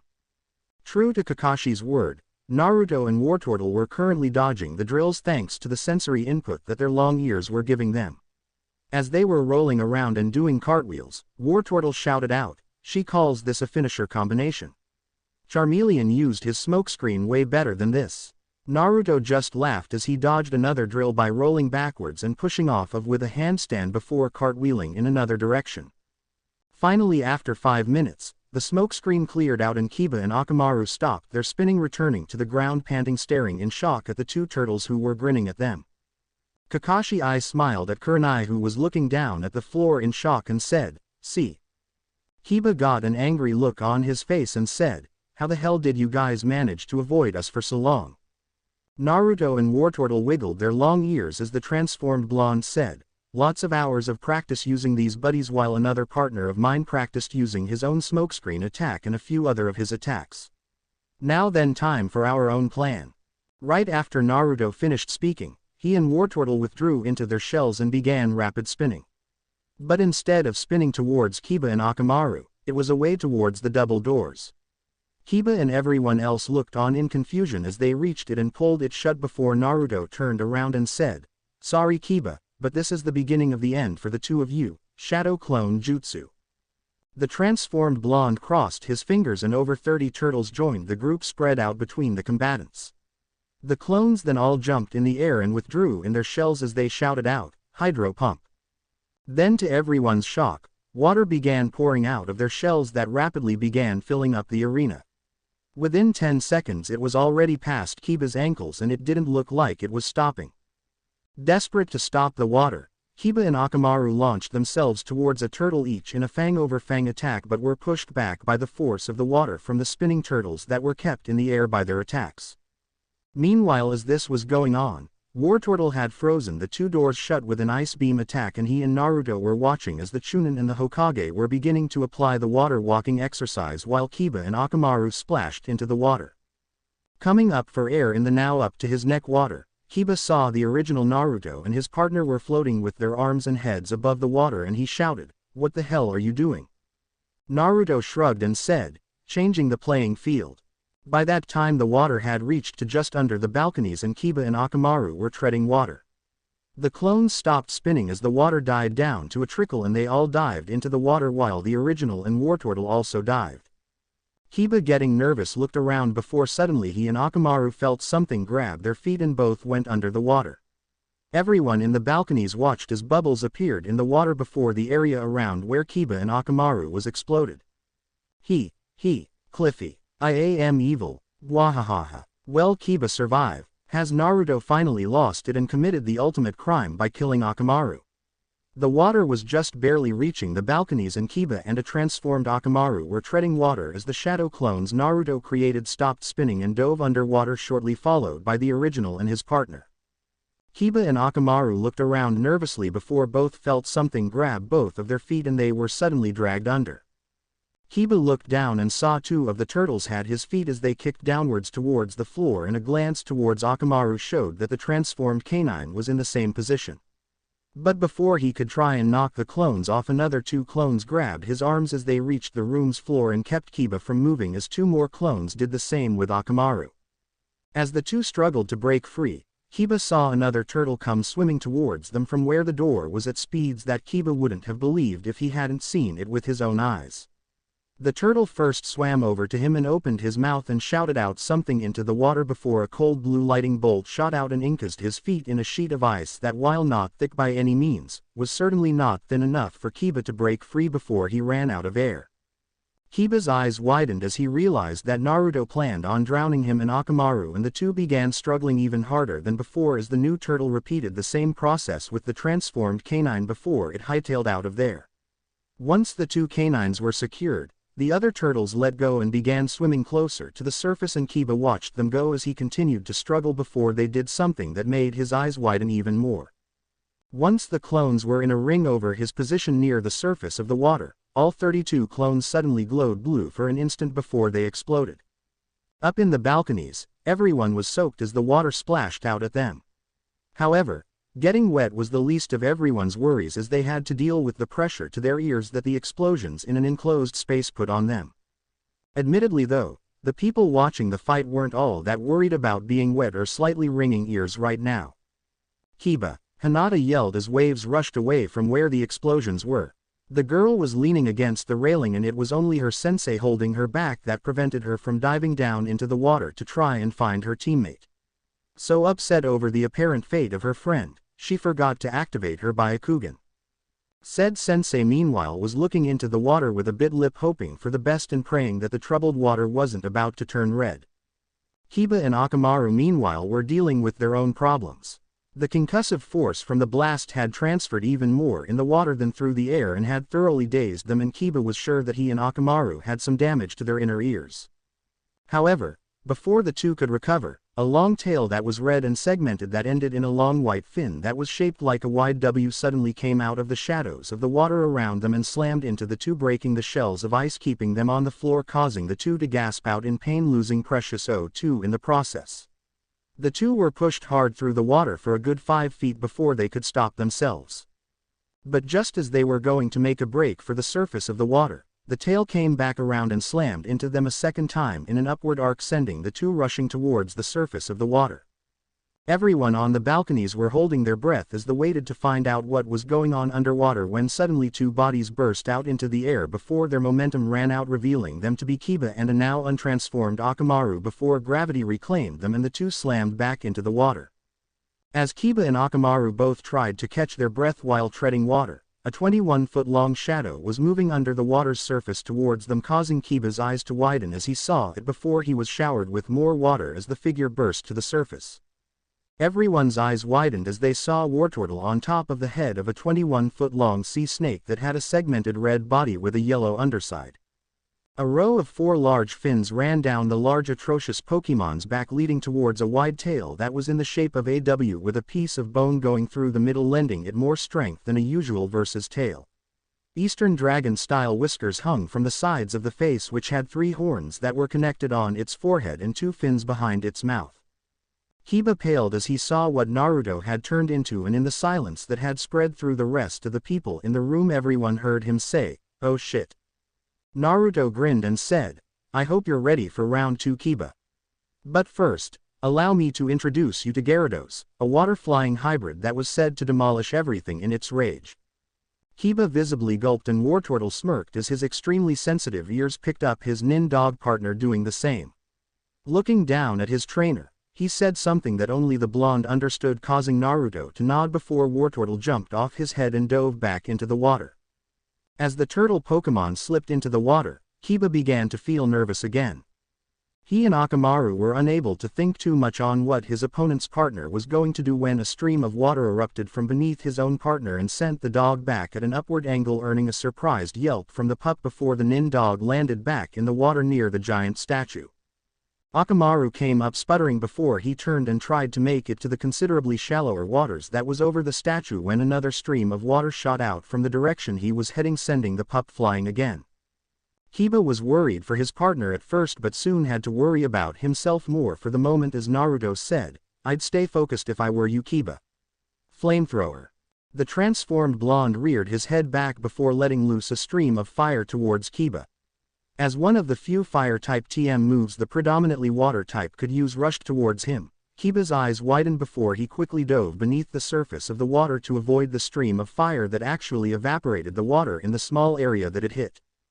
Up in the balconies, everyone was muttering to themselves, talking about Kiba's chances now that his partner was indisposed and Kiba himself had to deal with something so big and that could apparently breathe fire like a dragon. Naruto meanwhile was looking around trying to guess where Kiba would pop back up. While he could obviously go after the Inuzuka by diving underwater himself, he was curious to see what Kiba came up with to combat his second transformation. His answer came as a drill shot out of the water from behind him and headed straight towards the portion of his back that was raised out of the water. Naruto's head snapped in that direction as he heard the explosion of water being flung everywhere by the attack before he saw the drill coming towards him and quickly moved his body out of the way in a serpent-like motion before following the drill's progress as Kiba came around for another try. Naruto took a quick second to confirm that Kiba was heading straight towards his head before he reared his head back slightly in preparation to launch his own attack. Many in the balcony became worried that Naruto was about to flame broil his opponent when Naruto's head shot back forward and he shouted out, "Water gun." A stream of water shot out of Naruto's mouth with the power of a fire hose and slammed into Kiba's fang over fang attack. Water began hurling into the balconies as Naruto kept his attack going against the force that was Kiba's attack. Kiba in turn tried to increase his rotation in order to not be pushed back, but in the end his attack's momentum was stopped by the stream of water until he was finally forced backwards into the wall in the back of the room. Naruto kept the water gun up for a moment after Kiba hit the far wall before letting it die down and watched as Kiba dropped down into the shallow waters that was over the statue, panting for breath. A yipping sound gathered everyone's attention from Kiba in Naruto's fight as the dog was shot up in the air once again by a water gun of Wartortle's own before said turtle launched itself after the battered pup and skull bashed the ninja dog across the room. Orochimaru landed in the water next to his master and tried to pick himself up but only managed to stand for a few moments before slumping back down. "Orochimaru!" Kiba shouted as he picked up the trembling dog who whined in his master's arms. "Are you okay, pal?" Orochimaru lifted his head and gave another whine before closing his eyes, unable to keep them open after being thrown all over the place by fire hydrant force water type attacks and being skull bashed, even lightly back to his master's side. Wartortle meanwhile had returned to Naruto's side and was currently waiting for orders from his own trainer. Naruto glanced down at his partner and gave a brief nod, telling the turtle he did good before turning his focus back to Kiba so that he could be ready for whatever Kiba did next. However, Kiba seemed to come to the conclusion that his chances of winning this match were too low without his partner's help and decided to take the tactically sounder route of forfeiting. Raising one of his hands while making sure to keep Orochimaru supported in his other arm, Kiba said, "Proctor, I forfeit. My partner is too injured to continue and I doubt I can handle a 2-on-1 by myself considering what has happened so far." Hayate nodded from where he and the other non-combatants had moved to the end of the two balconies and called out, "Winner, Naruto Uzumaki." Turning to Naruto he coughed before saying, "Would you please return the room to as close to its previous condition as possible for the next match?" Naruto nodded before diving underwater, followed by Wartortle before everyone felt the room shudder near the double doors as they were forced open by the two, allowing the water to drain out of the room until there were only large puddles in the room. As it finished draining, it revealed an untransformed Naruto apologizing to the medics on the other side for getting them wet before walking up the stairs back to his team after recalling Wartortle to his Pokeball. As he climbed up the stairs, Naruto shook his head and body out like a wet dog, sending drops of water all over the place before running his hands through his hair until it was back to its original spiky condition. Kiba watched him before running one of his hands through his own hair, squeezing out the water as best he could before looking down at his partner and said, "Well, we tried, buddy." Orochimaru gave a small whine as his master began walking to the stairs, where the medics did a quick scan on the two before saying that they were fit enough to watch the last few matches, but to have his sister give Orochimaru a checkup just in case. While this was going on, the board had begun going through the 6 names that were left and had made its next choice. As the board displayed its selection, Naruto heard Hinata gasp and he turned his head to see her suddenly stiff body as she stared at the names displayed.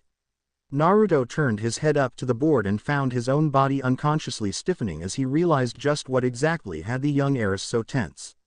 Neji meanwhile had a self-satisfied smirk as he thought, fate is truly on my side. Hayate glanced back to the board before coughing and said, "Well, Hinata Hyuga and Neji Hyuga, please come down." The 2 Hyugas made their way down. One had a smug look on his face while the other seemed like she was walking to the gallows.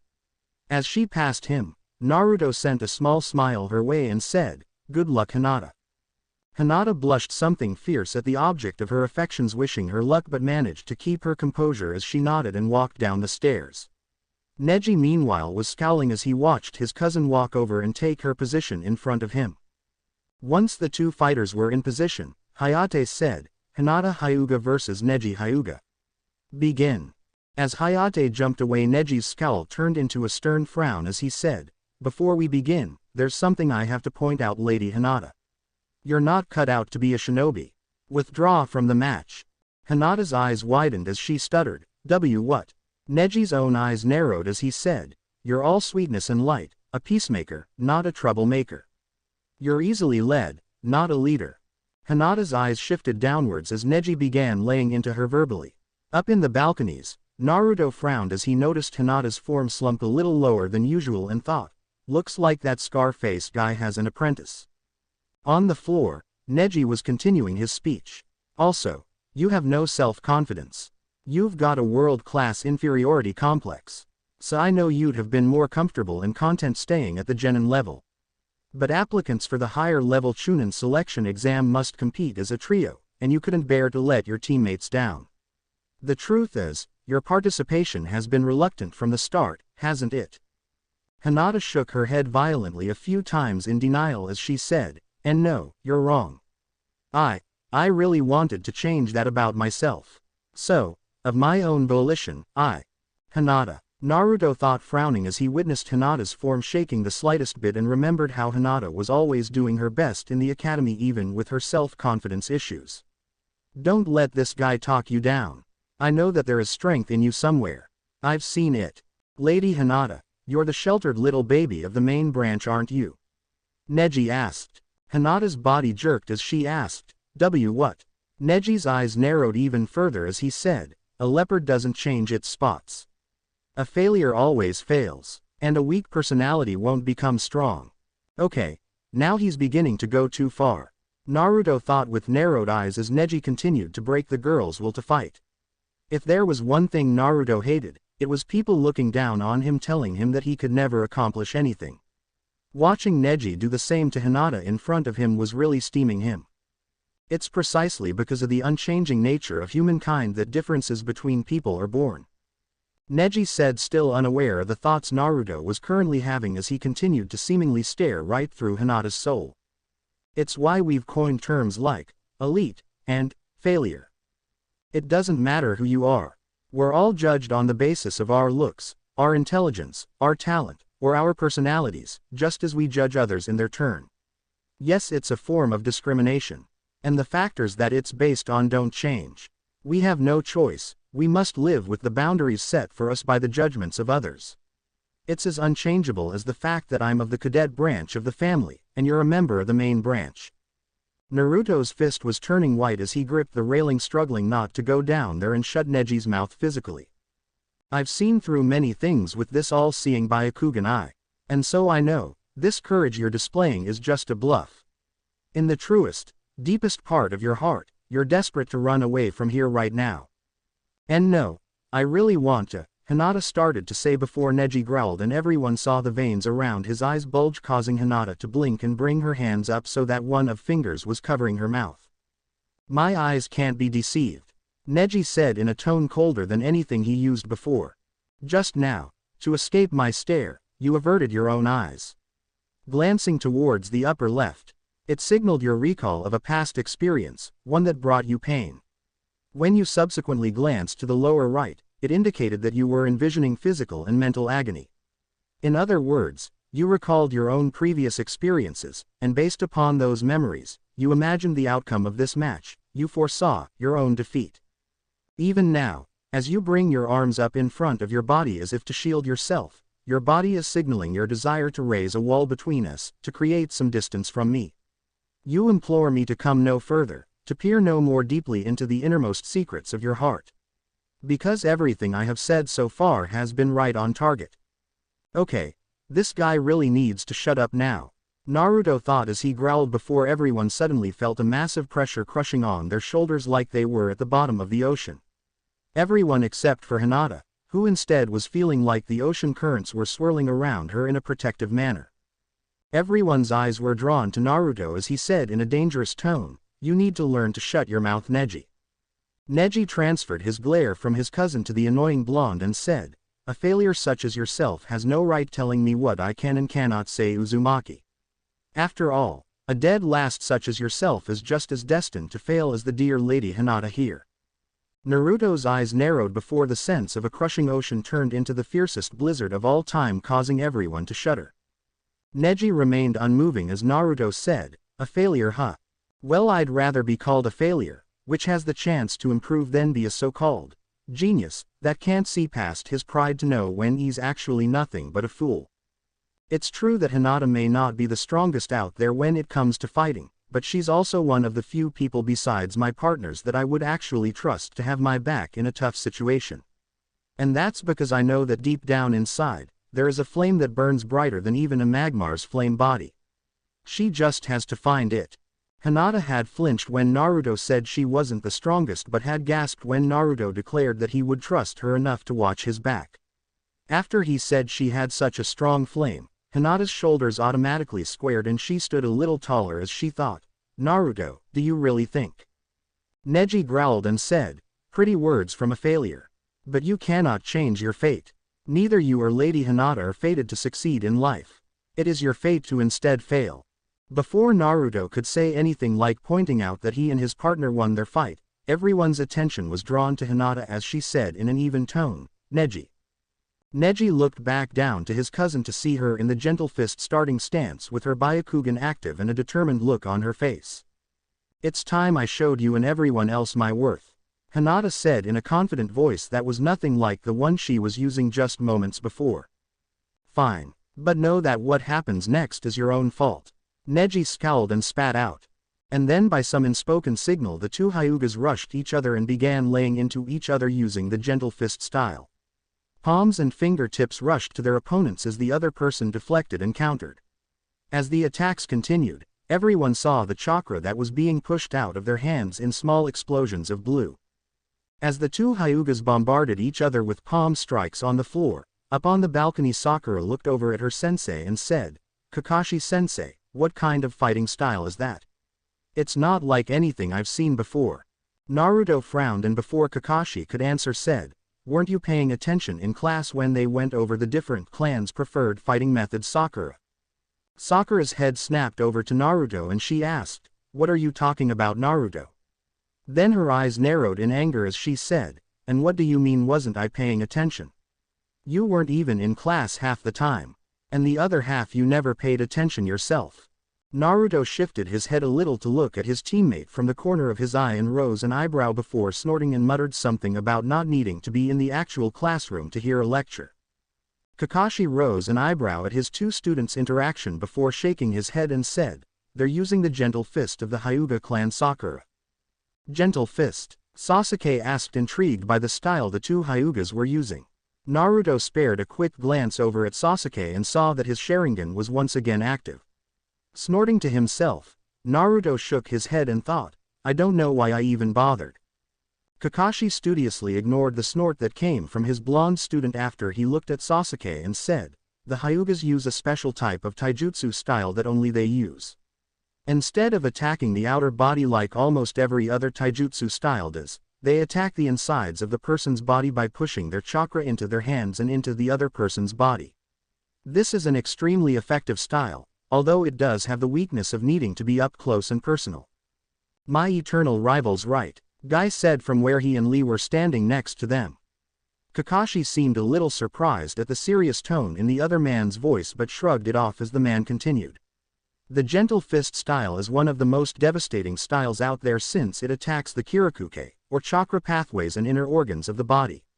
After all, no matter what you do, you cannot strengthen your inner organs. But Guy-sensei, how can they see the chakra pathways? They're just energy lines, right? Guy nodded and said, true, but the Hyugas are able to see these lines with their Byakugan. Also, they study the human's anatomy at a young age so that they know exactly where to hit. All it takes is one hit. Come on, Hinata, Naruto murmured to himself, catching everyone's attention as his own was now fully on the two fighting Hyugas. Down on the floor, Hinata never felt so confident. I'm actually holding my own. I can do this, Hinata thought as she jerked her head back to avoid her cousin's palm strike and retaliated by launching a palm strike towards Neji's shoulder. Neji swatted the hand away before moving in to strike her chest and shoulder just as she launched a strike to his chest of her own. Did she get him? Sakura asked as everyone watched in anticipation to see who came out the winner of the short but fierce fight. Her answer came when Hinata's eyes widened and she coughed out blood. Naruto narrowed his eyes in worry and said, why is it only Hinata who's hurt? Why indeed, Kakashi said as Hinata narrowed her eyes and swung her other hand at Neji before he grabbed it and poked a spot near her elbow. Don't tell me, Kurenai thought in shock while Kakashi's eye narrowed as he said, I see. It appears that all that talk of him being the greatest fighter in the Hyuga clan history weren't just blowing smoke. What do you mean? Naruto asked but didn't get an answer right away as Neji grabbed the sleeve of Hinata's jacket and pulled it back, revealing dark spots all over the arm. Hinata's eyes widened in shock as she coughed some more blood before saying, it can't be. You mean from the very beginning? Precisely, my eyes can detect the tenketsu, Neji said in an arrogant voice. Naruto's eyes widened as he whispered, no way. Sakura and Sasuke though looked confused, as did the rest of the rookie genin who were watching the fight. Turning to her teacher, Sakura said, Kakashi-sensei, what are they talking about? Kakashi's eye narrowed further as he said, along the Kirakuke that we spoke of earlier, there are 361 chakra points, no larger than the prick of a pin. These nodes are called tenketsu, and, in theory, if you can accurately hit them, you can halt the flow of an enemy's chakra, or enhance it, controlling it in any way you wish. But while we're on the topic, let me add, these tenketsu, they're undetectable even to my Sharingan eye. Sakura and Sasuke's eyes widened even as Naruto clenched the railing even tighter than before and said, that's why seeing them is such a big deal. Even having the all-penetrating eyes of the Byakugan, for that guy to be able to even see them, never mind concentrate enough during a battle to strike them, his eyes must be on a whole level above almost every other Hyuga out there. Naruto, Sakura asked but had her attention swiftly brought to the floor as everyone heard Hinata scream in pain as Neji thrust a palm without chakra into it right in the same spot as before, further damaging the area her heart was in, sending the girl flying until she skid to a halt 10 feet away, sending water flying from the large puddle the two were fighting in. Hinata, Naruto shouted in concern and forced his body not to jump over the rail and run to the clan heir's side. Neji smirked at Hinata's downed form and said, Lady Hinata, this is the unalterable difference in strength, the distinction that separates the elite from the failure. This is the unchangeable reality. From the moment you said you wouldn't run, your defeat was inevitable.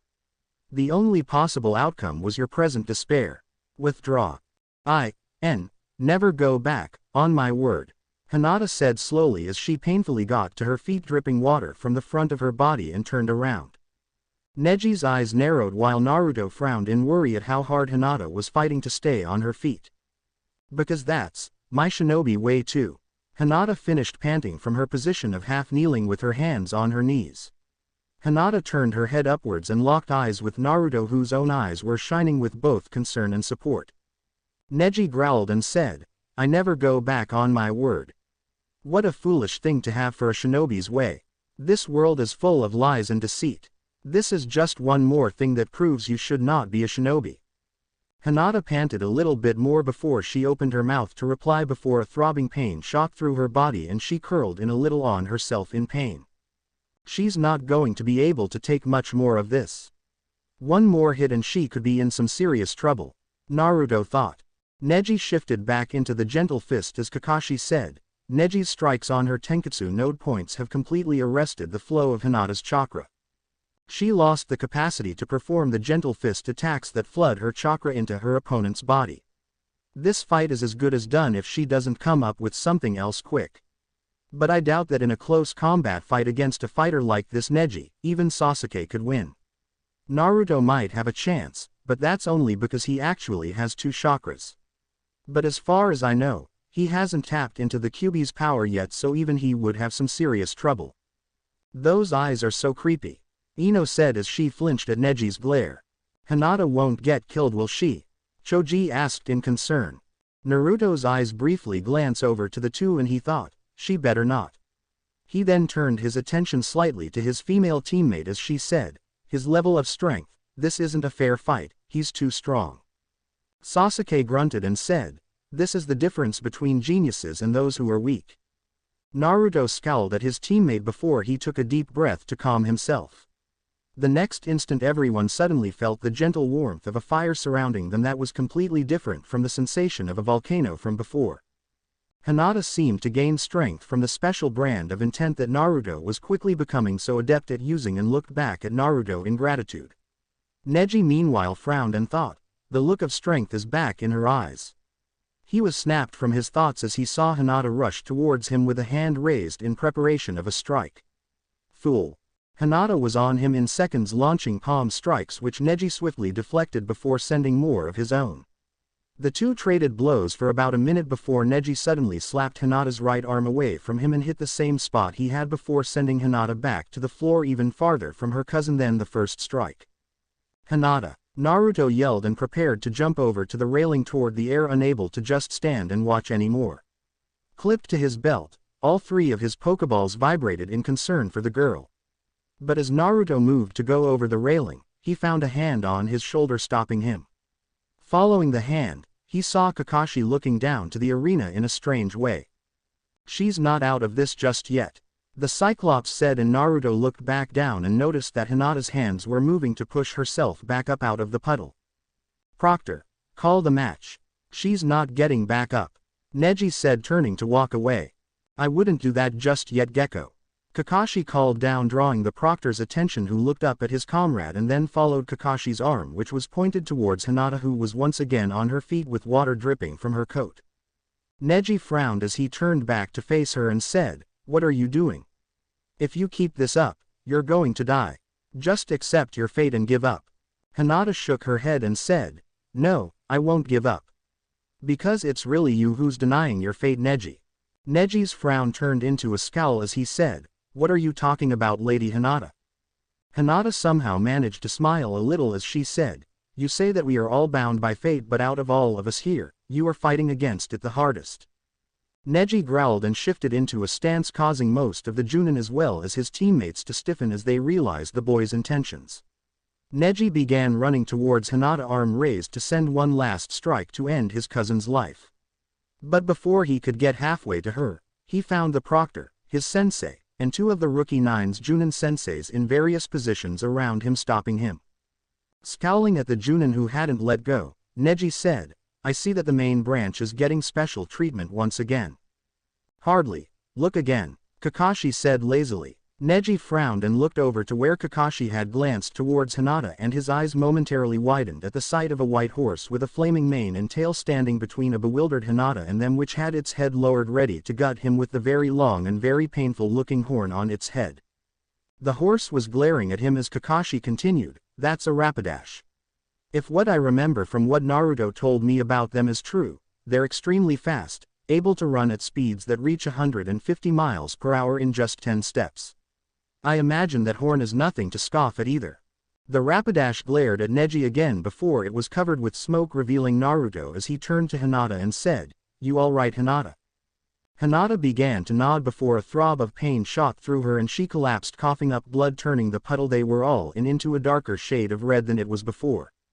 Naruto was by her side in an instant, as was Kurenai, who rolled the girl over and laid her head down on Hinata's chest, listening to her heartbeat.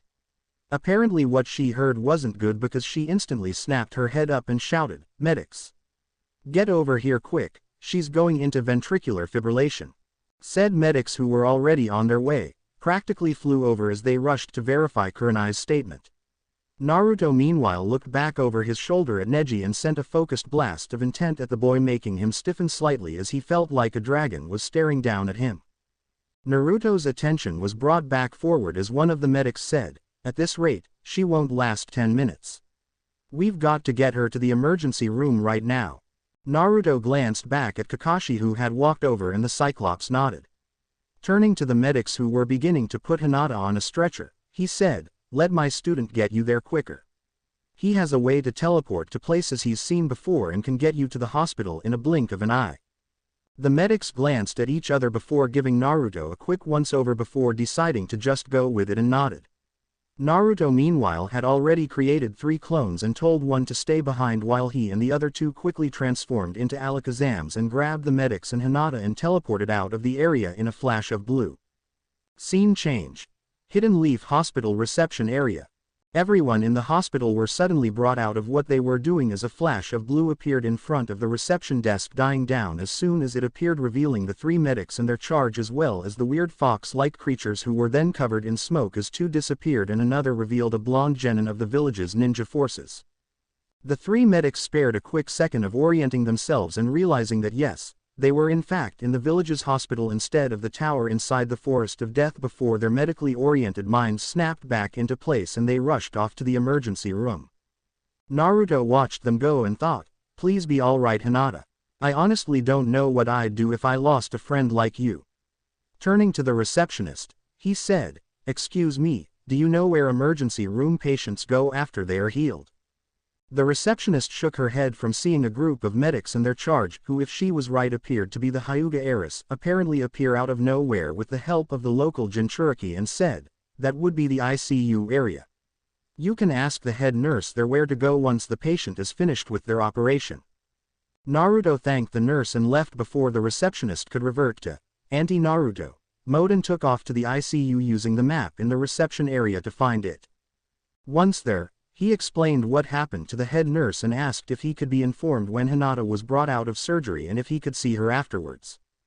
The nurse was at first a bit resistant, stating that patients who just exited surgery would need their rest, but gave in when Naruto said that he was just worried and would take care not to wake the girl if she was asleep. This seemed to nullify the nurse, who promised Naruto that she would inform him which room to go to as soon as Hinata was finished being operated on. As Naruto bowed and thanked the nurse before heading to the nearby lounge, the nurse thought, "Seems we were wrong about that boy. No way would a demon be even remotely as concerned about a friend as he was." Scene change. Forest of Death Tower. Naruto's clone seemed to have taken over the original's job of glaring at Neji as its creator left in a flash of blue.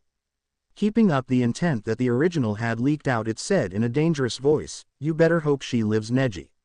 Otherwise boss will probably kill you."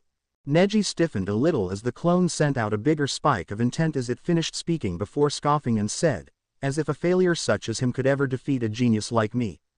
As Neji turned and began to walk away, the clone said under his breath, "Boss is so going to enjoy knocking you on your ass if he fights you in the finals." Naruto's clone watched Neji walk up the stairs as Hayate finished pronouncing Neji the winner. He was brought from his dark musings of what righteous punishment his boss would give the boy with a stick up his ass if he faced him when he felt a hand on his shoulder. Torn from his thoughts of the original swinging his arm around sending Neji flying with psychic abilities while transformed as a Mewtwo, the clone looked up to see Kakashi eye smiling at him as the Cyclops said, "Why don't we head back up, Naruto? It looks like the next match has already been decided and we wouldn't want to be in the way now, would we?" The clone shot a quick look over his other shoulder and saw the board had indeed made its next selection and nodded before putting chakra into its legs and took off with a running start towards the balcony and jumped up to the railings level and used a hand to flip over horizontally in a classic freestyle running manner. Hayate meanwhile called down the next combatants for their match, resulting in Lee proclaiming that it was time to show his flames of youth and Gaara to send Sunshine down to the arena floor, sparing a look of utter contempt at all of the large puddles of water that barely left any dry spots on the floor. Naruto rose an eyebrow as he caught the quick look that the Sand Nin had sent around him and said, "He doesn't seem very happy about the fighting conditions, does he?" Well, considering it appears he uses sand to some degree, I can't really blame him," Kakashi said as he studied the red head, causing Naruto to nod in agreement. Down on the floor, Lee gave the nice guy pose and Naruto and the others could hear a pinging sound coming from him as he said, "Yosh. I'm glad to be able to fight you soon, Gaara-san." Gaara gave a noncommittal grunt in reply before the cork on his gourd suddenly shot out at the green-clad warrior at speeds most of the genin couldn't keep up with. Lee however caught the cork in his hand and smirked before letting it drop into the water under his feet. "Eager to start as well, I see. However, there's no need to get antsy. The match shall start soon enough." Hayate had a smirk of his own as he raised his hand and said, "Ninth match, begin." Gaara and Lee stared at each other for a moment before Lee launched himself at Gaara, spinning around to add momentum to his kick as he shouted out, "Leaf spinning wind." As Lee's foot came closer to shattering his right shoulder, Gaara narrowed his eyes and sand flew out of his gourd and intercepted the kick, causing Lee's eyes to widen before the sand flicked Lee away like so much lint on a dinner jacket. As Lee was sent rolling away, most of the observers in the balconies noticed that Gaara had kept the sand a good foot above the water. They were all brought out of their observations as Lee rushed back into the fight in a zigzag pattern, avoiding the sand that Gaara sent to intercept him, and sent a fist at what looked like terminal velocity straight towards where Gaara's right 7th and 8th ribs were, but was stopped a foot away by another wall of sand. Undeterred, Lee slammed one of his stronger legs into the defense before backing off to figure out what to do next. He hasn't even moved an inch, Lee thought, panting slightly due to having pushed his body as fast as possible from the start once he first encountered his opponent's defense. "Lee's speed is amazing, but it's not doing anything," Sakura said, worried. "He's going to have to kick things up a notch if he wants to get through that sand," Naruto said as he cocked his head in thought. His best bet is going to be going in low, since Gaara obviously doesn't want to get his sand wet if he can help it. By their side, Conquero gave a light chuckle, drawing everyone's attention as he said, "His best bet is to forfeit. No one has gotten through Gaara's defense. Because regardless of whether Gaara wills it or not, the sand will always protect him. That's why no one's ever been able to even scratch him." Naruto frowned before his eyes tracked back down as Lee tried to punch through the wall in a manner of testing its density.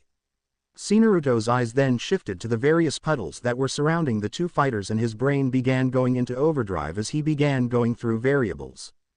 Why is Lee only using taijutsu?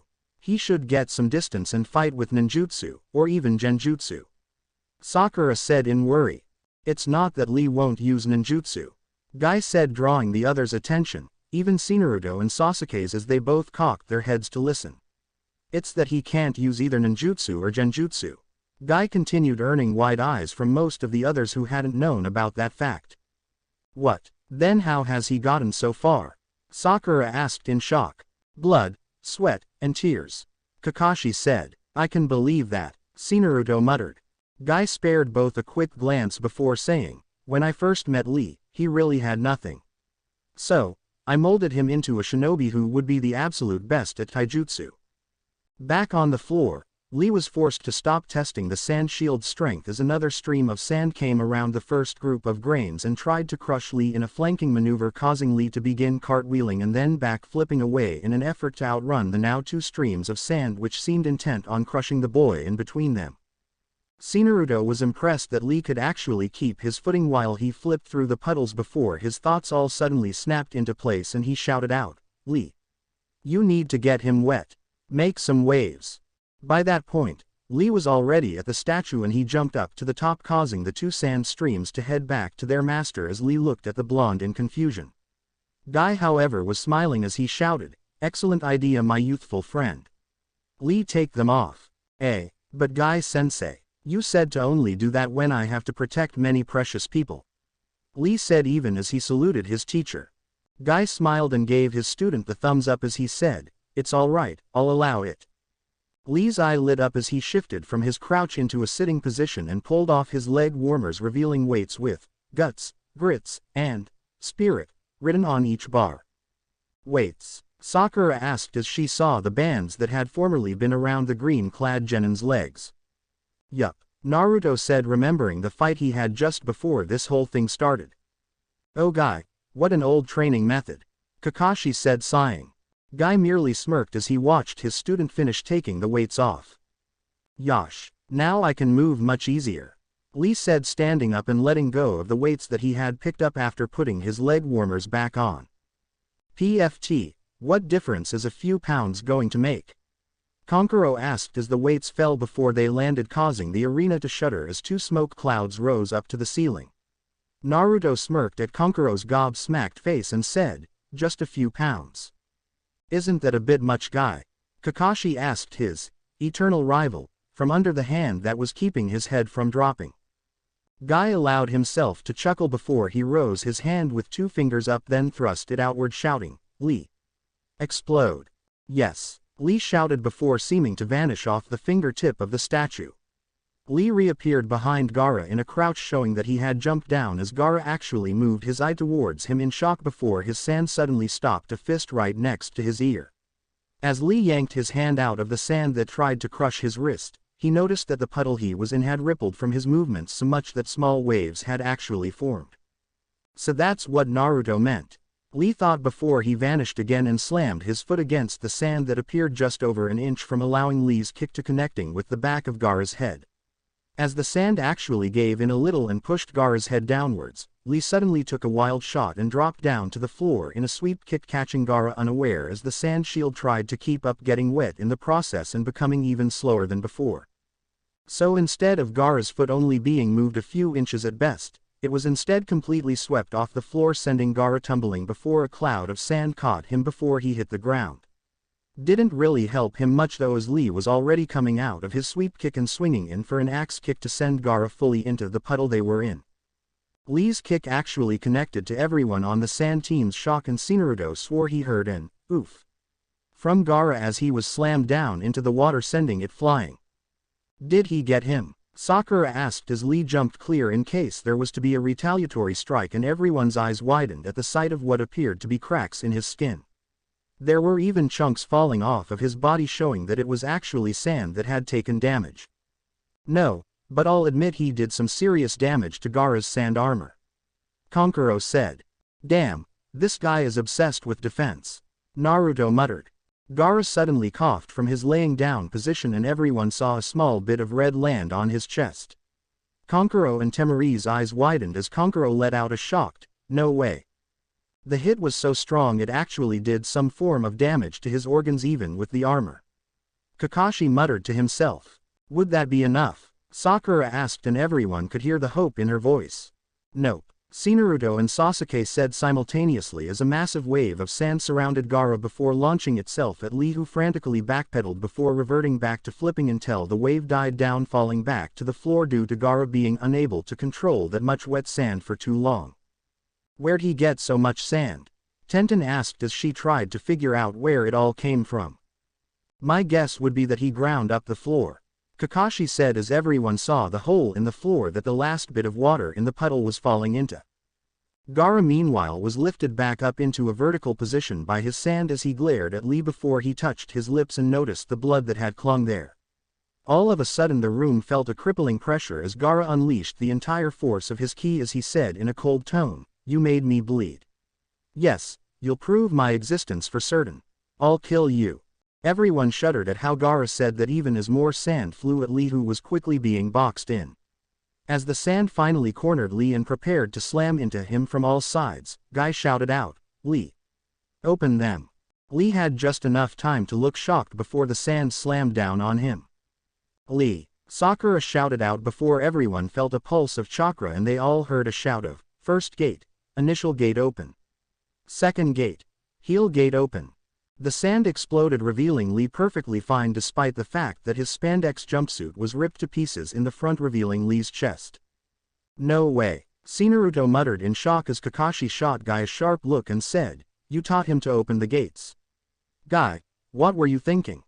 Guy's eyes shifted to look at Kakashi and he said, "You have no right to lecture me on this, Kakashi, when you do not know that boy like I do. He has something precious that he would give his life for to prove, and I wanted to turn him into a man that could accomplish it." Kakashi's eye narrowed as he said, "Just tell me this, Guy, how many?" Guy smirked at his rival and said, 5. "What?" Kakashi asked as his eye widened. What's a gate?" Naruto asked, still trying to figure out how Lee could cause the sand to explode with that chakra burst when Guy said he couldn't use Gen or ninjutsu.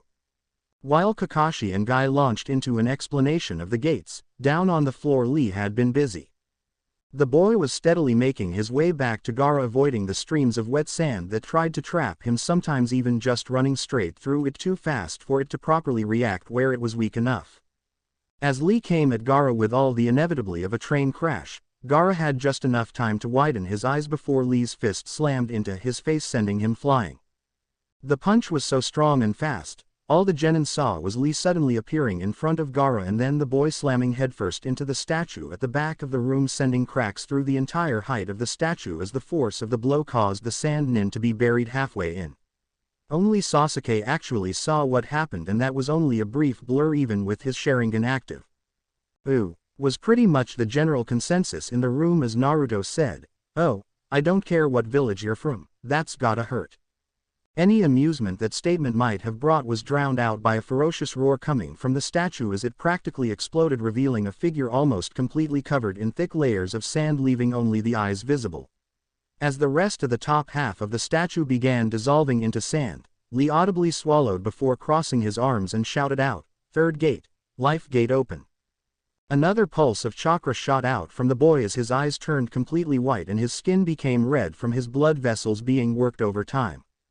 As most of the genin on the balconies stared at the sight in shock, Lee's head moved upwards to where his eyes were firmly fixed on Gaara before he vanished and reappeared right in front of Gaara's sand-clad form, kicking the side of the head hard enough to send the extremely heavier than usual red head flying into the wall over the foreigner's side balcony. As Lee dropped back down to the floor, an inhuman roar sounded from the rubble that was once part of the wall where Gaara was, as even more sand came out, followed by Gaara himself. Lee quickly dodged all of the sand that tried to bury him in a massive sand dune which sent water flying everywhere from the puddle he was in before Gaara's sand-coated fist slammed into his face, sending the boy flying into the double doors at the far end of the room. As the boy wearily got to his feet, everyone else was looking at Gaara in shock. The boy was covered in a strange golden chakra that was radiating an unbelievable amount of bloodlust. Then the strange factor got kicked to a whole new level. Gaara started growling as the sand dune behind him flew into him and began turning his arms into ones that resembled that of a monster's. Up in the balconies the members of the sand team all paled and Conquero said, "Ah shit. It's coming out." Kakashi snapped his head over to Conquero and said, "What's coming out?" Conquero had just enough time to say Gaara's inner demon before Gaara let loose a blood-curdling roar and launched his arms at Lee, causing them to expand like they were made of rubber. Lee responded by disappearing from the arm's sights and reappearing in front of Gaara in between his arms with his leg already meeting Gaara's chin as he shouted out, "Leaf whirlwind." Gaara's feet left the floor, but due to all of the sand all around him only went about 5 feet in the air. He didn't float, Sakura shouted, remembering the fight he and Naruto had before the exams started. "Duh, he's too heavy," Naruto said as Lee apparently decided that he didn't want to do things the same as his fight with Naruto anyway, and unlocked the next 2 gates and began knocking the sand-covered redhead around like a pinball in the bumper section of a pinball machine. As Kakashi and Sasuke barely kept up with the abuse the Azure Beast was laying into Gaara of the desert with their Sharingans, Naruto noticed something else out of the corner of his eye. Turning his head to look over at the end of the foreign balcony better, he saw the sound team's Chunin Sensei with a weird frown on his face as his eyes seemed to be able to keep up with Lee's speed with absolutely no trouble. Moving his head towards where the Hokage was showed that the war veteran was showing the exact same casual ease with keeping track of the action. The shadow clone frowned and thought, "That guy's rubbing me the wrong way." Doesn't help that he looks like that pedophile that attacked Boss in the forest. Shrugging it off as something that his creator would pick up on when he dispelled and could mill over later, Naruto looked back up and saw that Lee had one of his medical bandages wrapped around Gaara's waist and was currently hitting Gaara away from him and pulling him back to him numerous times like a paddle ball. Raising an eyebrow, he thought, how is he even staying airborne for that? He was brought out of his thoughts as Lee shouted out, "Reverse Lotus," and twisted his body and slammed a fist and leg into Gaara's body, sending it into the last puddle that had somehow survived the fight, sending water and sand everywhere. Lee landed a short distance away, panting before his body gave out on him and he collapsed face down in the water. As Lee struggled to roll himself over so that way he wouldn't potentially drown himself in 2 inches of water, everyone saw Gaara struggling to lift himself up from the crater he had made. As he lifted his arm towards a struggling Lee, everyone saw all the sand under him and his bare arms answering the question of how he was still conscious. Lee had just managed to flip himself over and was taking deep breaths of air when he noticed the large batch of wet sand coming towards him. He began to desperately scrabble away, but the sand was still able to grab hold of his left leg and arm. A dark gleam appeared in Gaara's eyes as he weakly closed his fist and said, "Desert cough."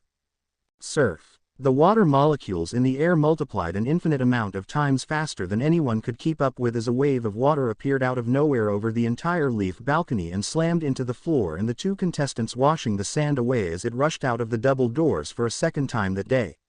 Everyone stared in shock at the 2 gasping boys for a moment before looking to where the voice had been to find a sight that really blew the weird factor off the scale.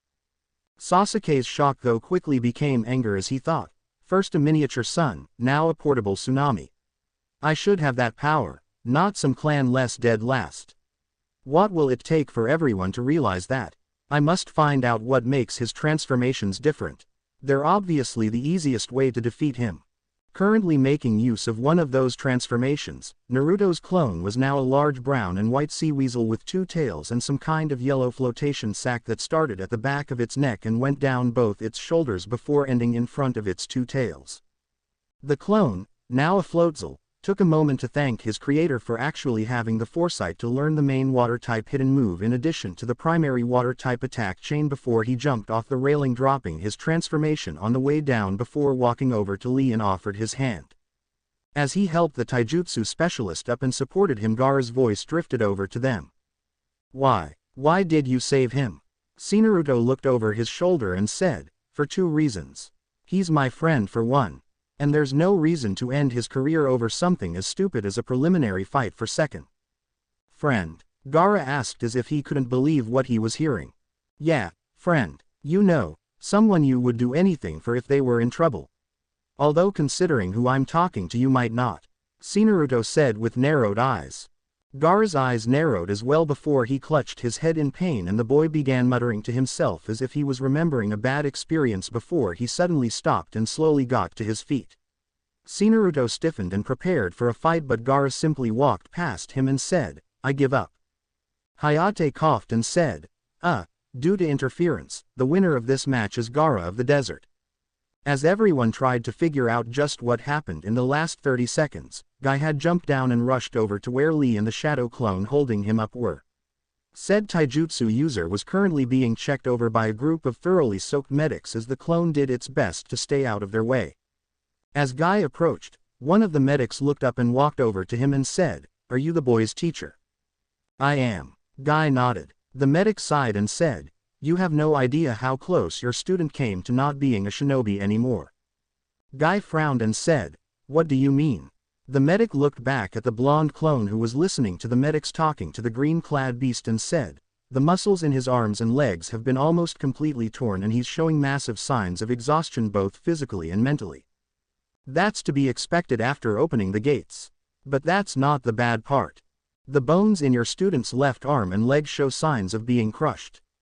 If Uzumaki's clone hadn't stepped in when he did, the bones in the arm and leg would probably be non-existent right now. If that had happened, depending on how they broke, fragments from the leg could have pierced his spinal cord. He came very close to possibly not even being able to walk properly. As it is, he's going to be out of commission for at least 3 months while we fix the muscles and treat the bones so that they don't accidentally break apart whenever he puts weight on them." Guy's face had been dead serious as the medic explained what was wrong with his student, and once the medic was finished he gave a nod of thanks before walking over.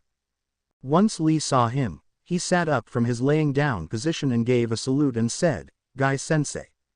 Please forgive me for this failure. To make up for it, I shall run 5,000 laps around the village, and if I cannot do that, then I shall climb the monument barehanded 2,000 times. Not in your condition you're not.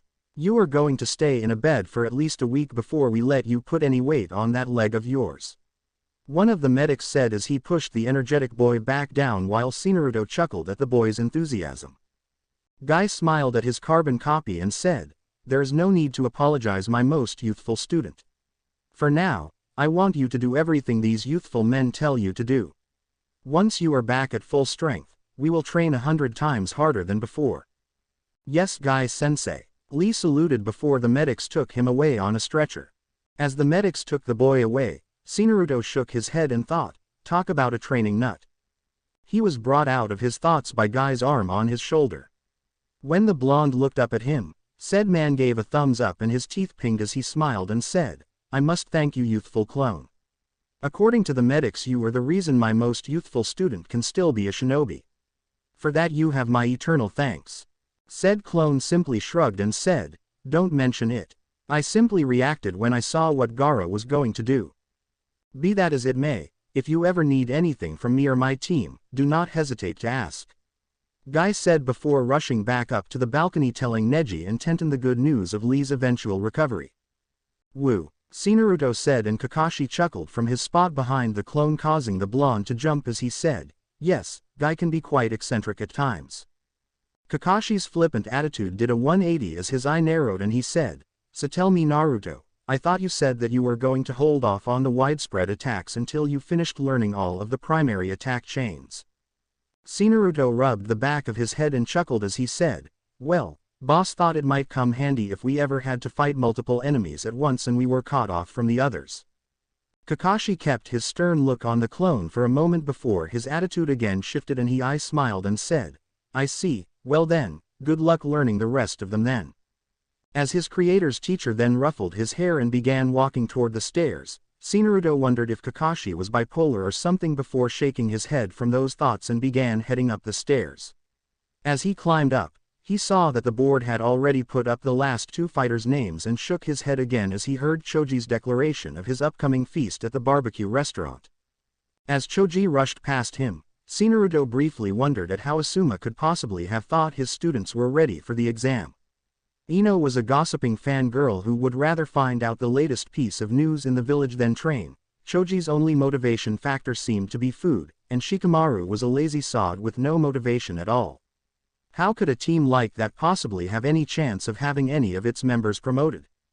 As the blonde clone retook his position beside his creator's team, Hayate coughed and said, "Final match of the preliminaries, Choji Akamichi vs. Dosu Kinta.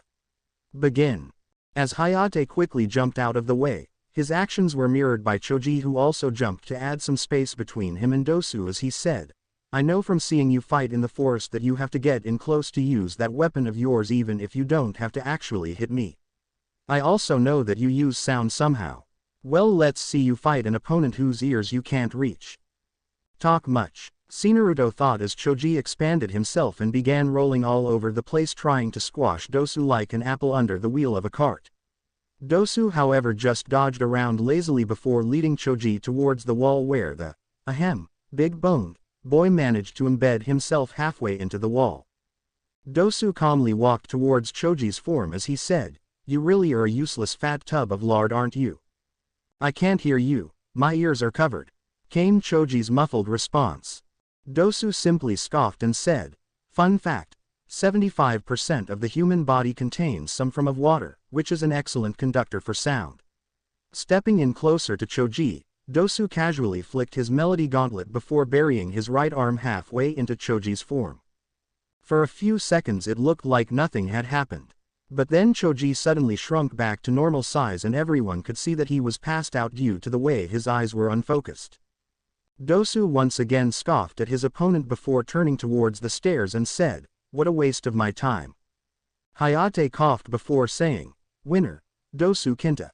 Will everyone who won their matches please come down? We're about to choose the matchups for the finals. The other 8 finalists made their way down and followed Hayate as he led them to stand in a line in front of the Hokage and his Chunin escort. The old man studied the Chunin hopefuls in front of him as he thought. 5 leaf, all but 1 of them rookies, 3 sand, and 1 from sound. Not a bad lineup this year. Clearing his throat, he said, "Congratulations on all of you passing the preliminaries. In 1 month's time you will all get the chance to prove to some very important people why you deserve to be here. But before that can happen, we must first determine who you'll be fighting. If you would please Anko." Anko nodded and stepped forward with a small bag in her hands and said, "As I pass you take one of the pieces of paper in this bag. This will determine who will fight who." Once everyone had a paper, Ibiki brought up his clipboard and said, "All right brats, call out your number." Dosu. 9. Gaara. 4. Conquero. 6. Temari. 8. Naruto. 1. Sasuke. 3. Neji. 2. Shino. 5. Shikamaru. 7. As each of the genin called out their numbers, Ibiki wrote in his clipboard before flipping it over and said, "Right, look closely, these will be the matches in a month. Round 1. Naruto Uzumaki vs Neji Hyuga. Round 2. Sasuke Uchiha vs Gaara of the Desert. Round 3. Shino Aburame vs Conquero of the Desert. Round 4. Shikamaru Nara vs Temari of the Desert. Round 5. Winner of Round 4 vs Dosu Kinta. Sarutobi took a deep draw on his pipe as he said, "As you can see here, the next exam is set up as a tournament. But don't let this fool you into thinking that only one of you will become Chunin. For you are judged not only on if you win your match or not, but how you fought it as well. So in reality, all of you could become Chunin, or none at all. Now then, you have 1 month to prepare for this event. That time is yours to do with. Some of you may wish to come up with new techniques since you have shown your opponents everything you can do today. Others of you may wish to retrain your basics. Or, you could do nothing if you feel you're good enough." As the old man finished his speech by telling them exactly when and where the final exam would be, various thoughts ran through each of the genin's heads. "So I have to go through my entire bracket before fighting the Uchiha. Oh well, it's not like any of these weaklings will be much a challenge." Dosu thought as he spared a quick look at Shikamaru. "The Uchiha will serve as an appropriate appetizer for Mother. Then we can get to the main course." Gaara's mouth twitched at that thought as he stared at Sasuke and Naruto. "Man, am I glad I don't have to fight Gaara. If I did, then forget the plan, I'd forfeit right here and now." Conquero thought as he glanced over to his brother. "Great, not only am I the only girl to get this far, I've got to fight that lazy bum to boot." Temari thought. "Boss will definitely be pleased." Naruto thought as he caught Neji's eye and gave the cadet branch member a grin that promised extreme amounts of pain in a month. "So me versus that Gaara kid. He'll do to test myself. Then I'll beat the dead last and force him to teach me how to use those seal-less attacks of his." Sasuke smirked to himself as he saw Gaara looking towards him and his teammate. "Fate has decreed that Uzumaki shall lose to me. Very well." Neji looked over to Naruto's clone and despite himself couldn't help a small tingle at the small of his back at the grin the clone was giving him. "So a puppet user will be my first match, and then either the wind user or Shikamaru afterwards. I will have to ask my father for advice on how to train." Shino thought as he kept his head forward even as his eyes took in each of the genin around him. Sigh, what a drag. Not only do I have to fight more matches than anyone else, but one of them is against a girl. Why did I even bother taking this exam? Oh yeah, my mother would have been on my case until I took the next one.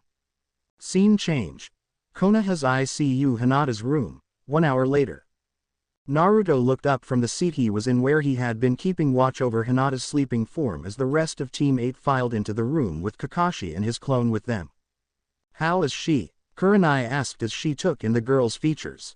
Hinata had regained most of her color although she was still a bit pale. The heiress was currently hooked up to machines that monitored her heart rate while at the same time sending small electrical pulses to it that mimicked the bioelectric signals normally sent by the brain to make sure it continued to beat properly. "She'll be all right. The doctors said that getting her here as fast as we did really helped." Right now they have her knocked out but are going to wake her up tomorrow in order to run some tests on her. Kurenai nodded and joined her other two students around the bed as she gently moved a strand of hair away from Hinata's face. As Team 8 stood around one of their own, Naruto's clone dispelled itself and Naruto frowned as he began processing everything that he had missed while he was watching over Hinata. That Gaara guy is definitely a dangerous one. It's not very hard to guess what would have happened to Lee if no one interfered there. Looks like my theory on that Dosu guy was right as well. Primarily close range and typically relies on that gauntlet thing of his. Me against Neji, perfect, I'll be able to knock some sense into that idiot and not get into trouble for it. Sasuke vs Gaara could be a problem though. I may not like the prick but I would rather have someone not from the Leaf fighting that guy. Still, I could probably win if I stuck with water-type attacks.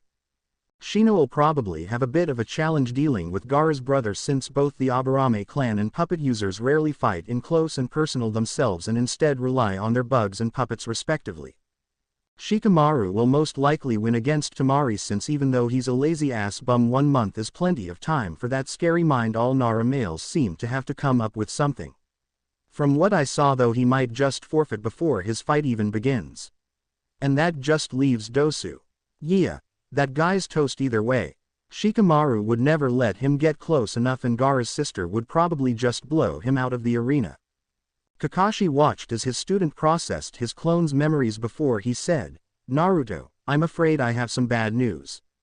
Naruto turned his head to look at his teacher and said, "What is it, Kakashi-sensei?" Kakashi sighed and said, "Chunin exam rules state that a Junin sensei with more than one student make it to the finals can only train one of them. Supposedly it's so that way none of the contestants knows what another will be capable of. But either way I need to get Sasuke to the point where he won't become a blood stain in the arena and what I need to teach him isn't something I want getting around." Naruto's eyes narrowed as he said, "So I'm going to have to find someone else to help me train for the finals."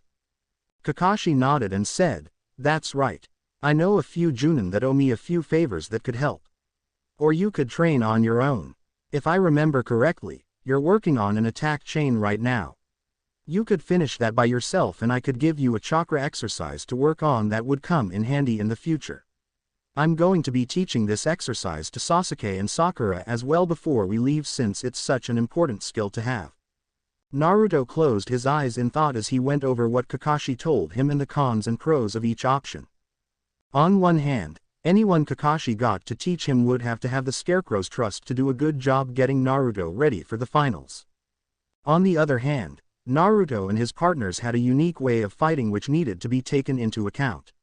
Anything that the teacher Kakashi found for him tried to teach him would have to fit with that style of fighting and he wasn't sure if there was anyone who fit the bill. He also had to take into account that he was currently working on his third attack chain.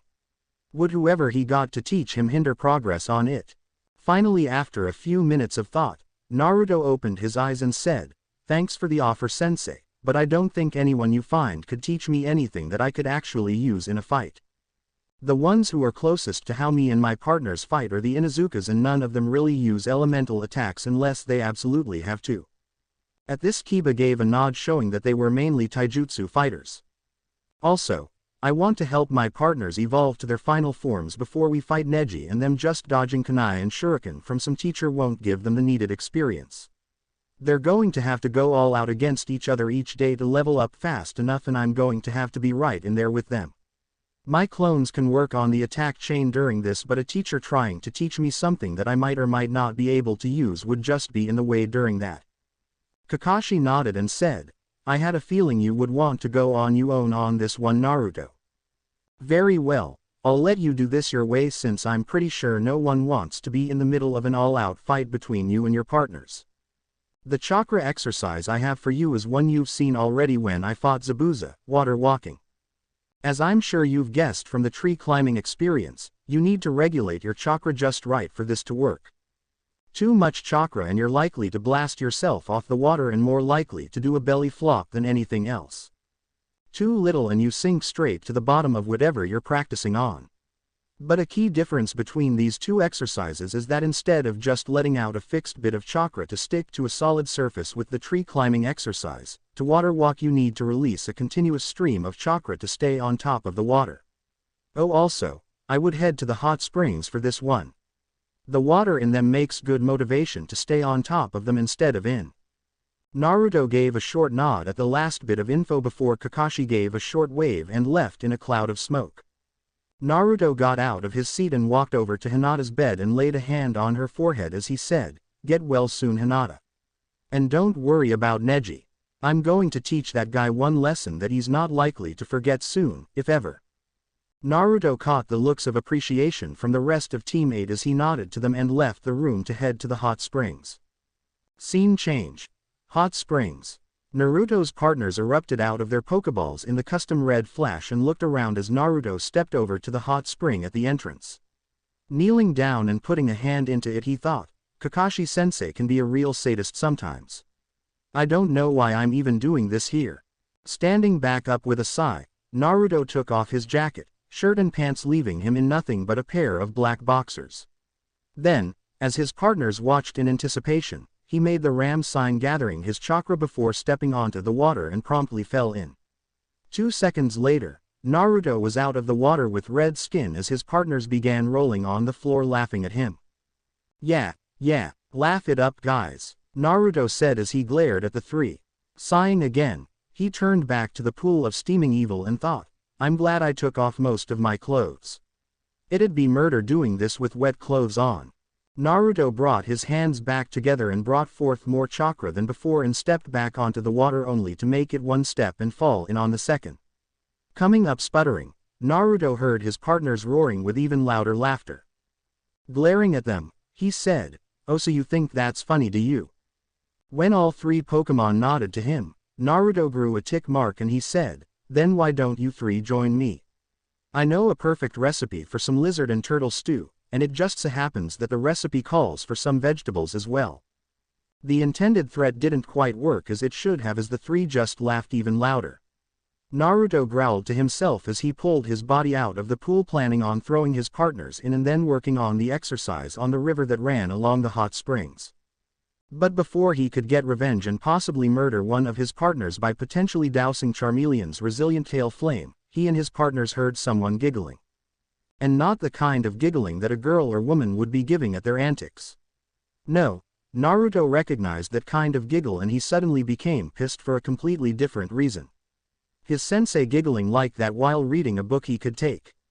But being where he was, Naruto was pretty sure no book was out right now. After all, why read porn when you could peek on women in the springs, right? Growling to himself, Naruto pulled a sealing scroll out of his vest and gave himself a quick towel off before he resealed the towel and put on his uniform before walking past his partners towards where he had heard the giggling. As he walked past them, the 3 Pokemon traded glances and Wartortle grinned as he said in a sing-song voice, "Oh, someone's in trouble." Naruto ignored Wartortle as the 3 Pokemon followed him to some bushes on the side of the women's side of the springs. When they got there, they saw a man with long white hair in a ponytail, a red gi with a green one underneath and a mesh shirt under that with kabuki sandals and a twin-horned headband with kanji for oil finishing the ensemble. Naruto gave the man a quick once-over before he cleared his throat and said, "You know, I can tolerate my teacher being a pervert since he keeps it to reading those darn books. But I can't stand anyone who tries to get a free show out of women without their knowledge." The man raised a hand and said, "Bugger off, kid. Can't you see I'm doing research?" Naruto scoffed and said, "That's not research, that's you being a shameless pervert. Now I suggest you leave now." "Oh yeah, and what are you going to do to make me kid?" the man asked, not moving his head an inch away from his spot. His answer came from a gesture from Naruto to Ivysaur, who nodded and sent a vine out which quickly wrapped around the pervert's foot much to his surprise. "What the?" the man got out as he looked down to his foot before Ivysaur jerked him up and then slammed him back down on the ground hard multiple times before hanging the man in front of Naruto again by his foot. As the man tried to clear the swirls in his eyes, Naruto said, "That's what I'll do, you big perv, now enjoy your bath." Ivysaur smirked and whipped the man in a circle before he launched him over the fence they were by and down headfirst onto one of the large stones that surrounded the hot springs. Naruto smiled at all of the screams coming from over the fence and thought, "Ah, justice is served." There you go, you big perv. You wanted to see naked women, well now you can see them as they beat you senseless. Gesturing to his partners to follow him, he began walking away as he said, "Come on guys, let's find a better place to practice water walking. And don't forget we need to start getting you guys ready to evolve again." The three Pokémon each gave their own kind of affirmative as the beating of one pervert continued behind the fence. Author's notes. Hey guys, sorry this took so long. It was a period of off and on writing for a short while, and then when I finally get my rear end in gear my computer's power adapter decided to klutz out and I had to take it in for a week to get the computer taken apart and put in a whole new board part. Anyway, now that this is out, I can finally get onto the better parts where I don't have to transcribe stuff. Next chapter should come out a whole lot quicker. In the meantime, enjoy these two previews. Preview 1. Final Exams, Naruto's Thunder. Neji groaned as tried to lift his bruised and battered form. As he raised his head, he growled at the sight of that damn blonde still in that damn small form with that twice damnable smirk and sparks coming from his red cheeks. Looking up into the sky only made Neji's mood darker. Where there once was only a couple of white clouds floating across high overhead, now there was just one big roiling mass of storm clouds with the occasional bolt of lightning leaping from cloud to cloud. Poofing sounds drew Neji's attention back to the ground where Naruto had made 23 clones. But unlike the original who was a Pikachu, these 23 clones each held a different form that somehow denoted their status as an electric type. Naruto's clones grinned at Neji as a lightning bolt managed to break the cloud cover and flashed across the sky. The original Naruto was frowning at Neji though as he said, "Neji, the moment you tried to kill Hinata, you brought about my fury. The minute you were selected as my opponent, I was given the opportunity to unleash all that fury without any consequences." Another lightning bolt flashed across the top of the arena as Naruto continued. "You really messed up big time, Neji. You thought that my partner's attacks and a few electric type attacks were bad. You haven't seen anything yet." "Alpha," a clone in the back shouted. "Mike," another on the side answered. "Foxtrot, Foxtrot." This time every single electric type rose their voice as the sky roared overhead. "Goodbye, Mother Fu," the last word was drowned out as 24 bolts of lightning streaked down blinding everyone as they slammed into the ground. Preview 2. Invasion. Naruto's clone smirked as he looked out of the barrier where his creator and the old man were now safely outside. Looking back at Orochimaru, who had an extremely pissed off look and looked ready to tear through him and his 12 brothers, caused Naruto to smirk even more at the pedophile. Orochimaru snarled at the clones who seemed to be mocking him as he said, "You have messed with my plans for the last time, you damn QB brat." The clone chuckled as he said, "Ah Orochimaru, you've spent so much time trying to become immortal, you have forgotten one very important thing." "And what is that?" Orochimaru asked dangerously. Naruto's smirk turned evil as he and his psychic-type brothers made a hand sign before they were covered in smoke. When it cleared, the 12 clones around the area were now Snorlaxes, while the clone who had been doing the talking looked like a male Yamanaka. Orochimaru rose an eyebrow and said, "Oh, and how might you know about Diderahem?" Naruto smirked and said, "You'd be surprised how easy it is to get a hold of a bingo book with Kakashi as your sensei. Still, I did say that you had forgotten something, and now I'm going to tell you what that is." Grinning, Didera rose his hand in a half-hand sign causing Orochimaru's eyes to widen and said, "Art is an explosion." Orochimaru's wide eyes turned into full panic as he shouted, "Drop the barrier. Now." Cats. The entire arena shuddered as the explosive force of a 6-ton bomb went off inside the barrier, rocking the building underneath. Find out next time on To Be a Modder. There were a number of waterfalls around the Hidden Leaf Village. For simplicity's sake, these waterfalls were all given numbers that were given by location and distance to the village's main gates going in a clockwise manner.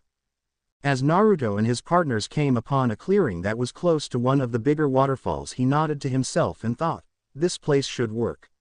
I've got a river that I can water walk on, and the guys can go all out here and not have to worry about tearing any buildings apart, and the place is far enough away from the village that no one will come if storms suddenly start popping up."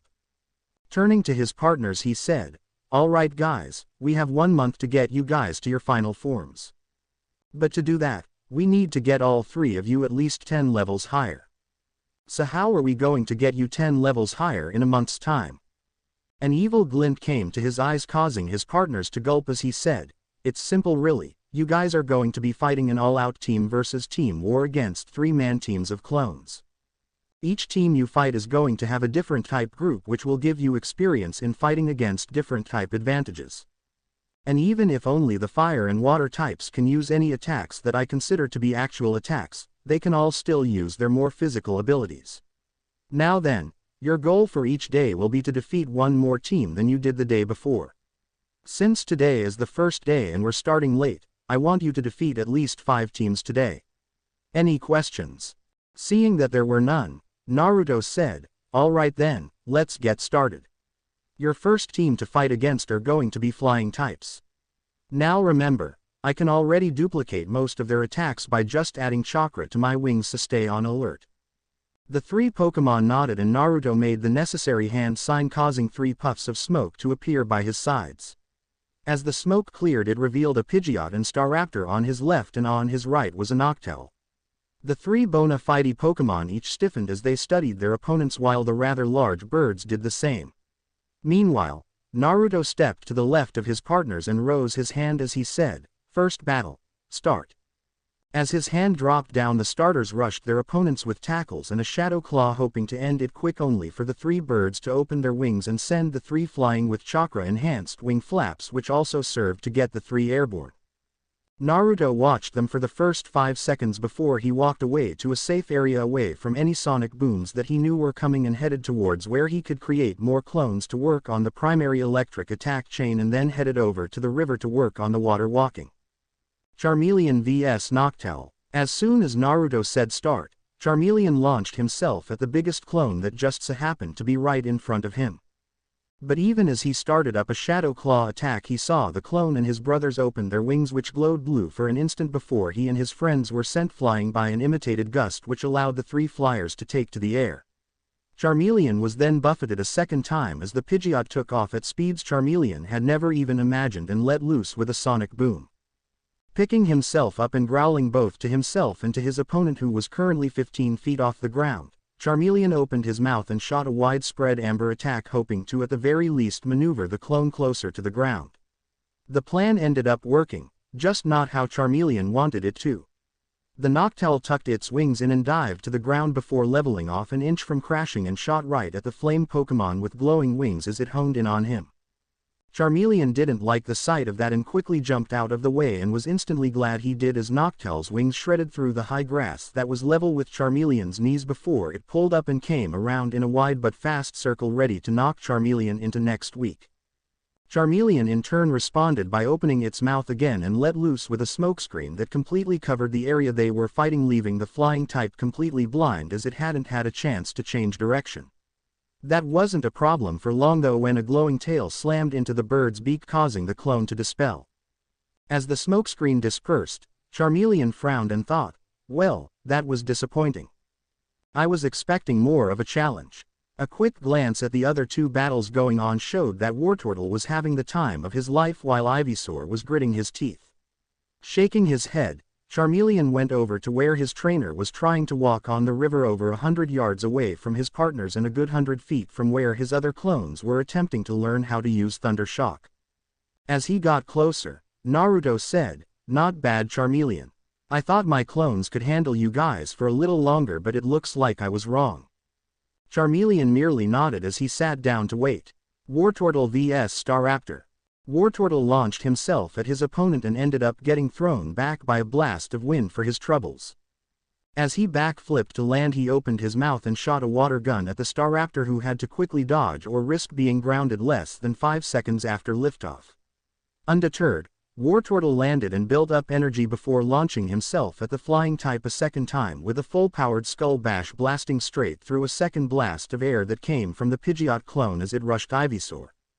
The clone actually squawked at him, earning a rogue's grin as it was barely able to dodge the second attempt to end its flight before it quickly spun in midair and rapidly flapped its chakra-laden wings, sending Wartortle into the ground, skidding as blasts of wind that would shred a kite were brought to bear. Wartortle turned his skid into a rapid spin and used the wind to send him out of its range before popping back out of his shell, sending an ice beam at the perpetrator. Staraptor's eyes bulged out as the blue lightning bolt headed straight toward him. Staraptor panicked and tried to get out of the way by flapping its wings in order to go up and back. Unfortunately, the attack was almost as fast as actual lightning and was able to hit the bird's tail, completely encasing it in ice. Staraptor's maneuvering to avoid the attack quickly turned into desperate flapping as the clone tried to stay airborne and not crash into anything at the same time. Not satisfied with his opponent trying its best to win an unwinnable battle against gravity, Wartortle let loose with a water pulse that slammed into the slower-than-usual bird, which instantly turned into smoke when it was hit. Wartortle's grin never left his face, and he was still grinning as he saw Charmeleon near Naruto, already done with his own fight and Ivysaur dealing with the Pidgeot clone with some trouble. Wartortle was sure the grass type could win though. Deciding to join his fire type friend, he quickly rushed over and the two watched Ivysaur finish his match. Ivysaur vs Pidgeot. Ivysaur knew he had the worst opponent for him to have possibly gone up against compared to his two friends. It wasn't the fact that flying types were one of the most effective against grass types, although there was that. No, his problem was that his trainer had used this form the most whenever he used a flying type, and most likely could wipe the floor with all of the other flying types in a single dogfight with it if he fought right. While he was sure his friends would end their matches quickly, seriously, just because you took an evolved Pokémon's form didn't mean you were at that form's evolved level. You have to know how to use that form and its attacks. Going against Naruto in this form could be tantamount to suicide if he wasn't careful. Case in point. As soon as Ivysaur was sent flying, the clone flapped its wings again and shot right at him at Mach 2, creating a sonic boom behind it before the two bodies met, sending Ivysaur flying towards the edge of the clearing, where he slammed into a tree, putting a massive dent in it and cracking it all along the trunk. The Pidgeot meanwhile kept going and disappeared into the woods and kept its course for a minute before going into a vertical climb to gain some altitude. As Ivysaur shakily got to his feet, he shook his to clear it and looked into the forest and thought, "Damn it, I thought Staraptor's top speed was the fastest that he could handle. Now I find out he mastered that oversized turkey's speed. When the hell did he learn how to handle it? It couldn't have been before the exams started, or he would have used it instead of Staraptor when Sakura and that emo were attacked in the forest." He was brought out of his musings when he heard a low thundering sound from above him coming straight towards him. Eyes widening, Ivysaur quickly jumped out of the way and got thrown to the side like a rag doll as the Pidgeot clone's sonic boom slammed into him like a train hitting a compact that Ivysaur remembered the old professor once driving. Unfortunately for Ivysaur, the clone managed to pull out of its insane dive a couple feet from turning into bird pancake. Using the force of gravity that had sped the bird up even more, Naruto's clone was back in the forest on the other side of the clearing before Ivysaur could even get back to his feet. As Ivysaur looked around for his opponent, he saw that his two friends and their enemies hadn't been affected by the second sonic boom's passage. Scowling to himself, he thought, "Great, I'm the only one who's getting thrown around like a rag doll here. I've got to get that overgrown pigeon to slow down or I'll be at this all day." The clone seemed to have other ideas though, as it shot out of the forest perpendicular from where he entered and flew just a foot over Ivysaur's head, slamming him into the ground from its backlash. It seemed that the clone was content in letting the effects of breaking the sound barrier do all the work. Growling, Ivysaur thought, "Okay, first things first, take that sonic boom out of the equation.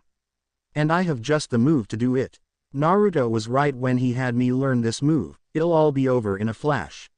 Let's see how that bird likes flying with a source of light right in front of it." Ivysaur was brought out of his musings as he heard the sonic boom returning. Grinning, he oriented himself into the right position and saw the clone heading straight towards the area over his head again. Ivysaur's grin turned feral as he thought, and then there was light. Flash.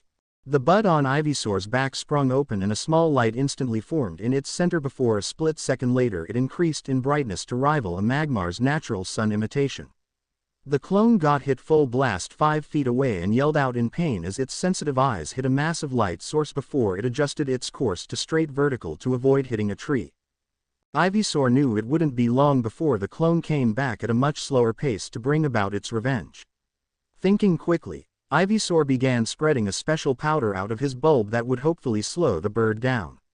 As Ivysaur's sleep powder began forming a slight mist around a 50-foot area, Ivysaur hoped the resistance most flying types had to being put to sleep wasn't transferred over to the clone when it transformed. Unfortunately, Ivysaur would never get to find out during this particular fight as the clone came diving towards him before spotting the powder in the air and began flapping its wings a certain way, creating a massive twister to form that sucked in all the powder while the clone shot past it. Ivysaur didn't have any time to curse this fact though, as a wing coated in chakra was headed right for his head now. Seeing that wing under a foot from his head, Ivysaur almost panicked but was able to keep his cool long enough to shout out, "Razor Leaf." As the sharp leaves flew from his bulb, Ivysaur had the satisfaction of seeing the clone's eyes bulge out before it flew straight into the barrage and disappeared in a cloud of smoke. Ivysaur got his heart rate back under control before he looked around to find his friends.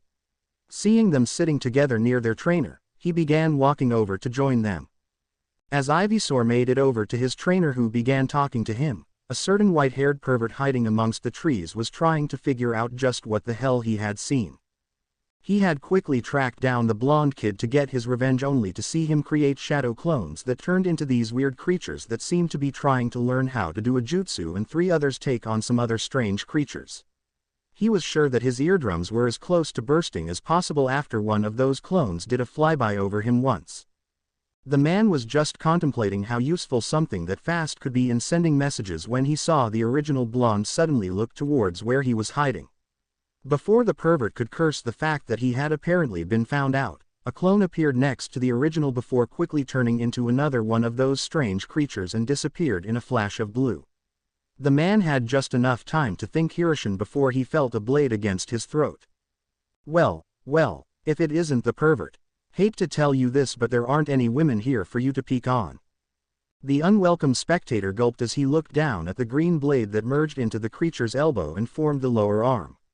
Following the arm up to the elbow towards the creature's face showed a transformed clone scowling at him as it kept its arm steady and the point of its right blade against his Adam's apple. The transformed clone jerked its head towards the clearing and the man slowly stood up before the clone maneuvered the blade to the front point, resting lightly against his back without once leaving his body. As the two began walking into the clearing, the man thought that he was really hoping that the clone's creator wouldn't order it to cut off his bits. Naruto meanwhile was now on the shore waiting for the clone to escort their guest that the Pidgeot clone had seen during one of its flybys. When the man was marched out and he saw who it was, he frowned. He really didn't want to deal with a pervert right now. He was brought out of his thoughts by Wartortle pulling his pant leg. Looking down at his partner, he saw him and the other two looking at him impatiently. Smiling since he knew what they wanted, Naruto made 3 more clones who then transformed themselves into fire types. A Ninetales, an Arcanine, and a Rapidash to be exact. Ivysaur looked at the 3 clones and groaned at the fact that once again he would probably be the only one who would have a tough time again. His 2 friends chuckled before both gave a play punch to Ivysaur's shoulders and took off back to their fighting space. Ivysaur sighed and looked over his shoulder at Naruto and said, "You're enjoying this chance to torture me, aren't you?" Naruto simply smiled and made a shooing motion, earning a glare from his grass-type partner before walking towards his friends as the fire-type clones joined them. Turning back to their intruder, Naruto frowned at the man who was looking at his partners and the fire-type clones in a funny way. Or more specifically, at the Ninetales clone. Snapping his fingers to get the guy's attention, Naruto said, "All right, you geezer, we can do this 2 ways, the easy way, where you tell me what the hell you're doing spying on my training. Or, we can do the second option, which personally I'd prefer, where I make a few clones and we all transform into fighting types and beat you senseless before throwing you over that waterfall over there for good measure. So which one is it?" The man's eyes narrowed as if he was daring Naruto go through with his threat before he sighed and said, "Well, brat, truthfully I was going to come for some revenge, but then I saw your partners and your clones transform and decided to see what they could do. Never seen anything like that. If you don't mind telling me, what kind of summons are they?" Naruto's own eyes narrowed and he said, "Not that it's any of your business, but they're not summons. They're my partners. Now who are you?" The man smirked and suddenly Naruto's clone was nothing but a cloud of smoke before a second cloud of smoke appeared and then quickly dispersed, revealing a giant toad that the man was standing on as he started doing a kabuki dance while kabuki instruments sounded in the background. "Behold, the great sage of MT. Myoboku. Men worship me. Women adore me. The Gariat super pervert Jiraiya. Crickets chirped as Naruto shot the obviously disturbed man a deadpan look before raising his right hand with his pointer finger and thumb applying pressure to each other in preparation to flick something before his pointer became lightly covered in chakra and Naruto seemingly flicked the air as he said, Aeroblast. The man was thrown off his toad as a miniature bullet of air the size of Naruto's fingernail slammed into his stomach sending him a good 5 feet from where he started from. The toad turned its head to look at Jiraiya who was shakily getting to his feet before it rolled its eyes and disappeared in a burst of smoke. Traitor. Jiraiya muttered under his breath before he suddenly found a brightly glowing finger held just under his nose ready to flick. Brat's pretty fast. Jiraiya thought as he followed the connected arm down to Naruto's face which was currently set in a frown as he said, You know, if there is one thing that I really hate that's not associated with being a ninja, it's a pervert. Now give me one reason why I shouldn't send you back to that hot spring again. I'm sure the ladies there would love to have another go at you. Jiraiya rose his hands in a placating manner and said, Now, let's not be hasty here. Why don't I teach you a just you that can come in real handy instead? Taking the raised eyebrow as a sign to continue, he said, You saw me summon the toad right? What if I allowed you to sign the toad contract and taught you how to do the same? I'm sure they could help you and those partners of yours. Naruto's eyes narrowed for a second in thought before he suddenly shifted his aim and said, Yeah, thanks but no thanks. Aeroblast. Jiraiya went flying, not in an arc like Naruto had originally intended but straight back from the force of the point-blank attack to his stomach. The force of his flight was so great that he actually hit a tree over 300 feet away on the other side of the clearing and went through that only to put a huge dent in the next tree in line stopping his flight while the first tree began falling over to the side. Naruto lifted his finger that was slightly smoking from being overloaded with chakra to his mouth and gave a quick blow on it and smirked as he thought, Aeroblast. One of the only 2 attacks I bothered to modify enough where I could use them untransformed. And totally worth it. As Jiraiya once again tried to stand up he thought, Damn, that thing nearly packed as much a punch as Tsunade's flick of doom. Looking up, he saw Naruto turn around and walk back to the river and began working on water walking again. Gaining a tick mark at the blonde brat ignoring him, Jiraiya grit his teeth and stomped back over to him.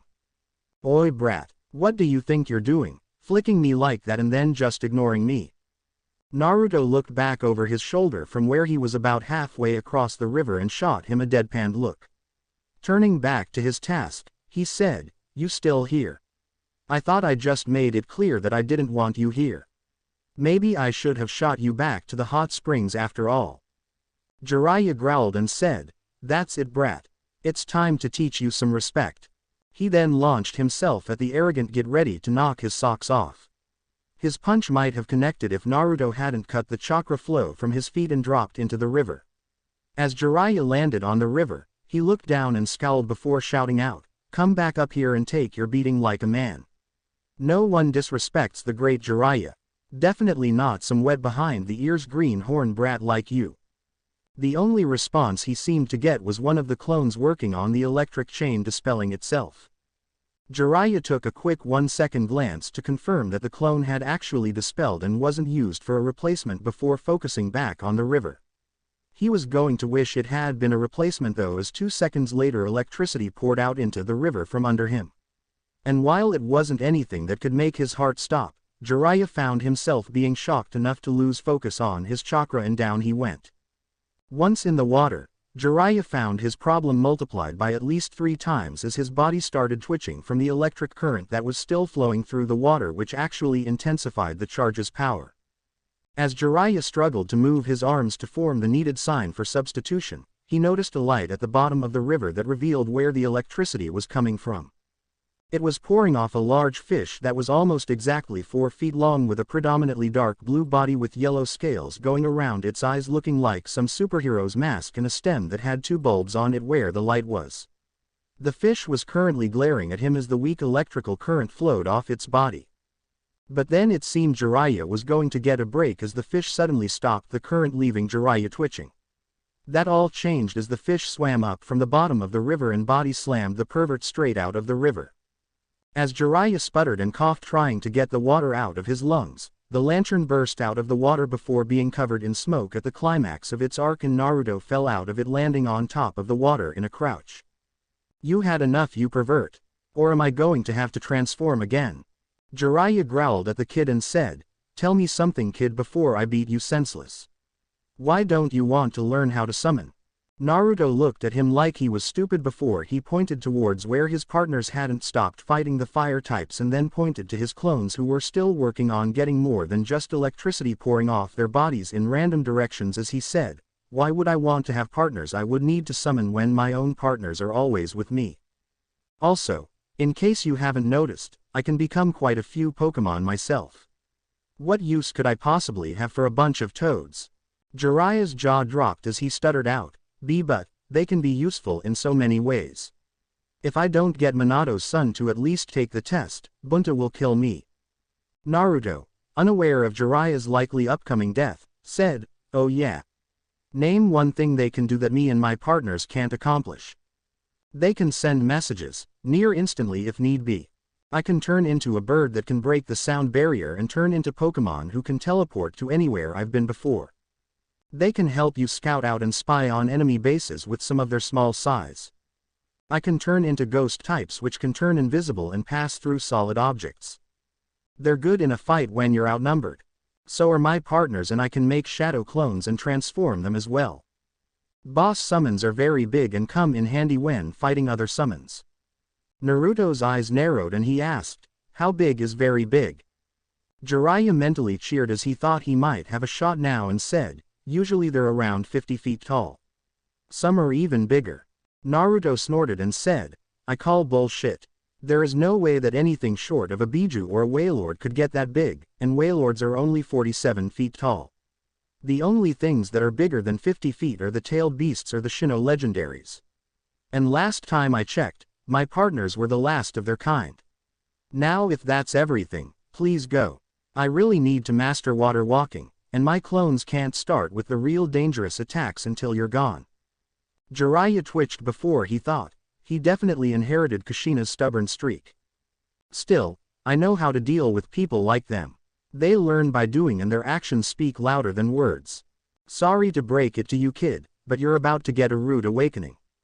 Right after he finished the thought, Jiraiya bit his thumb, drawing blood, and made 5 quick hand signs before slamming his palm on the ground. Naruto had just enough time to jump over to the other side of the river before a massive smoke cloud appeared, and he heard all of his electric-type clones disperse under the immense object that appeared. His 3 partners and fire-type clones immediately stopped their matches as they saw what had just appeared out of thin air. As Naruto stared up at the giant toad, he thought, "Okay, maybe the guy wasn't pulling my leg. Still, if he thinks that impresses me, then he's going to be disappointed. Now which Pokémon should I turn into? It can't be one of the legendaries since they naturally affect the weather, and it can't be Wailord since I'd make too big of a dent and they aren't very mobile out of the water. That could work. After all, just because Dex says they were a certain size doesn't mean I can't tweak the transformations a little." Jiraiya would have smirked down at the blonde, but before he could, the giant toad opened his large mouth and said, "Jiraiya, why have you summoned me? There's no fight around here." Jiraiya was just about to explain to Gamabunta what was going on when the two heard a voice shout below them in a Highlander's accent, "So you summoned a 50-foot toad? Big deal. Watch this. Transform." A truly massive surge of chakra was felt before a cloud of smoke rushed past Summon and Summoner's head, stopping at easily twice the height of Gamabunta's head. When it cleared, Jiraiya's jaw dropped at the sight of an Ursaring that was almost 20 times its normal size. Gamabunta's eyes widened and he said, "Jiraiya, I hope you're not expecting me to fight that thing. There is no way I'm going to fight a bear that's twice my size without support." Said Ursaring smirked down at Jiraiya and said, "Still think I'd need my own summon to beat a boss summon, you old perv." Jiraiya pointed up at Naruto's head and opened his mouth to say something, but all that came out was gibberish. Shaking his head at him, Naruto leaned down until his nose was right in front of him and said, "Now that we have established that I don't need to summon, allow me to escort you from the premises." The giant bear took in a deep breath and Gamabunta braced himself for anything. Even so, he was not prepared for what happened next.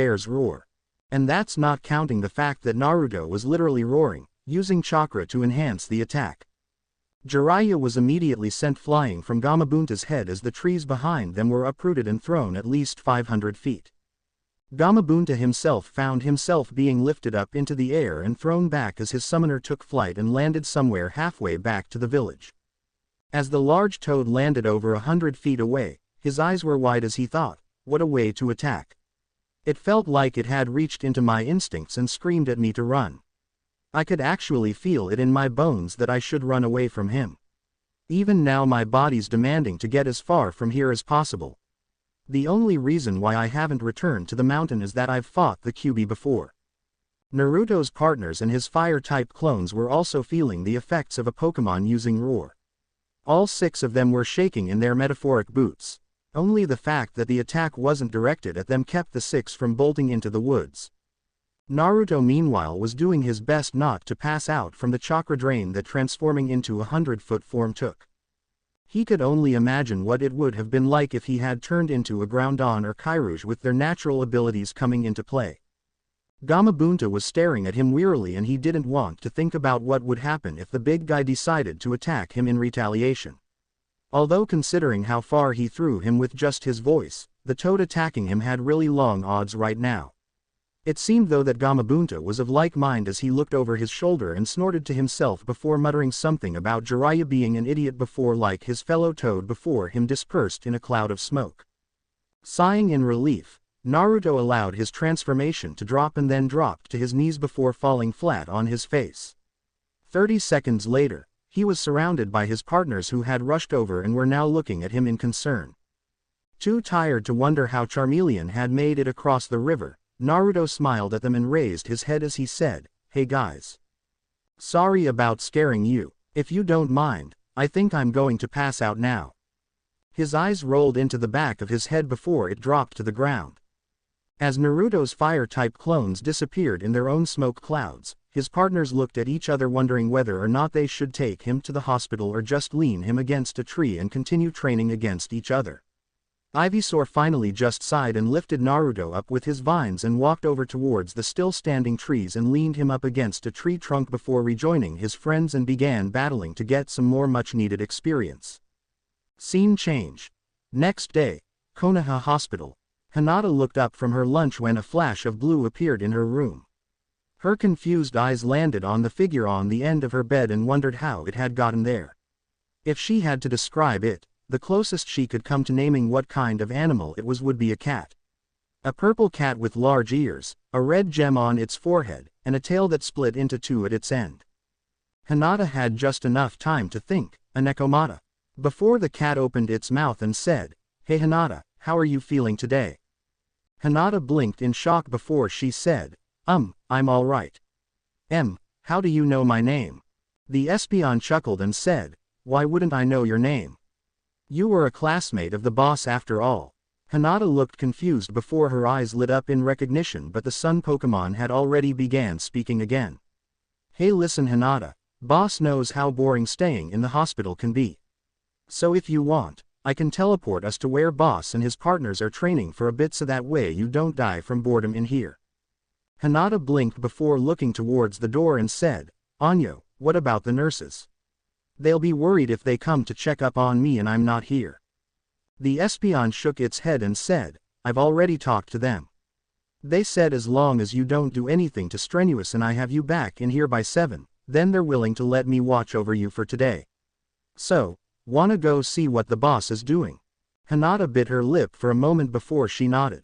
The Espeon clone gave its own nod before it walked over to her right hand and said, "Right then, place your hand on me and we'll get going then."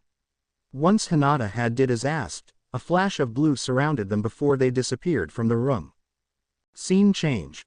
Waterfall 15. The Espeon clone and Hinata reappeared on the edge of the clearing opposite of where the trees had fallen down, with Hinata still in a sitting down position with her back already up against a tree.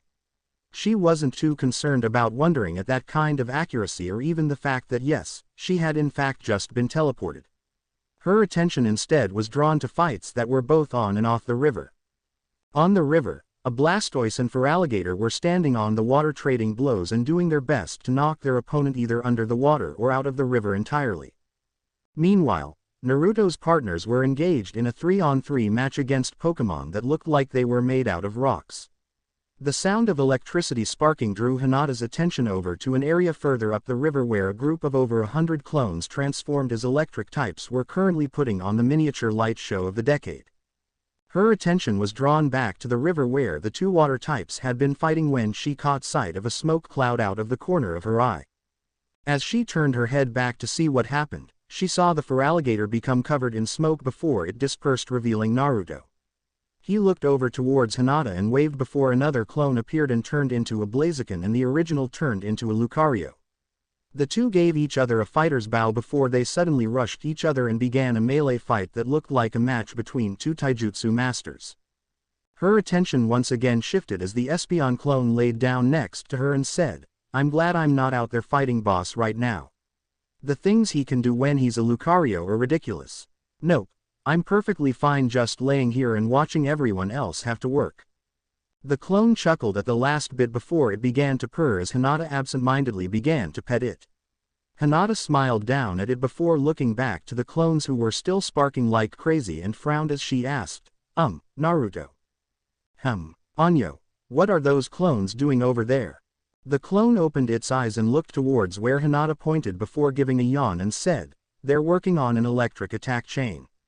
You see, whatever we clones learn, boss and the rest of us learn when one of us dispels.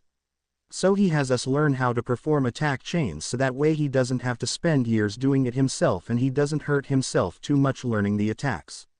He usually joins us once we have the first link down though."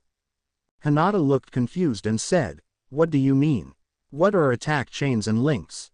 The clone explained just how hard it actually is for Naruto to learn how to fully fight like a Pokémon.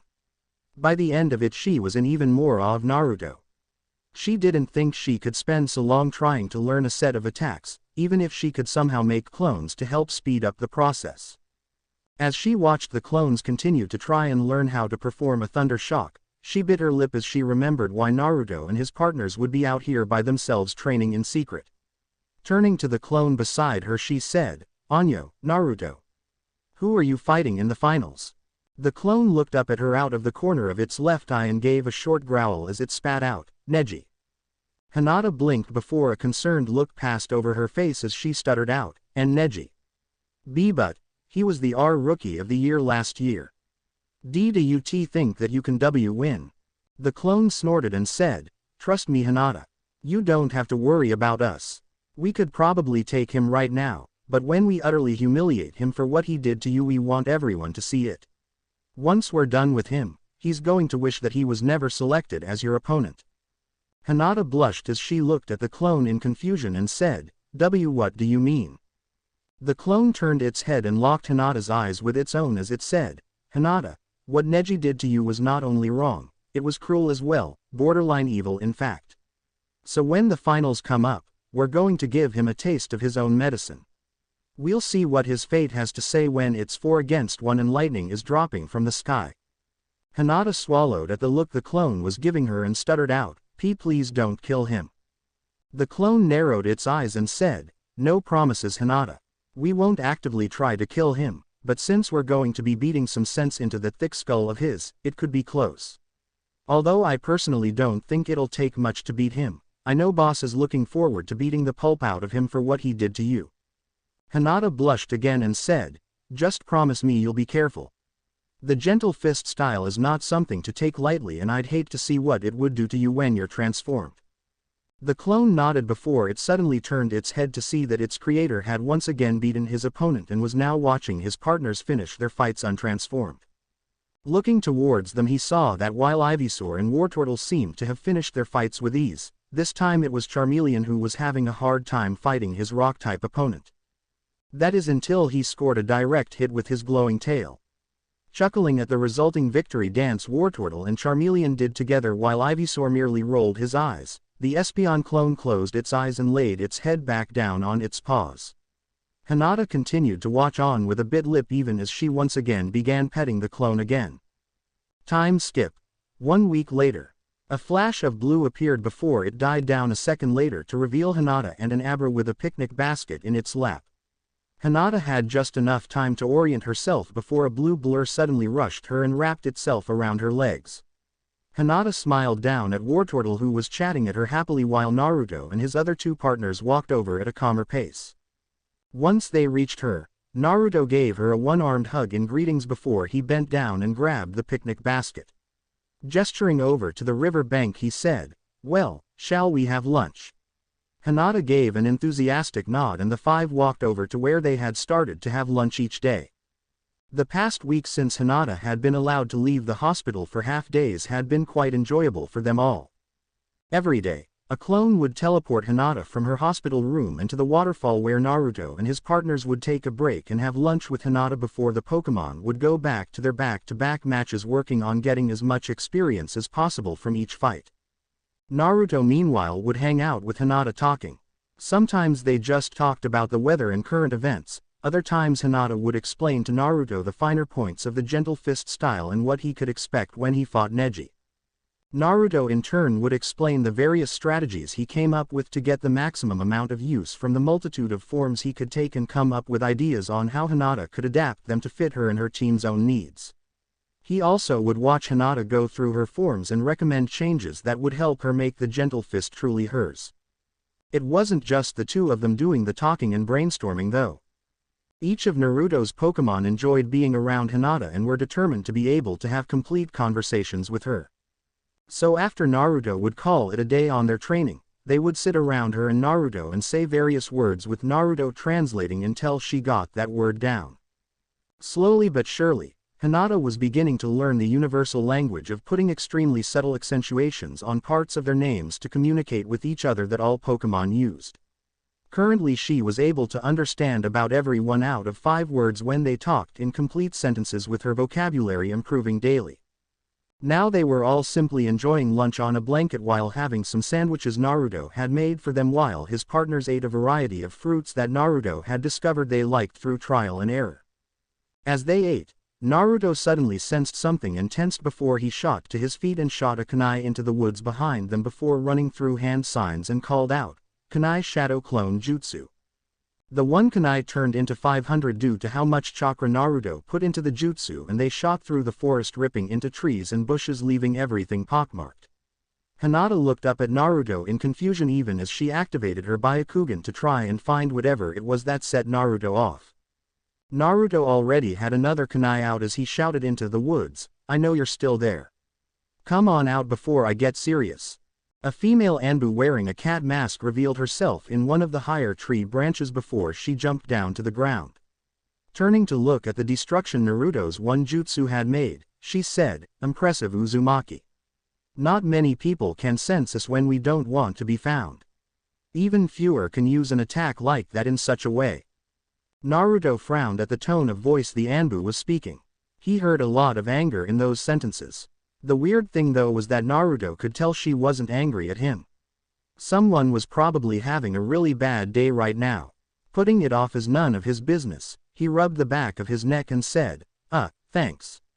Sorry about that by the way." The Anbu waved the apology away before turning to look at him and said, "The Hokage wants your presence at the tower. He told me that you would have a way to get there quickly and to stick with you." Naruto frowned again before looking at Hinata and said, "Sorry Hinata, looks like we're going to have to cut today short." Hinata nodded and Naruto beckoned the Anbu over before recalling his partners. Hinata meanwhile quickly packed up the picnic that they didn't have a chance to finish. As soon as everything was ready, Naruto transformed into an Alakazam and placed a hand onto each female's shoulder and flashed away to Hinata's hospital room. Scene change. Hokage's office. 20 seconds after they left Waterfall 15, Naruto and the cat Anbu appeared in the Hokage's office in a flash of blue.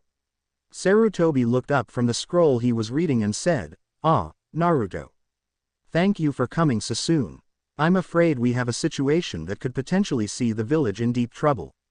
You have a few abilities that should level the playing field. Naruto cocked his head in confusion and said, "What do you mean, old man?" Sarutobi's eyes hardened as he said, "Let us explain just what's going on." Us. Naruto thought before he heard a semi-familiar voice began speaking behind him. This morning the body of Gecko Hayate was discovered by an Anbu patrol on the rooftop of an apartment 5 blocks from the market district. He was killed by a wind jutsu. Naruto spun around and pointed at the white-haired pervert who was leaning against the locked door to the office. "What the hell is he doing here?" Sarutobi raised an eyebrow and said, "Oh, so you know my student already?" Naruto looked over his shoulder and said, "Yeah, he's nothing but a big pervert." He then blinked and said, "Wait, what? Your student? Hey, I'm not a big pervert. I'm a super pervert," Jiraiya said. Naruto stared blankly at him and in a deadpan voice said, "You actually admit it?" Sarutobi chuckled as he said, "Yes, it is something to get used to." Naruto turned his head to look back over his shoulder again and shot his leader a look that all but screamed, "Understatement of the century." "Again I ask, what in the name of the 9th circle of hell is he doing here?" "He is here because I'm the Hidden Leaf Village's spy master and I have information that could be critical to our survival." Naruto's head slowly turned on his neck and he shot a look at Jiraiya that clearly showed that he wasn't believing him at all. Sarutobi sighed and said, "Enough you two. Naruto, Jiraiya has brought me intel that Orochimaru has formed his own village. One that you have already had some experience dealing with in the forest." "Sound. That is correct. However, we do not believe that it was a member of his village that killed Hayate. Like Jiraiya has said, Gecko was killed by a wind jutsu. This leads us to believe that it was a shinobi from the Hidden Sand Village. This is concerning because if the Sand has made an alliance with Orochimaru, then the only thing that I can see him wanting out of such an alliance is the destruction of the leaf. However, if an invasion does come, we at least have a very good idea when it will take place." "The final exam," Naruto said. It made sense after all. Orochimaru would want to attack when most of the attention was on the upcoming fights where dignitaries from some of the most influential countries were enjoying a good show. However, there was one thing he could not figure out. As Sarutobi nodded, he said, "Why are you telling me all this, old man? What use could I possibly serve that would warrant you telling me about this when common sense says that you would only tell your Chunin and Anbu?" Sarutobi's eyes narrowed further as he said, "Common sense does indeed say to keep this with the higher-ranked shinobi. However, you are an exception to that. Your potential to create massive amounts of shadow clones and their own potential to transform into Pokémon and transport not only them but other people anywhere instantly will be highly useful when we have to defend the village. That's not counting the attacks you already know how to perform. I plan on taking full advantage of those facts. Naruto, from now to the final exam, I need you to cover as much ground in the village and the surrounding forest as inconspicuously as possible. When the invasion happens, I want to be able to get our forces wherever they need to be as quickly as possible. Make sure you get the Hokage Tower, the village gates, the hospital, the evacuation chambers in the mountain, Anbu headquarters, and especially everywhere you can around the Chunin arena. Also, I need you to prepare for a fight against Gaara. If the Sand Village is part of Orochimaru's plan to invade us, then you can bet that their Jinchuriki is a big part of that plan. You've shown us that you can take away any advantages he has by hitting him with your water attacks. So if Gaara is mobilized, I want you to make sure he doesn't become a threat to this village." Naruto nodded and said, "Understood. I know a few Pokémon I can turn into that won't be noticed by everyone else. And fighting Gaara shouldn't be too much a problem. Worst comes to worst, I can always hose him down with about 100 hydro pumps all at once." Sarutobi nodded and gestured to the visible Anbu in the room and said, "Good. Cat here will escort you to Anbu headquarters. She'll show you where the best places for teleports are. After that, make your clones to map out the city and then head back to your training grounds and continue your training. I want you to be able to use as many of these attacks of yours as possible when the invasion starts." Dismissed. Naruto gave a crisp salute and said, "Sir." He then turned around and followed Cat out of the office. Time skip. 1 week later, 12:30. Naruto quickly back-flipped away and jumped back just as a glowing tail slammed down right where he had been standing a second ago. But Naruto didn't have time to relax.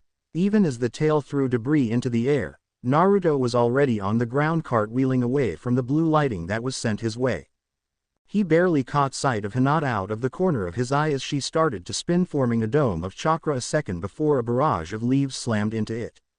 He didn't have any more time to be worried for her due to the fact that Charmeleon rushed him with claws glowing with a shadow claw attack. Naruto barely got a kunai imbued with a buttload of chakra up in front of his face, which instantly clashed against the claws, creating sparks and causing the kunai to blacken. Naruto's eyes closed by reflex due to the sparks and instantly regretted it when Charmeleon reared his head back and then slammed it into his stomach. While it may not have been an actual headbutt, the force of the attack did send Naruto skidding along the ground. Naruto poured chakra to his feet and stopped 5 feet away and responded by lifting his hand up and flicking the air in front of him as he shouted out, "Aeroblast." Naruto was sure the modified attack would send Charmeleon flying and give him time to deal with Wartortle. Alas, it was not to be, as Wartortle leapt in front of Charmeleon and shot a single bubble into the Aeroblast's path, causing the 2 pockets of condensed air to explode on contact. Not bothering to take the time to curse Wartortle's timing, Naruto rushed him with his kunai, forcing Wartortle to jump back towards Charmeleon or have his head cut. Then they did something that Naruto really wished they didn't. With Charmeleon's head over Wartortle's shoulder, the 2 opened their mouths and sent out streams of water and fire right at him. The 2 streams made impact and the 2 Pokemon's eyes widened. They hadn't actually expected their attacks to hit their trainer. As the 2 traded looks of horror, they never saw the burnt and soaked log fall to the ground. 1 second later, they didn't see anything but black as Naruto chopped the back of their necks from behind them. As 2 of his partners slumped to the ground, Naruto shook his head and thought, they really should have known that I wouldn't have just stood there without a plan. Although to be fair, most people forget why the basics are the basics. Turning to see how Hinata was doing showed that she and Ivysaur were still at it. Frowning slightly at how Hinata seemed to be more out of breath than she should be, he thought, looks like I'll need to give her another healing session after she finishes fighting. And I don't think she should fight again after this. Even if Ivysaur is going easy on her, I should probably never have set this fight up. According to the nurses, there could still be some lingering damage even with all of the healing sessions we've given her. Still, at least she no longer needs to stay in the hospital at night. I'm just glad that her father allowed us to continue bringing her here. He was brought out of his thoughts by the last Rattata clone dispelling, which gave him the last group of memories of the clones mapping out village. For the past week, he had clones transformed as Rattatas, and Pidgeys traveling throughout the village and the surrounding forest. Naruto could now confidently say that he knew every building, underground passage, and tree in the village and forest surrounding it for 5 miles in each direction. Naruto added the memories to his mental map of the village before he looked over to where Hinata and Ivysaur were still fighting and said, "Alright guys, let's take a break." The 2 nodded and walked over to the nearby trees while Naruto knelt down next to Charmeleon and Wartortle and placed his hands on their heads as they became coated in bluish-green chakra. A few seconds later, the 2 Pokemon's eyes squinted before opening and the 2 sat up, rubbing their heads. "Oh, my head. Gee Naruto, you think you hit us hard enough?" Wartortle asked as he looked around and saw Hinata and Ivysaur talking to each other by the trees. Naruto shrugged and said, "I hit no harder than someone else. Well, if they ever do the same thing I did. Just be glad we were working on my ability to fight untransformed and I wasn't a fighting type. Now come on. We're going to take a quick break and then I want to work with you guys on evolving. I'm pretty sure you guys will be ready to evolve either by the end of today or tomorrow." The 2 nodded and followed their trainer as they rejoined Hinata and Ivysaur. As Naruto's hands turned the particular bluish-green that came with a synthesis, he placed them on Hinata's chest and said, "How are you holding up, Hinata?" Hinata seemed to lose all tension in her body as the modified attack did its job and said, "I'm doing all right." Ivysaur was very helpful in learning the timing for rotation. Naruto nodded as he finished healing the slight strain of her organs that the fight took before sitting down next to her and said, "Why don't you just watch for right now, Hinata? I want to get these 3 evolved as soon as possible." Hinata nodded and the 5 settled down for a quick 5 minutes before Naruto stood back up and made a follow me gesture to his partners and led them a safe distance away. Time skip. 27 hours later. White light shone through the clearing as Hinata and a transformed Naruto watched his three partners' forms grow. Hinata had a look of wonder on her face while Naruto was smirking. About time. I was beginning to think I'd have to go Lucario on their asses. Even if it would have a problem with height, I could at least really make them work for a win. Flashback. 1 hour ago. All right troops. Now that we've gotten our little warm-up done, it's time to go pro. Naruto was currently pacing in front of his partners as they laid on the ground panting from a straight 5.5-hour battle against Naruto's fighting-type clones where they could only use hand-to-hand combat. Naruto felt merciful enough to allow Ivysaur use his vines instead of his legs but was sadistic enough to tell Wartortle that he couldn't hide in his shell to take a hit and Charmeleon couldn't use his tail. The thought of possibly fighting an even longer match with whatever rules Naruto made were terrifying the three Pokémon, but they were more angry than scared. That was just a warm-up. What do you want us to do now? Only use our heads. Fine, I'll skull bash all your clones and then smash you yourself, Naruto. Wartortle shouted. No, he's probably going to make us fight the same way, just up against 20 times more clones. Ivysaur said. Charmeleon snorted even as he shot his trainer a glare and said, Nah, he's probably going to have us use only one move and fight against 60 clones. Naruto gave a truly evil smirk as he stopped pacing and the three Pokémon felt shivers go down their spines while Hinata started to slowly back away from her best friend. Nope, he said, just me in an all-out 3 against 1. Transform. The three Pokémon tensed, wondering what they would be fighting next and hoping it wouldn't be a Lucario. Then the smoke cleared and they were wishing it was a Lucario since they were now officially screwed. The figure Naruto turned into was easily a foot shorter than all three Pokémon. It stood on 2 legs which were black and had a dark blue tail. Its torso was black on top with a lighter shade of blue at its bottom. The arms were also blue with some kind of bone covering its wrists. The head had 2 small horns on top with 2 black flaps underneath and was mostly blue except for the black burglar's mask around its eyes. Oh shit, Charmeleon said as Naruto's smirk grew. Why couldn't it have been a Lucario? Then at least we would be too small to hit. Wartortle groaned. It's official. Our trainer is a cruel and heartless bastard. Ivysaur said, earning nods from the other two. The reason for their complaining was currently a Riolu, the baby form of Lucario and one of the few fighting types that was actually smaller than the three Pokémon instead of the other way around, swinging the advantage even further to Naruto's side, who had the most experience fighting in hand-to-hand thanks to all his clones. Add in that Riolus could use the same aura as their adult forms and you had one bad situation. The only things going for the three Pokémon were the facts that it was 3-on-1 and none of them were directly weak against fighting types. These thoughts only had a split second to flit through their heads before Naruto shouted, "Begin!" and disappeared in a flash of blue before appearing over Ivysaur's head already in an axe kick. Ivysaur's head slammed into the ground as Charmeleon tried to swipe at his transformed trainer, only for the little guy to grab his arm and use it to pull himself into kicking the fire type's head back. Pushing off into a back flip, Naruto landed with one hand over the other with a glowing blue orb between them before he shot his aura sphere right into the path of Wartortle's water gun. The sphere passed through the spray unharmed and slammed into Wartortle even as Naruto cartwheeled away from the water attack. Looking at his three partners who were shakily rising to their feet, Naruto shook his head and said, "You guys need to focus. I was just able to take each of you out with one hit each. That is not supposed to happen. Now focus." Charmeleon growled as his battle side took over and rushed his trainer with his claws glowing and began swiping at Naruto, who started to backpedal even as he redirected the strikes by deflecting Charmeleon's forearms off of the bone pads on his wrist or just flat out dodging. Every swing that Naruto avoided added more and more to Charmeleon's frustration until he finally just thought, "Screw it," and opened his mouth and shouted, "Fire blast." The 5-pronged star of fire roared out of Charmeleon's mouth towards Naruto at point-blank range, causing the transformed blonde's eyes to widen before he bent his knees and jumped up and back. That allowed the still-growing blast to pass over him in an aura-enhanced leap that took him 15 feet in the air.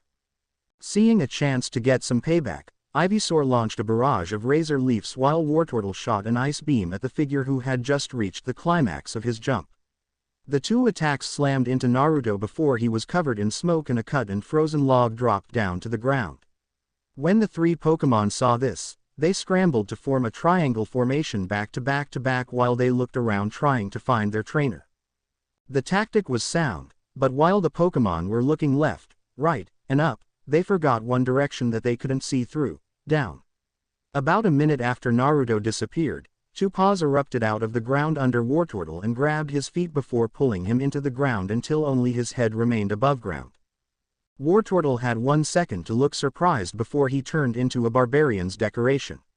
Then he began struggling and cursing Kakashi for teaching his trainer the double decapitation jutsu as the Riolu blasted out of the ground and Aura bitch slapped Charmeleon in the side of the head, sending the fire type flying into a tree.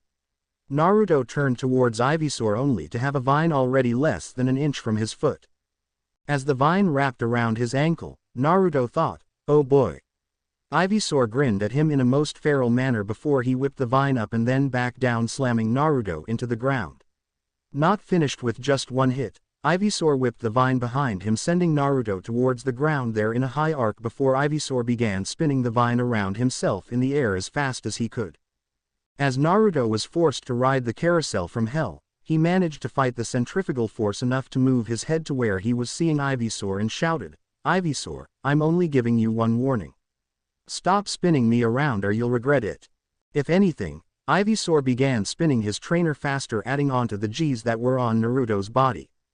Naruto frowned and thought, "I warned him."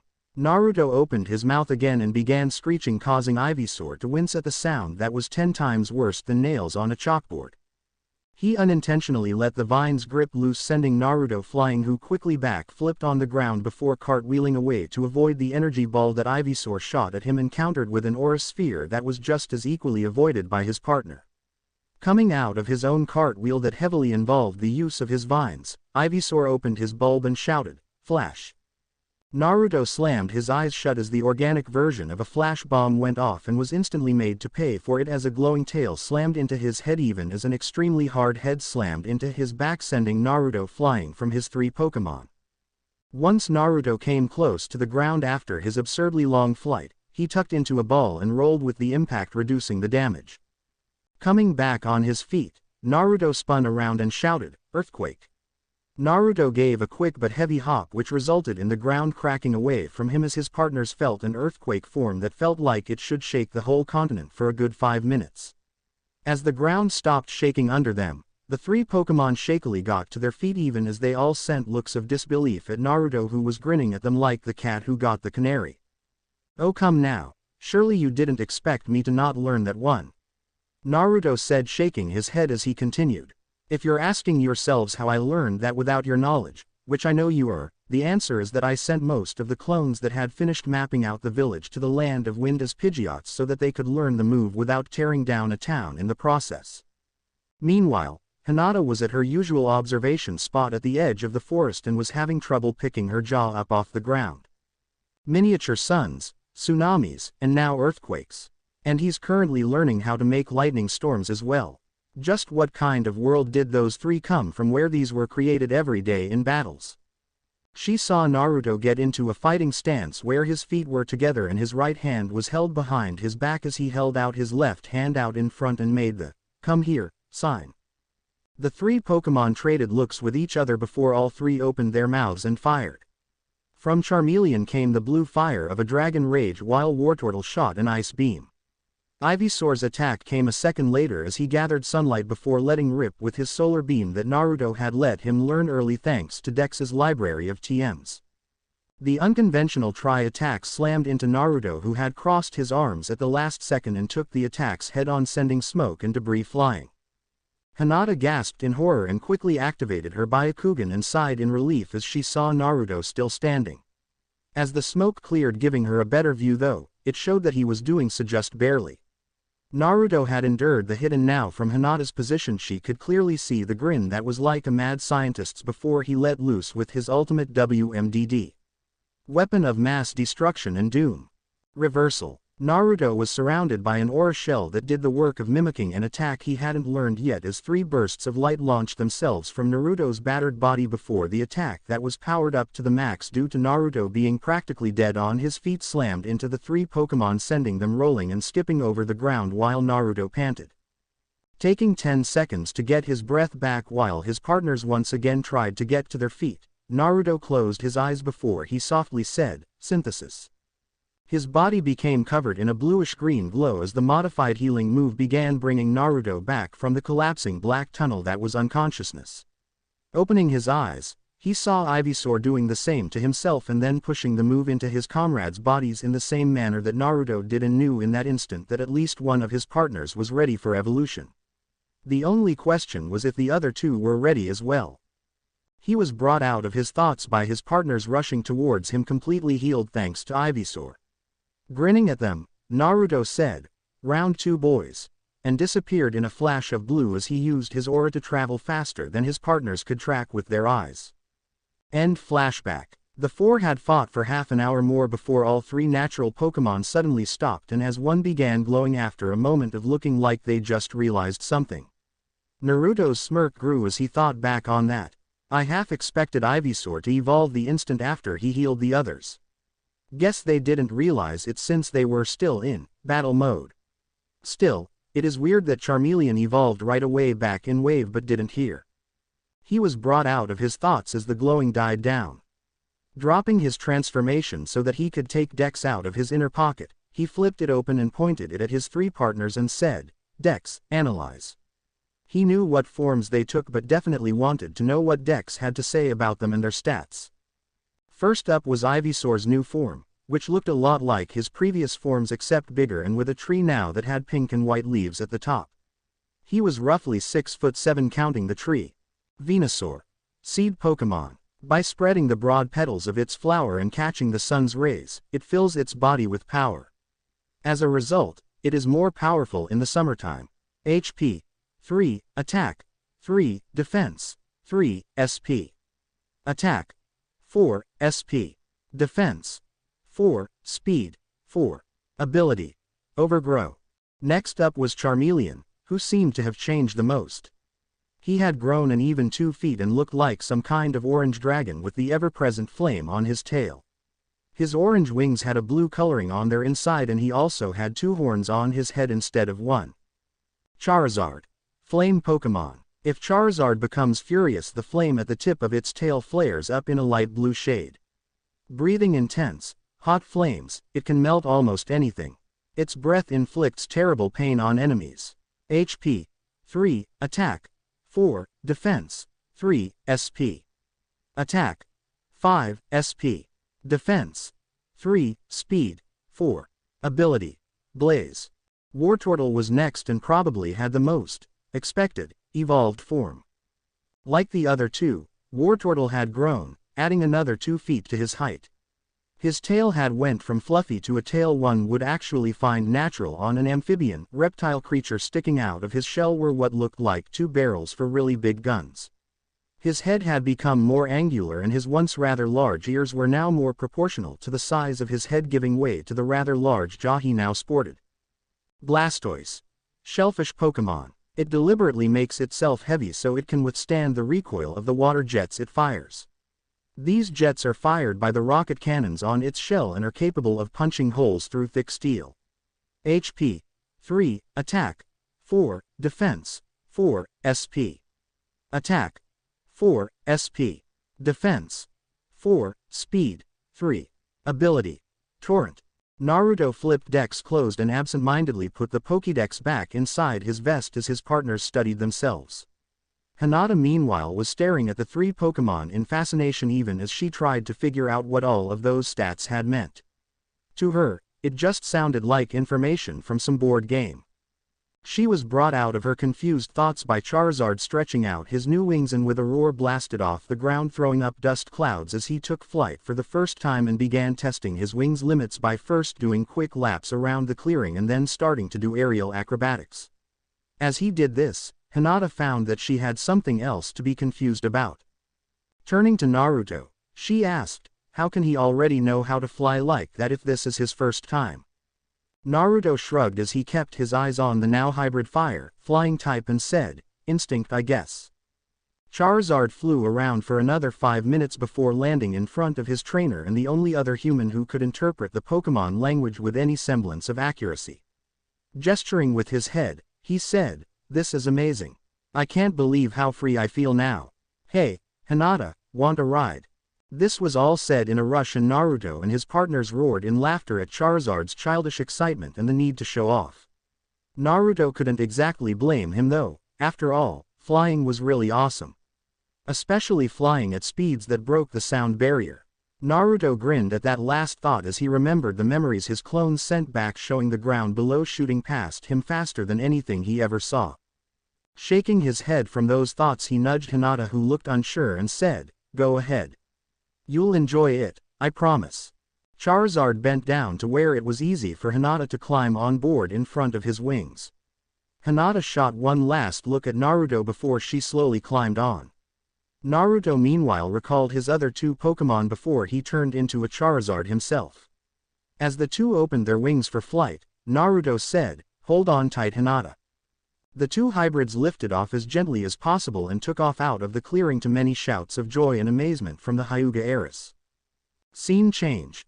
Valley of the End, 2 days before final exam. The sky growled as a freak lightning storm began forming in the once cloudless sky. As a couple of Leaf Shinobi who were part of a border patrol nearby sent to investigate landed on the head of the first Hokage, they saw figures that they couldn't quite make out but looked like animals standing on the river banks of both sides before lightning shot down from the storm clouds in multiple bursts and slammed into the river. The two shinobi traded looks with each other, both wondering what was going on. They were brought from their thoughts as shouts of thunder rang out and more bolts of lightning shot out and headed towards the creatures. There was only one word to describe the Chunin Stadium right now: packed. Everyone who was able to secure a ticket was in their seats talking excitedly about the upcoming matches. The predominant topic of their discussions was the fight of the last Uchiha against Gaara of the Desert. A slight second was the match of the prodigy of the Hyuga clan against the village's demon child. A child that everyone could see wasn't on the field. The contestant from Sound was missing as well, but everyone was more worried about the fact that young Sasuke didn't seem to be there either. Up in the cage booth, Sarutobi's eyes flitted around hoping to find sight of the blonde or any kind of animal that really stuck out. He was drawn back to where he was sitting by the appearance of the cage approaching. Smiling at his fellow village leader, Sarutobi said, "Ah, Cage, good to see you could make it. I hope the trip here was pleasant." The blue-robed Cage nodded his head as he sat down and said, "It was pleasant enough, my friend. But it's a good thing these exams were held here. I imagine the desert would not be too kind on someone of your age. Maybe you should think about finding a replacement soon. Heavens knows that you've been at war with the paperwork for long enough." Sarutobi laughed and said, "True, but don't count me out just yet, I still have a few more years at least. Although to be honest, I want to spend at least 5 of them doing nothing but laying around the house and teaching my young grandson the wonders of calligraphy." "Indeed," the Cage said before looking down into the arena and frowned from behind the veil he was wearing. Sarutobi saw this and asked, "Is something wrong?" The Sand Cage tilted his head and said, "It appears that we are missing some contestants. Wasn't there supposed to be 9 of them? I only see 6. We've lost all forms of contact with Dosu. It is believed that he is dead though. And since he's with Kakashi, who knows if Sasuke will show up in time for his match or not. But I'm sure that Naruto will be here soon enough. Knowing him, he's going to make quite an entrance when he does get here." He was brought out of his thoughts by pillars of fire erupting out of the ground like geysers in the arena down below, startling everyone in the arena. The flames reached as high as the cage booth before they died down, leaving everyone looking at the holes they left, wondering what was going on. Scene change. Cavern under Chunin Arena, 2 minutes to first fight. Naruto was currently underground in a cavern that held water for any competent water user to find and use in their battles during the exams. The cavern was about 5 feet underground and was roughly half full with water, with walkways leading to subterranean tunnels for maintenance and to repair the ceiling. Naruto was at that moment looking up into one of the holes in the ceiling where there was only 6 inches of stone instead of 5 feet to make it easier for the fighters. Naruto knew that said hole was also drilled into, leaving even more holes in the first hole where, if it wasn't covered in dirt, you could see sunlight. The hole also looked like a grown man could fit inside, making him wonder just how often this place was actually repaired. Pushing those thoughts to the back of his mind, Naruto crossed his fingers and focused his chakra. 11 clones popped into existence as Naruto said, "Alright guys, show time's in 1 minute. Let's give these people an entrance to really talk about." The clones nodded and each headed towards a different hole before each of them made a hand sign and shouted, "Transform." 12 smoke clouds later, large armor-plated rhino-like creatures stood on top of the water. The Rhyperiors looked up towards the tops of their holes before as one opened their mouths and shouted out, "Flamethrower." The overpowered flames roared up the holes and began melting their tops. As the white-hot flames continued to pour out of their mouths, the Rhyperiors' carapaces protected them from the molten rock that fell on top of them. 10 seconds after they started, the flames broke through the surface and roared upwards into the open sky in the arena. The Rhyperiors let the flame go on for about 20 more seconds before they let the flames die down. Dropping their transformations, Naruto created 30 more clones, making the total of blondes in the cavern 42. Then as one, they all transformed. When the smoke cleared, the original 12 were all psychic types, with the original being a Mewtwo while all of the other clones were various water, fire, and electric types that could fit through the holes they had made. The psychic clones' eyes began glowing blue as a blue shell of psychic power formed over them and the other clones. Naruto gestured up to the holes and the clones began shooting up in a display of Naruto's command of their inner magic. Up in the arena, everyone shouted in surprise as fast-moving blurs shot up the holes created by the geysers of fire. Those shouts of surprise turned into ones of awe as the figures arranged themselves into a large circle over the arena and the fire types let loose streams of fire into the air that were followed by streams of water by the water types and bolts of electricity by the electric types. The streams of energy met in one spot over the buildings and an explosion roared out its entrance, sending every cheering at the display. Up in the cage booth, Sarutobi smirked and thought, "Only Naruto." After the explosion, the psychic types had quickly brought them and their charges to the ground where all but the original dropped their transformations. The cheering of the crowd died down quite a bit as they saw that the figures were actually clones of the resident Jinchuriki. As the original looked around the stadium and saw the villagers muttering to themselves and pointing at the clones, he sighed and thought, "So much for them warming up to me with that. Oh well." He quickly dispelled all of the clones, making the mutterings increase as the various shinobi in the stands wondered how he could seemingly waste all the chakra it took to create the clones and then just dispel them like that. Looking to the proctor of the final exam, he forced himself not to flinch at the sight of the Senbon chewing proctor, which reminded him that there was more at stake today than just becoming Chunin. "I'm not too late, am I?" Naruto asked. The proctor shook his head and said, "No, you have about a minute before the exam starts. Now drop the transformation and get in line. The Hokage is about to speak." Naruto shrugged before doing as told. As he stepped into place beside Neji, he said, "An interesting display failure. But interesting does not make genius. You are still fated to lose against me." Naruto snorted and shot him a look of contempt but didn't say anything since Sarutobi had stood up and was now giving a speech to the masses. "Welcome, ladies and gentlemen, to the 50th biannual Chunin exams held here in the Hidden Leaf Village. We will now begin the final round between the candidates who advanced in the preliminaries. Now sit back and enjoy the show." The crowd roared as the proctor took a folded-up paper out of his vest and said, "There's been a slight change of the lineup.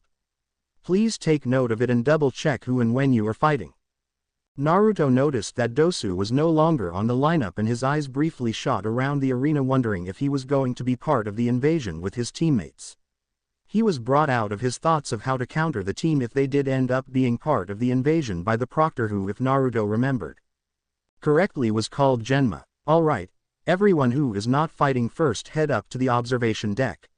The other two stay down here and get in position in front of me." The other participants left, leaving only Neji and Naruto in front of the proctor. Naruto took one last look around the arena before he focused on Neji as Genma rose his hand and said, "First match, Neji Hyuga vs Naruto Uzumaki. Begin." Up in the stands, Hinata, who was sitting with the rest of her clan, said, "Father." "Yes, daughter?" Hiyashi asked in a stoic voice. "Whatever you and Hanabi do, don't activate your Byakugan during this fight." Hiyashi and his younger daughter looked at Hinata in confusion, but the heiress provided no explanation and continued looking down into the arena. Genma jumped back to get out of the way, but all Neji and Naruto did was stare at each other for a moment. But as Naruto's hand began drifting toward his Pokeballs to let his partners out, Neji said, "You should just give up now. If you try and fight me, then the only thing you will accomplish is your humiliating defeat. After all, it is your fate to lose to me." Naruto snorted and said, "Big words from a schoolyard bully. If anyone should forfeit, it should be you, Neji. I'm giving you one chance to yield before I bring the elements themselves down on you." Neji scoffed and said, "You'll bring the elements down on me? What kind of arrogant statement is that? Just stop your posturing now and admit defeat. You know you cannot go against your fate." Naruto sighed and muttered under his breath, "Well, I tried." He then took a chakra-laced jump back, getting space from Neji as he landed 20 feet away, and said as he grabbed his Pokeballs in between his fingers and hit their buttons, "Don't say I didn't warn you, Neji. Come on out, guys." Naruto tossed the balls up in the air where they expanded before opening up, sending their red beams of light down to the ground before flying back to Naruto. As the three Pokémon took form, the crowd began muttering to itself, wondering what kinds of demons the Jinchuriki had called to his side. The Pokémon meanwhile oriented themselves before they caught sight of Neji and began growling at him. Naruto smirked at Neji and said, "Before we begin, Neji, let me show you just how pathetic your fate crap really is. Transform." Smoke hid Naruto's form from view for a moment before it dispersed, revealing him as a Mewtwo again. Neji scoffed and was about to make a comment before he suddenly stiffened as a blue glow surrounded him while Naruto's eyes glowed blue and he stretched out his right arm with his fingers pinched together. "Know the futility of fighting against a psychic type," Naruto said as he lifted his hand and causing Neji to rise in the air as well. Naruto paid no attention to all the cries of shock and fear from the villagers as he spread his fingers out, forcing Neji to go spread-eagled and grunt in pain. Naruto kept him spread out like that for about 5 seconds before he made a careless gesture with his arm and sent Neji flying towards the wall where the contestants entered the arena from. Neji slammed into the wall right next to the entrance tunnel and slumped to the ground. As Neji shook his head and tried to get back on his feet, up in the cage booth, a gleam appeared in the cage's eye as he said, "Oh. He can use telekinesis. That must come in handy. I did not realize he had learned that ability. I thought the only things he could do as a psychic type were teleporting and locating presences." Sarutobi said as he arched an eyebrow. "Teleporting, you say?" the cage asked with the gleam in his eye growing. Sarutobi nodded and said, "Yes, quite a useful skill. So long as he has been there before, he can be anywhere in no time at all." "Interesting," his counterpart said lowly as he looked back towards the now untransformed blonde. Naruto meanwhile had dropped his transformation and turned to Charizard. Grinning he said, "Let there be light." Charizard gave a grin as well before he looked up and focused on the sun. In seconds, the sun began putting out a lot more sunlight than before, making the arena even brighter and warmer. Turning to Venusaur, Naruto said, "Have at him." Neji stumbled to his feet before it suddenly grew brighter for some reason. Activating his Byakugan so that way he could keep an eye on Naruto, he looked up into the sky and wondered if a cloud had been in front of the sun for a while and it just left. He was brought out of his thoughts by Naruto, who shouted, "Hey Neji. Stay focused. It's no fun if I beat you in less than 5 moves." Neji scowled, but his eyes widened when he saw the strange green creature open its mouth and shout out something before a bright yellow beam of light rushed right at him. Neji quickly jumped to the side, avoiding the beam, only to have to dodge another immediately after that and then another one after that. When Venusaur fired a 4th beam in 8 seconds, Neji started running along the wall, avoiding that and the other beams that followed, leaving a path of busted walls as he tried to stay ahead of the solar beams that seemed determined to run him to the ground and finish him off before he even made one move against Naruto. Just as Neji had reached the halfway point in his dash along the wall and he thought he had the timing down good enough to attempt a dash at the strange creature, he noticed the sun dim back to what it normally shined at. Before he could wonder what that meant for the battle, a barrage of leaves launched themselves at him as Naruto began doing hand signs. Razor Leaf Shadow Clone Barrage. Neji's eyes widened at the sight of the 50 sharp leaves turning into 500. Thinking quickly, Neji decided that he didn't want to show off his best move yet and so began climbing up the wall that he was up against, reaching 15 feet just in time to avoid the highest leaves. Unfortunately, as he took his next step up, a blue lightning bolt slammed into the arena wall one step ahead of him, and before he could change his course his foot hit the ice patch that had appeared, causing him to slip and fall off the wall. Neji shifted his body and rolled as soon as he hit the ground, only to get slammed back into the wall by a blast of water out of Blastoise's cannons that he had no chance of dodging properly even if he did see it coming when he fell. Blastoise kept the pressure in his hydro cannon strong for 10 seconds before dropping the attack. Neji had exactly 5 seconds to get to his feet and try to charge the group of 3 Pokémon and their trainer before Blastoise shouted out an attack and the water molecules in the air multiplied, forming a wave as tall as the arena wall that rushed to Neji's oncoming position before crashing halfway to him and sent its water rushing at him twice as fast. Seeing no choice via dodging the massive amounts of water heading his way, Neji began spinning while pouring chakra out of his Tenketsu. As the water was 1 second away from slamming into him, a spinning dome of chakra formed and the water crashed against the barrier before the force of the water pushed the dome back towards the wall where it began grinding against it. Up in the stands, Hiyashi's eyes widened as he said, "Rotation." A branch member learned rotation. Hinata shrugged and said, "It's not very surprising, father.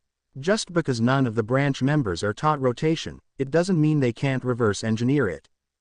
Hiyashi stared at his daughter as he wondered just what the blonde down on the floor had done to his daughter before shaking his head and looked back down towards the fight. Hanabi spared a quick glance and a small frown at her sister as well before also looking back down. The elders meanwhile were still in shock at what Neji just did. Back on the field, Naruto waited as all of the water drained down into the holes he and his clones had made, going a long way towards filling the reservoir to its brim and flooding the connecting tunnels. As the water finished draining, leaving a muddy battleground in its wake, Naruto arched an eyebrow as he saw Neji back at the wall with a depression in the wall itself. I guess Hinata was right in thinking he would learn that move. Oh well, that means we can just have more fun with him. I'm actually glad he learned that. If he was just crushed by being between the wave and the wall, then it wouldn't have been enough of a punishment. Not to mention the fact that Charizard hasn't had his turn yet. Speaking of which, Neji was panting from the strain keeping a rotation going while under attack on all sides by over 3 tons of water pressure. Then he saw the last creature flap its wings and launch itself at him nearly as fast as those light beams the first creature launched.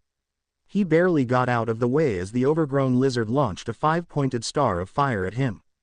As the star of fire continued to burn against the ground and wall, Charizard made a lazy circle before coming back at Neji and let loose a flamethrower leading up to the Hyuga, with the tail end of it trying to burn down Neji's hastily thrown rotation. Neji stopped spinning after the rotating chakra had quickly diffused the flames over him, only to have to duck as Charizard had did a kind of crash landing without the crash and was currently sending his glowing tail right at Neji's head.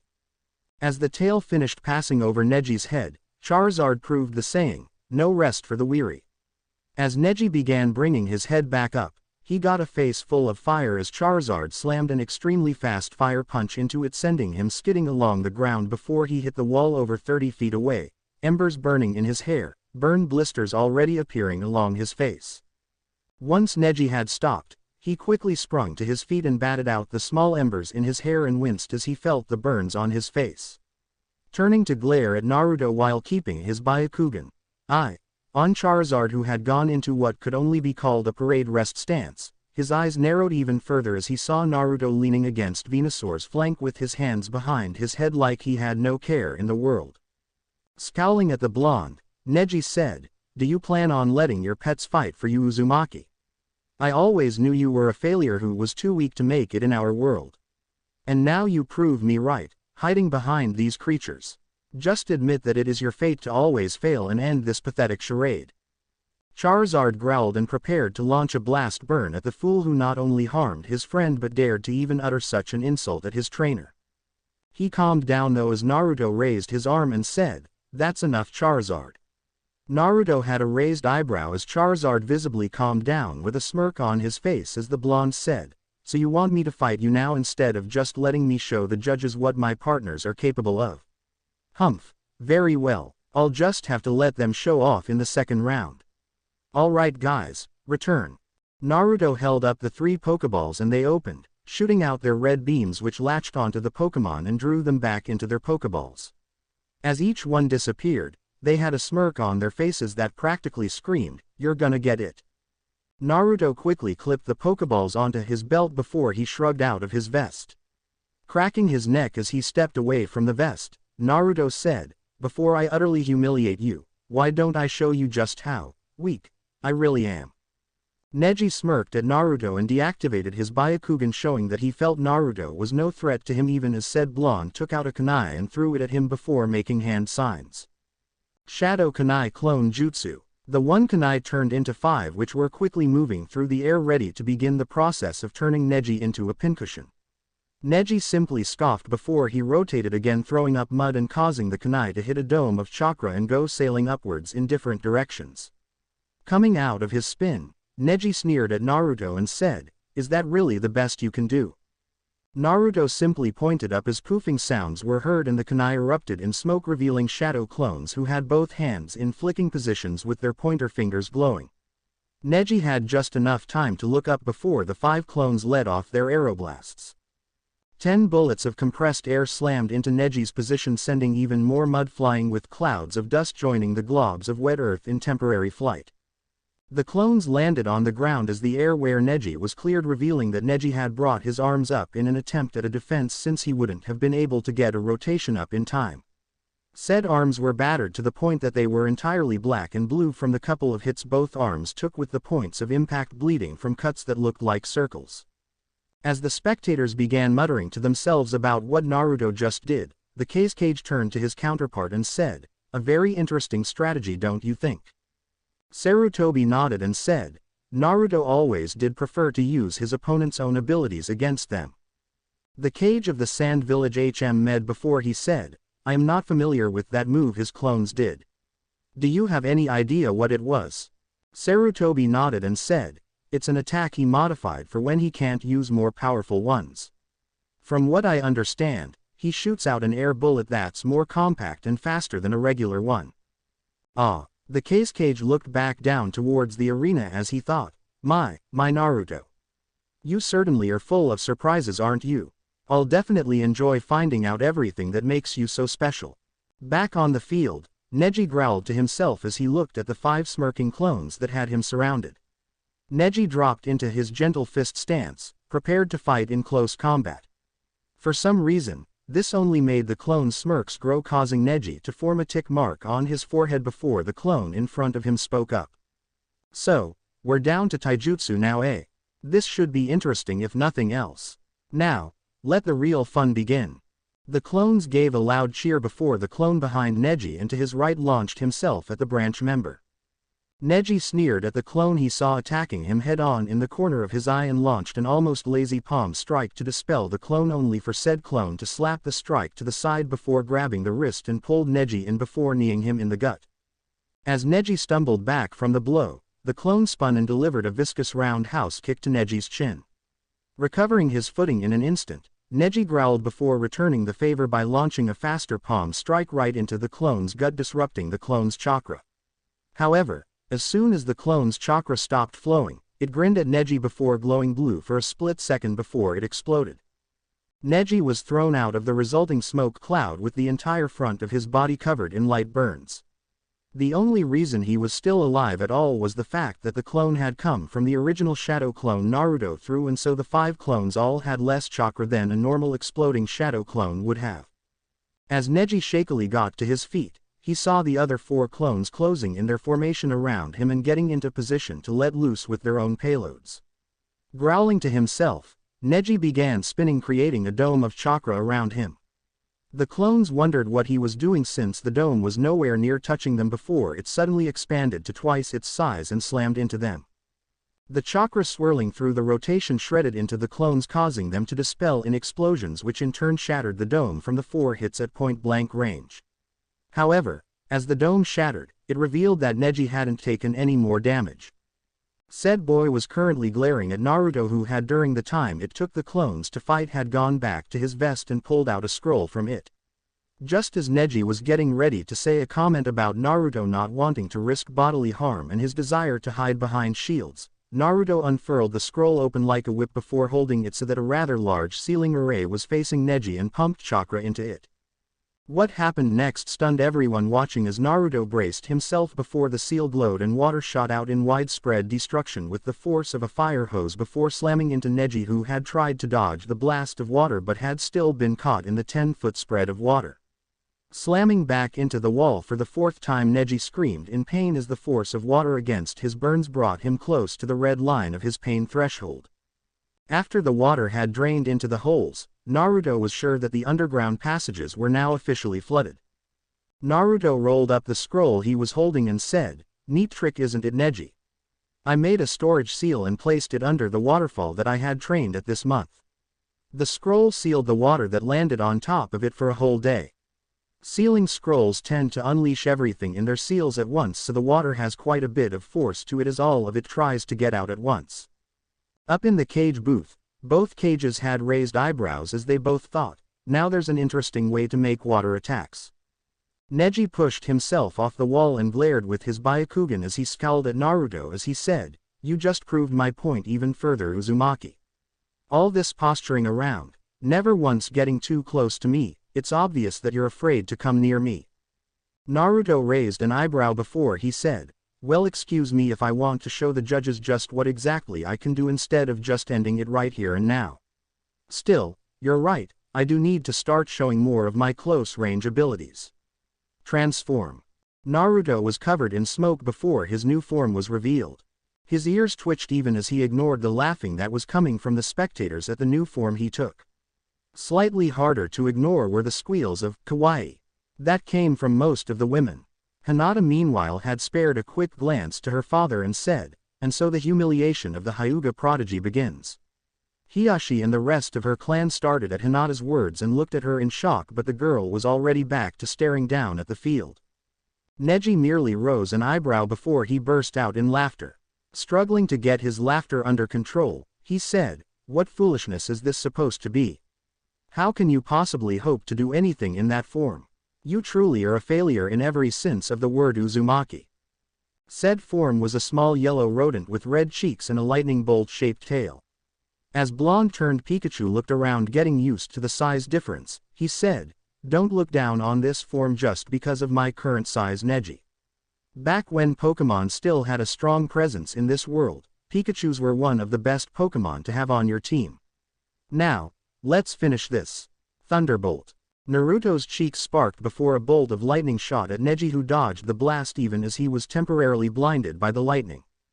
But even as he dodged the lightning blast, a glowing tail appeared out of nowhere and slammed into his side, busting the two ribs that the tail had connected to and sending him flying. No rest for the weary though, as the mouse Pokémon appeared in front of Neji in a burst of agility, and before the boy could even think of touching the ground he was slammed into, sending him back up in the air towards the center of the arena. Still not having enough, Naruto sped back towards Neji and flipped before using his tail as a springboard and flipped through the air and slammed his now stiff tail into Neji's face, sending him crashing into the floor. Neji was lucky that Naruto hadn't used his version of the Iron Tail attack, or his whole face would have caved in. As it was, Neji nearly broke his back from the force of the hit when he landed. Naruto landed a few feet away from him before blurring a short distance away. The entire stadium was quiet as a mouse barely larger than a foot tall had shot lightning out of its cheeks and then proceeded to blitzkrieg the Hyuga prodigy with speeds that nothing that size had any right to use. As Neji rose to his feet yet again, he glared at Naruto before he paused as he saw something unexpected with his Byakugan. Something that he didn't expect to see. Naruto had 3 energies inside of him instead of the usual one. There was of course the blue-tinted energy that was his chakra. But there was also a red-orange tinted chakra as well. But while strange, that wasn't the real thing that caught Neji's attention. What did was the green energy that outshone both of the chakras, and which Naruto seemed to be unconsciously drawing in from the environment around him and mixing with a small amount of his blue chakra to create bright balls of energy right next to his primary chakra coils. He was brought out of his examination of the fruits of Naruto's labor by said transformed shinobi shouting out, "Thunder Wave!" A blast of electricity shot out Naruto's body and slammed into Neji, forming rings around his body as Neji screamed and then stiffened as the attack paralyzed him. Knowing that it was only temporary, Naruto rushed Neji and jumped up until he was level with Neji's face and slammed a chakra-filled fist into Neji's face, sending him flying from the small but powerful punch with a broken nose added to his mix of injuries. Neji got to his feet and glared at the yellow rat in front of him before he let out a roar of anger and rushed at the electric type and tried to hit it with palm strikes and kicks, aiming to seriously maim and even kill. However, Naruto showed just why he had chosen a Pikachu, as his form as the difference in size was constantly working against Neji. Naruto dodged every strike that was launched at him, even as he launched tail strikes at Neji's legs. Meanwhile, unnoticed by everyone but Hinata, who had been expecting it for some time now, dark clouds began forming overhead at a rapid rate. It wasn't until the clouds completely covered the sky over the village and lightning started to flash inside of the clouds that the other villagers noticed them. On the field, Neji had seen the clouds form but hadn't paid it any attention, instead doing his best to kill the nuisance that was currently dancing around his blows. It was really too bad, since if he hadn't been so focused on landing a hit, he would have noticed the energy that left Naruto's body and rose up into the sky, forming the clouds. He was brought out of his fury-induced haze by Naruto jumping back and shouting, "Thunder!"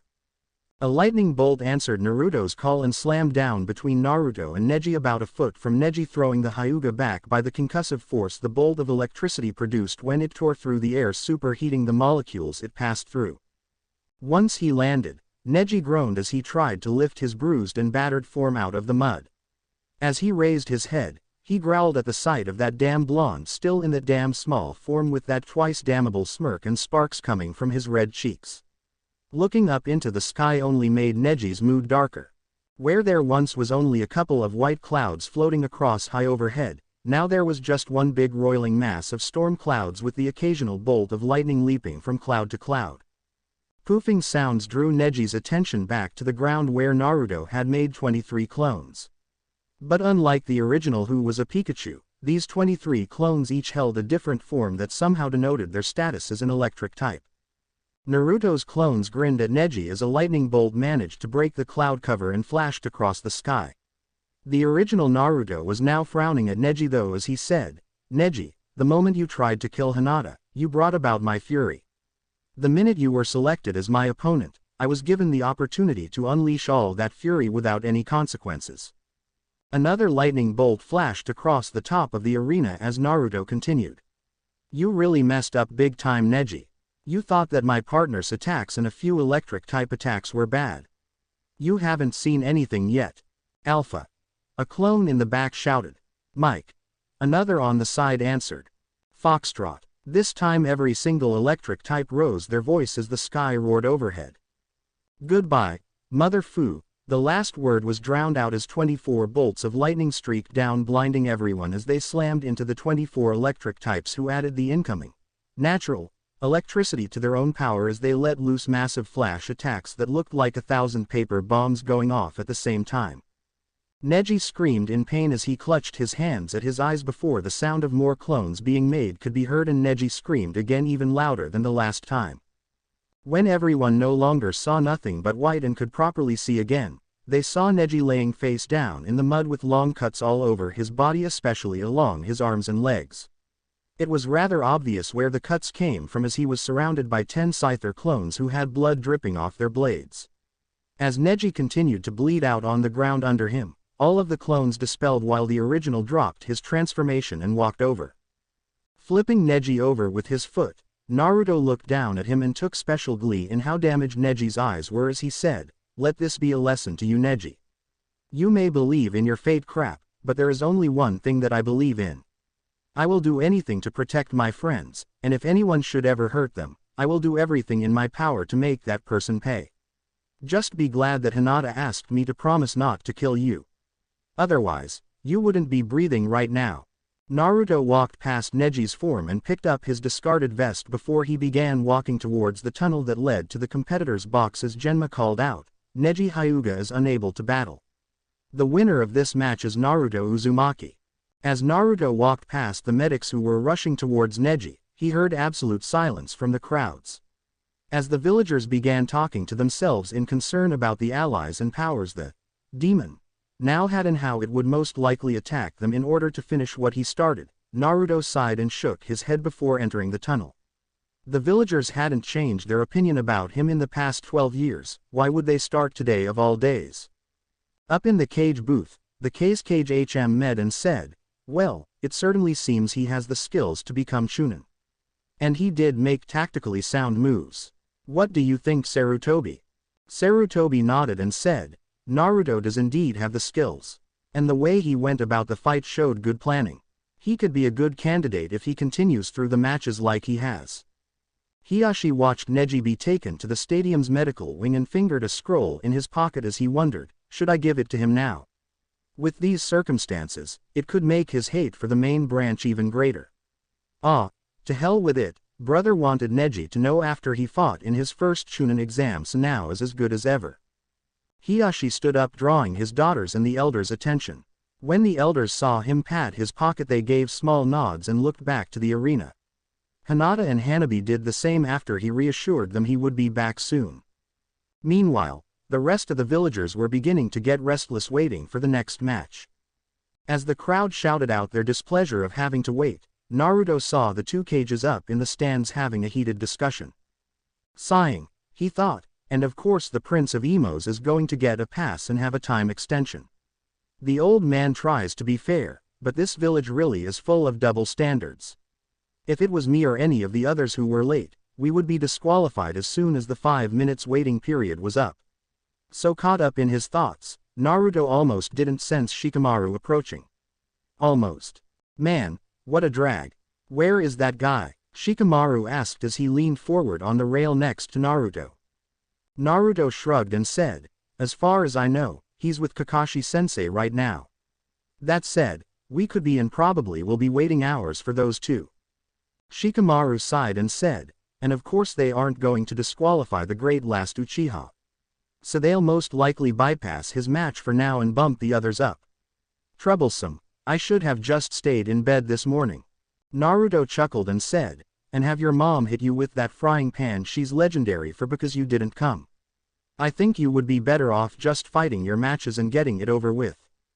Shikamaru sighed and said, that's true I guess. Still, it's such a drag.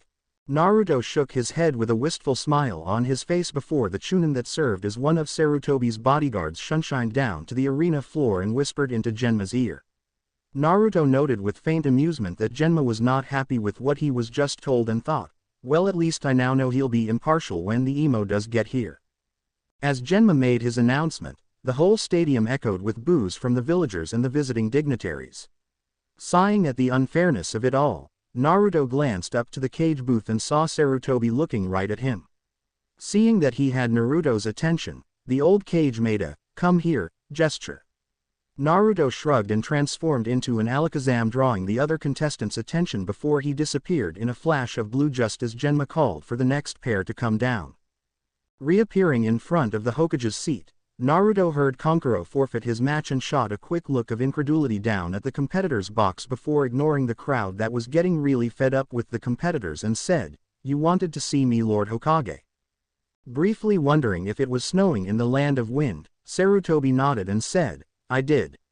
I was wondering if you were proficient enough in sensing people's presence if you could pick an individual one out for me. Naruto frowned and said, well, the correct term would be a person's aura, since that's what I would actually use to identify them. But to answer your question, sir, I don't think so. My range is still limited to half a click around me, and with all these people here I don't think I could separate the auras even if he was in range. The cage had stiffened minutely at the talk of Naruto using psychic powers to read nearby auras, but had relaxed after Naruto said he didn't think he could do it. Both Naruto and Sarutobi's eyes had briefly glanced over to him as Sarutobi saw the gesture and Naruto sensed the tenseness. Sighing, Sarutobi said, well, it was worth a shot, I suppose. Thank you, Naruto, that is all.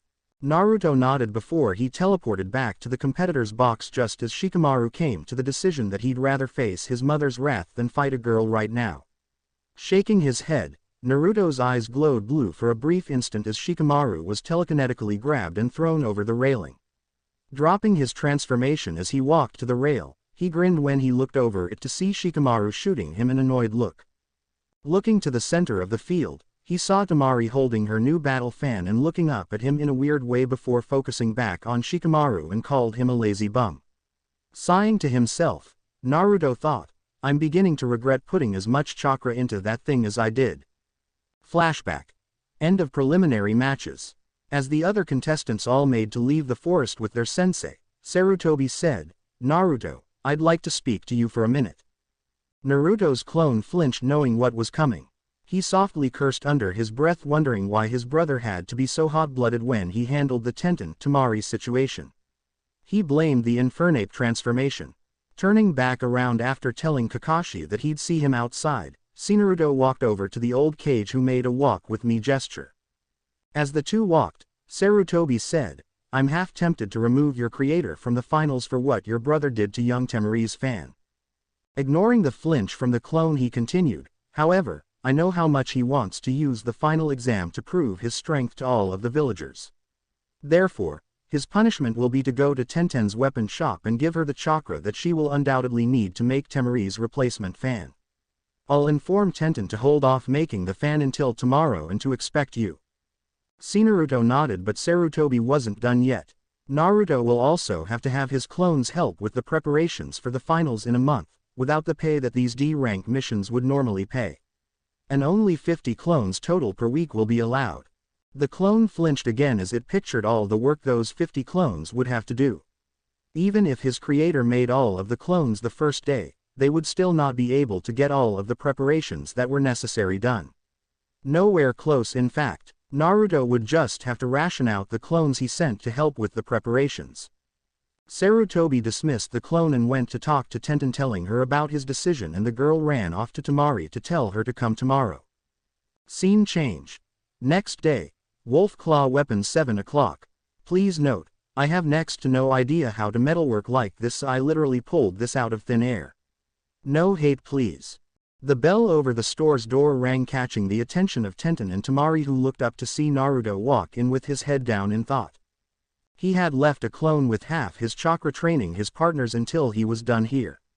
That was enough chakra for the clone to make a 1,000-man army if he needed to. Still, Naruto wished the clone could have come instead of him, since he wasn't sure how long this would take, and he had planned on asking the people at the hospital if he could take Hinata out for a while. No one should be subjected to the torture of boredom after all. Coming out of his thoughts, Naruto looked up and noticed the two girls staring at him funny. He wondered if maybe he should have worn something other than his regular training clothes before he realized that they were staring at what he had in one of his hands. Namely his left hand, which had a large lump of metal in it that was glowing slightly from the chakra going through it to keep it stuck to his hand. Looking back up, he raised his hand and said, "Can you use this? It's all that's left of Temari's old fan, but I thought she might want to use it to help make her new one."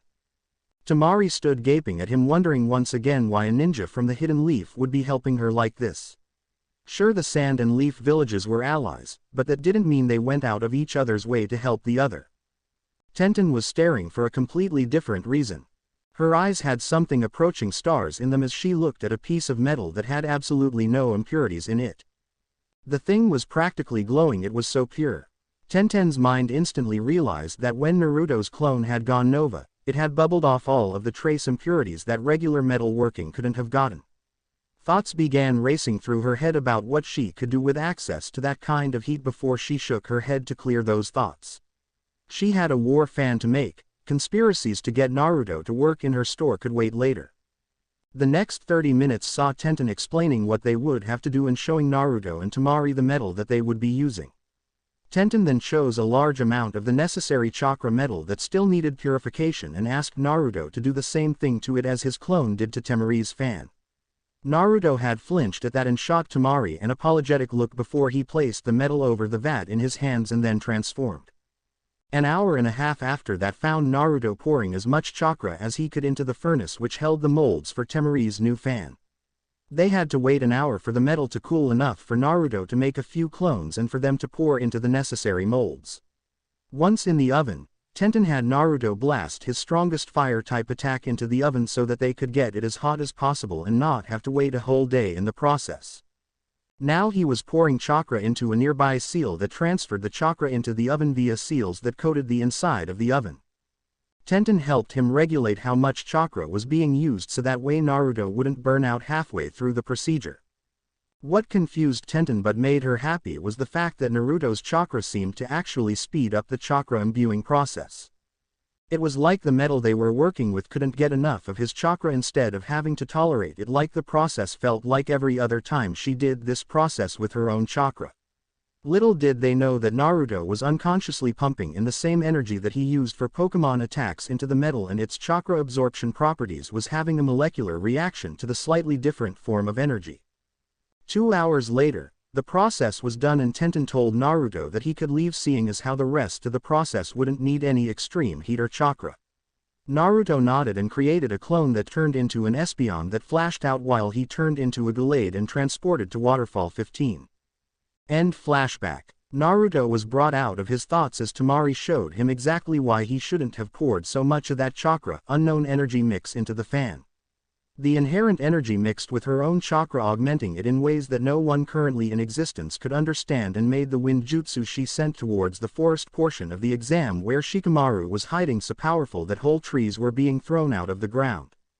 Despite himself knowing that Temari was most likely an enemy of the village, Naruto couldn't help but let out a small whistle at the destruction that he was indirectly responsible for.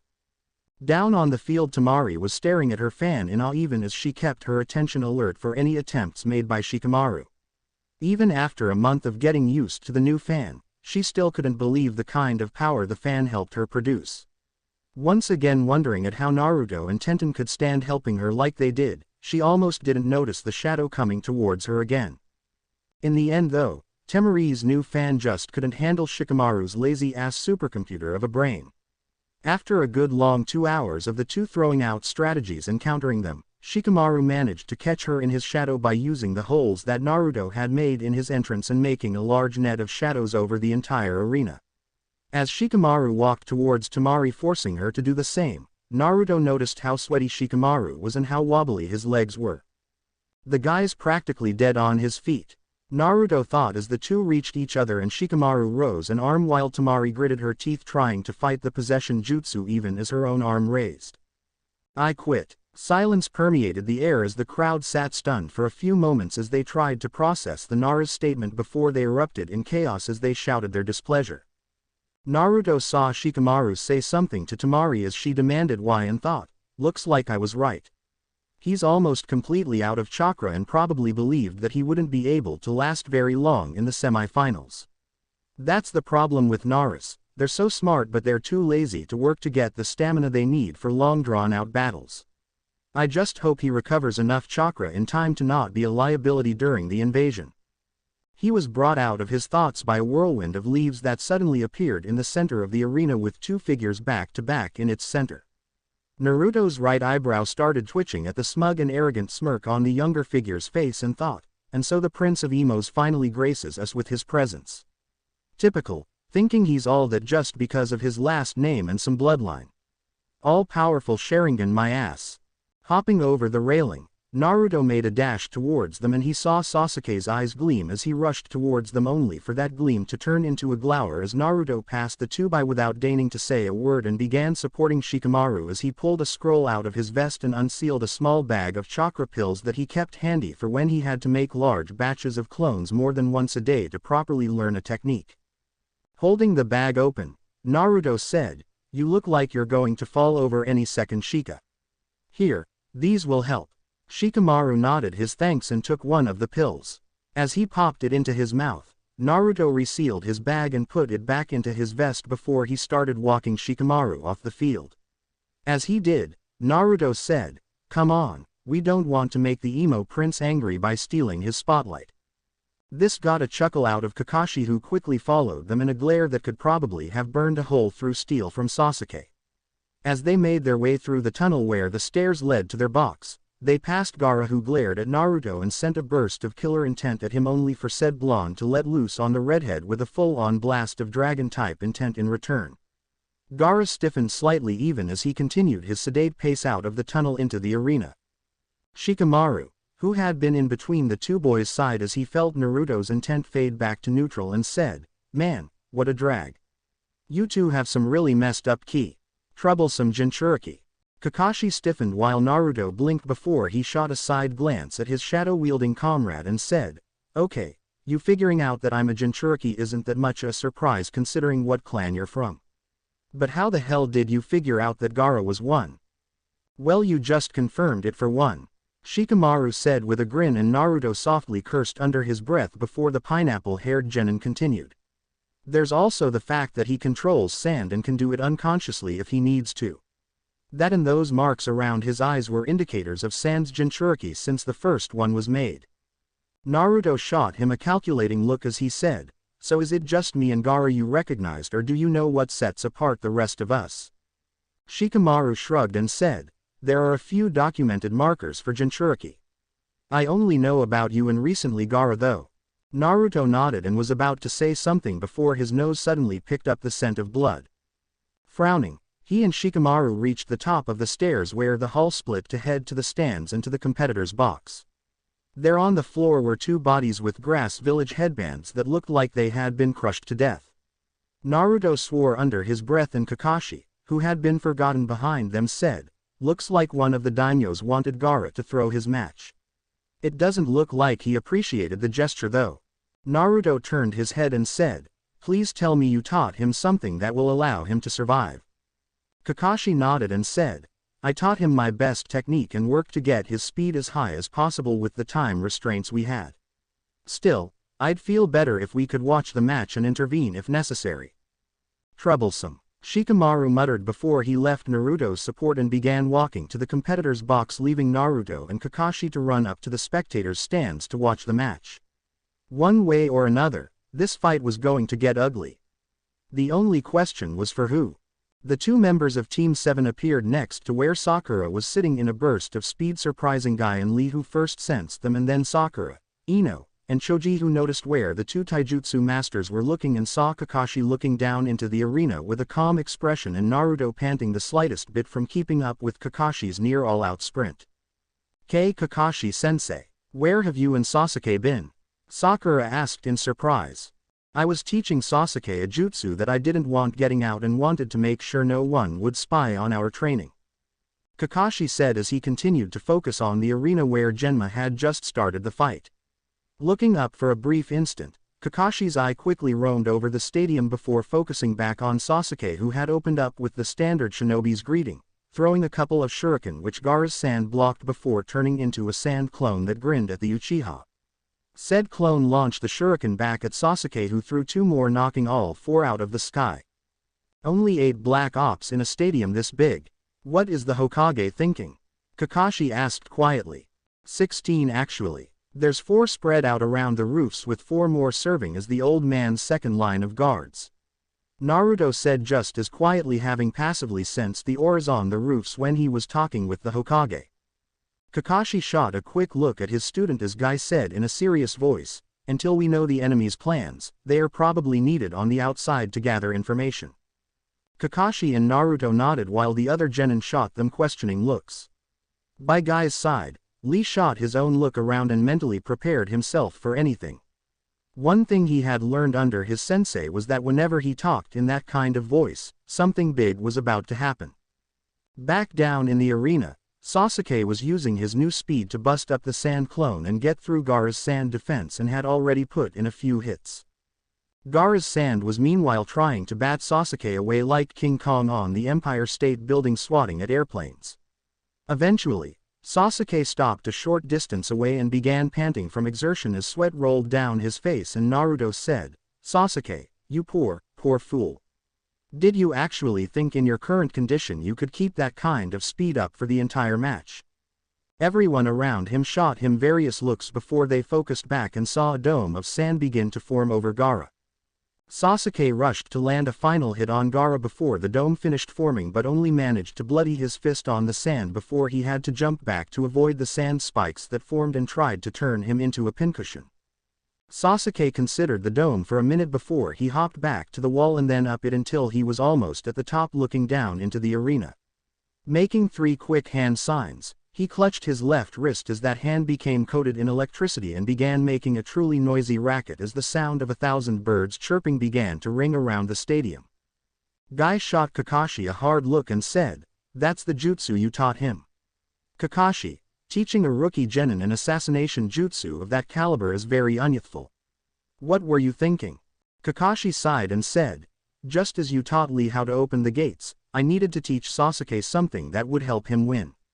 That jutsu is probably the only thing I could teach him that would pierce Gaara's defenses." "Excuse me Kakashi-sensei, but what does Guy-sensei mean by assassination jutsu?"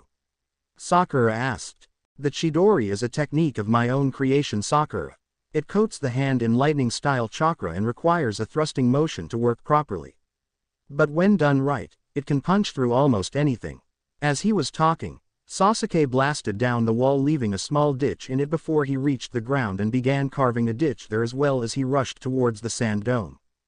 As Sakura and the other rookie genin looked back down in awe, Naruto suddenly stiffened as he felt chakra being built up somewhere in the spectator stands. Kakashi and Guy sensed the chakra as well and looked around without seeming to.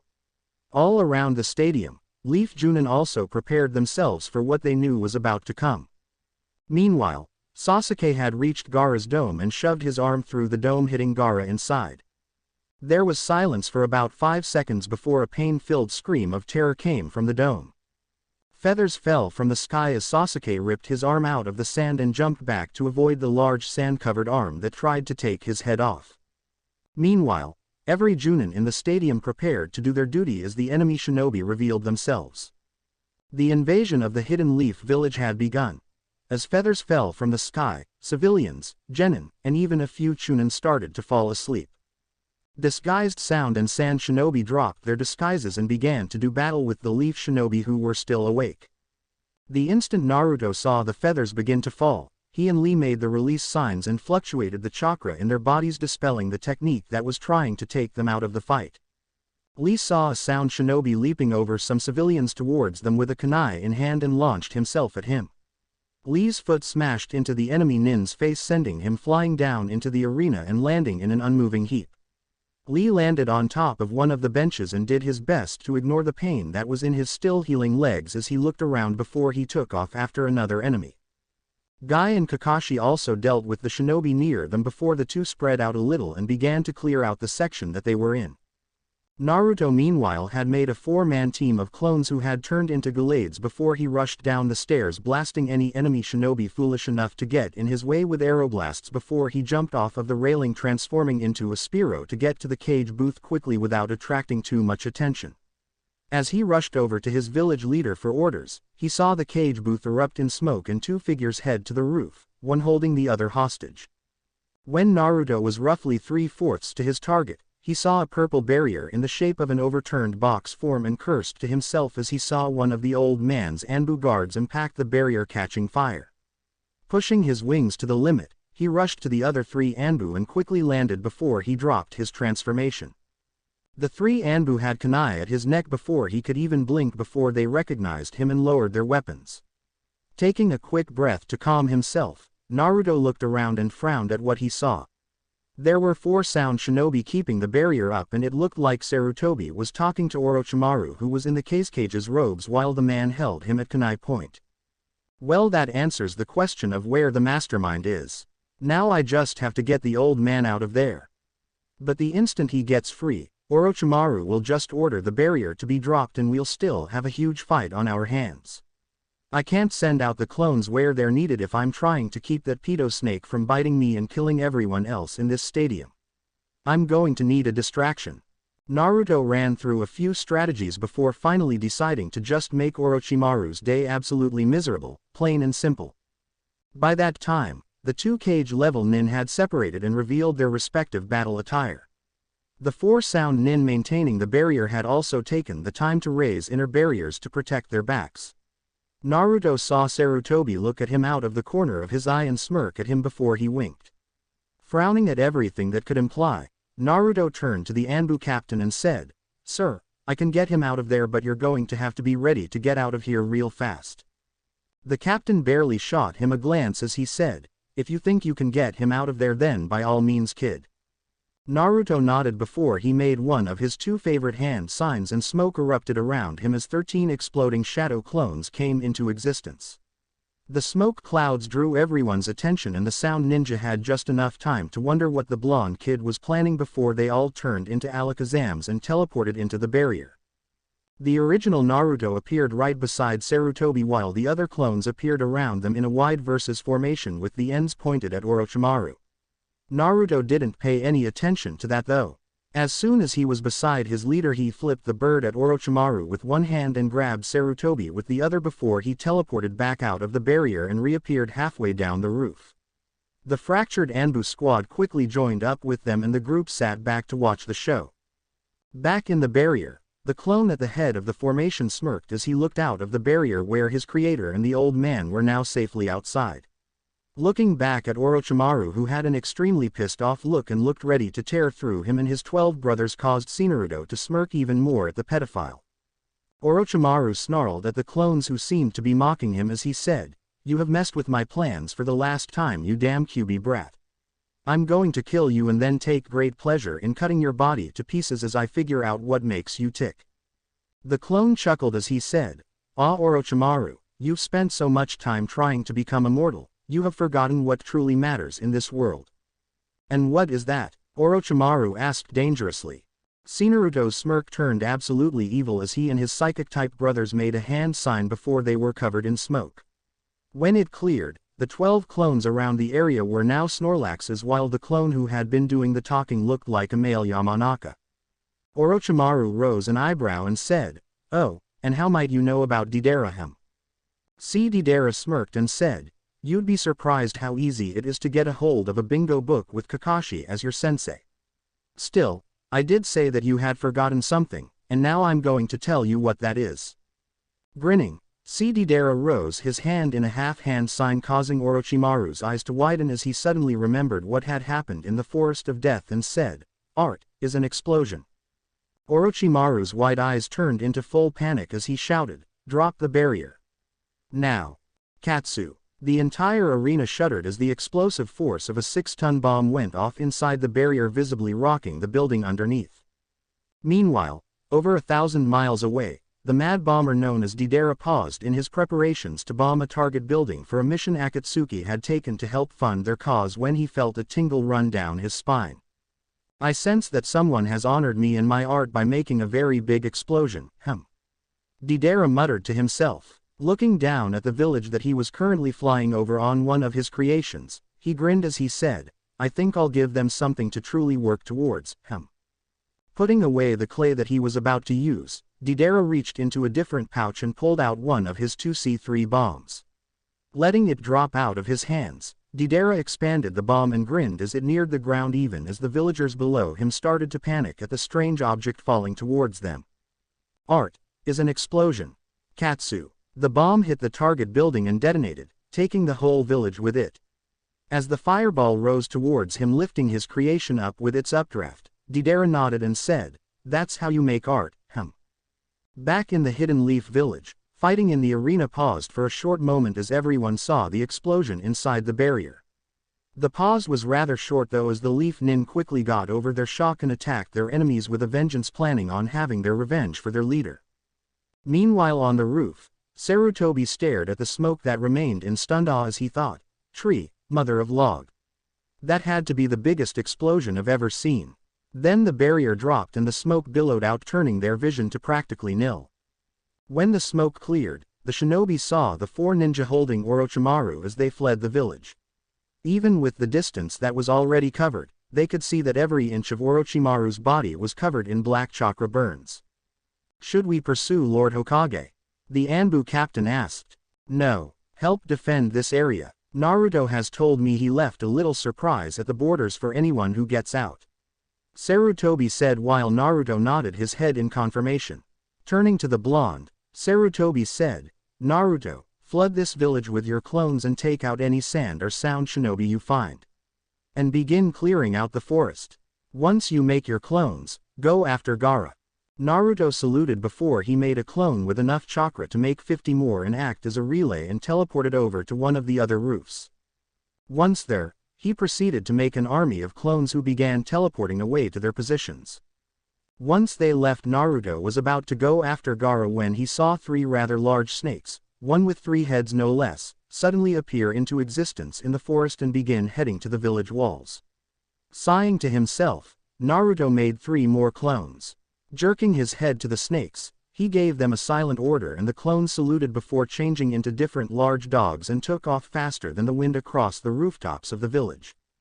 Sighing to himself a second time, Naruto thought, and I was feeling so good this morning too.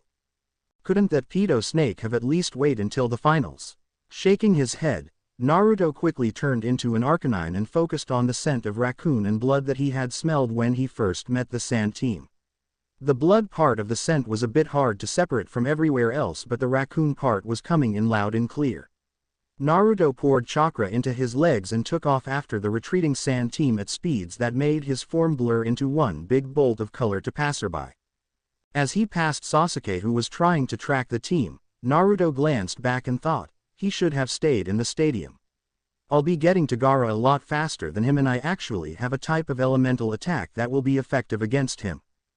Putting that thought behind him, Naruto turned his head back forward and pumped up the speed as he reached the village wall and raced up it before hopping off and used the nearby tree branches as steps back down to the ground, ignoring all of the clones that he had seen in the village and forest who were doing their best to turn everything red with blood.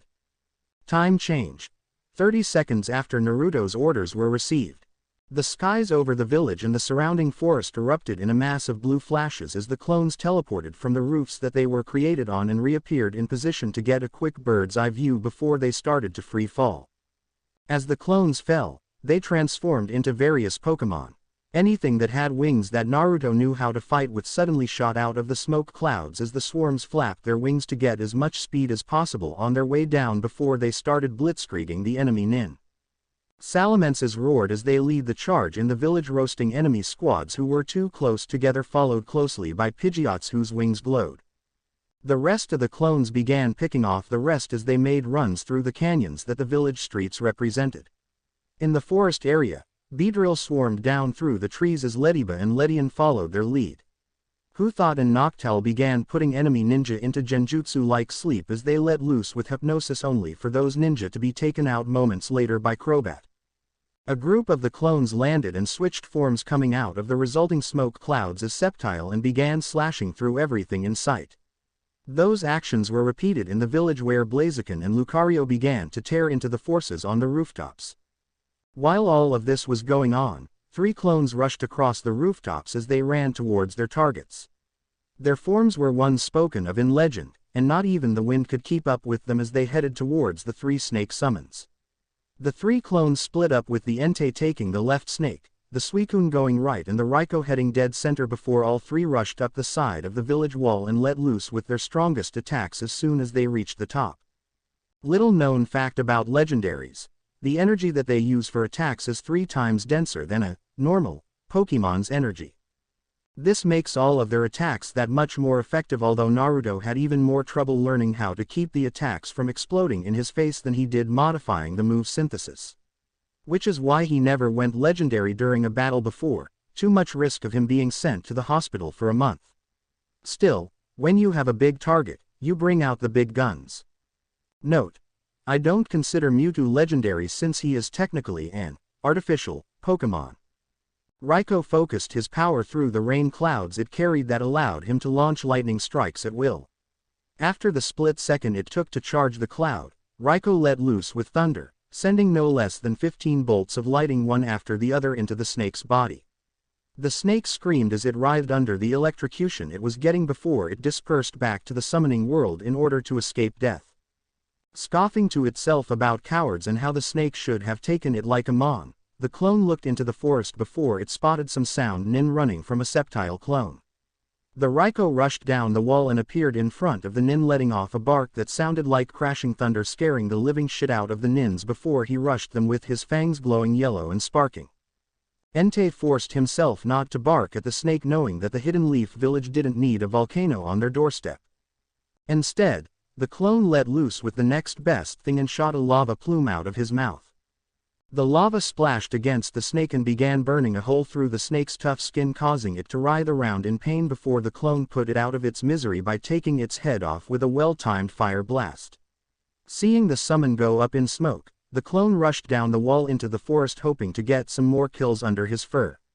As he ran, his fangs began glowing red as he searched for his first victim. Suicune knew that he would have the most trouble by far. Unlike his two brothers who could already use fire and more recently electric-type attacks, Suicune was stuck with his water-type attacks when ice would have done the job so much better.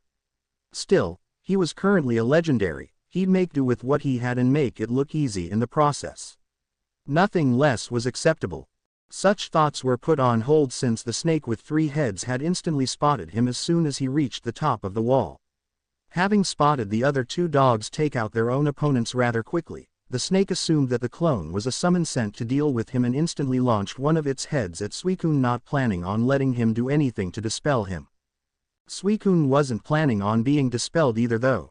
As soon as the snake opened its mouth to swallow the Aurora Pokémon whole, Suicune let loose with a godly overpowered hydro pump. The massive force of water slammed into the snake's open mouth and began forcing the snake back. 10 seconds of high-pressure water soon proved to be too much for the inside of the snake's throat. As the water blasted a hole out of the back of the snake's throat, it let out a pained scream and began writhing around. Suicune watched the snake twist around in pain apathetically for about 2 seconds before he timed his next action carefully and jumped onto the snake's body just below the damaged head, using chakra to stick to the snake. The snake barely felt the clone land on it and didn't have anywhere enough sense of mind to deal with it through the storm of pain it was still going through. Suicune proceeded to rush up the rest of the way to the top of the head and stopped dead center of where he figured the brain would be, and blasted a massive amount of chakra out of its legs. The defenders of the wall, who weren't currently fighting enemies with the aid of clones, winced as a massive chunk of the snake's middle head exploded as it tried to escape the surge of chakra. Suicune jumped off of the 7 cubic foot hole he had made and landed on the ground as the snake slammed down behind him before it left the realm in a burst of smoke. Suicune looked over his shoulder at the smoke before he shook his head and thought, I know I was going for making it look easy, but that was too easy. Looking back forward, the Suicune ran back up the wall and began helping the defenders fight off the invading Nin. Scene change. Forest. En route to Jinchuriki clash. Naruto had seen his legendary clones deal with the snake summons on his way to the village wall. After he had passed over, the Raiko and Entei clones linked up with him. Naruto ignored the ionized and burnt blood that coated their furs as the two fell into a triangle formation with Naruto in the lead. As the 3 Uzumakis made their way farther into the forest, the original turned his head and said, "Keep the other 2 busy. I'll handle Gaara myself." The 2 legendaries nodded even as all 3 put in another burst of speed. As they continued on for another 10 minutes, Naruto was just beginning to wonder if they had been set on a false trail when several kunai with a purple liquid on them were launched at them from the trees. Simultaneous roars from all 3 transformed blondes had the kunai blown back where they came from. There was the briefest of pauses before Conquero's puppet rushed them. Naruto broke to the left while the Raiko clone went right. The 2 put on a quick burst of speed to get out of the fighting area. Entei merely stopped and opened his mouth before he blasted an overpowered fire blast at the puppet. The puppet ended up going through the flames and came with its outer shell badly burnt but still functional. Entei jumped out of the way of the puppet that swiped a poison knife right where he had been previously.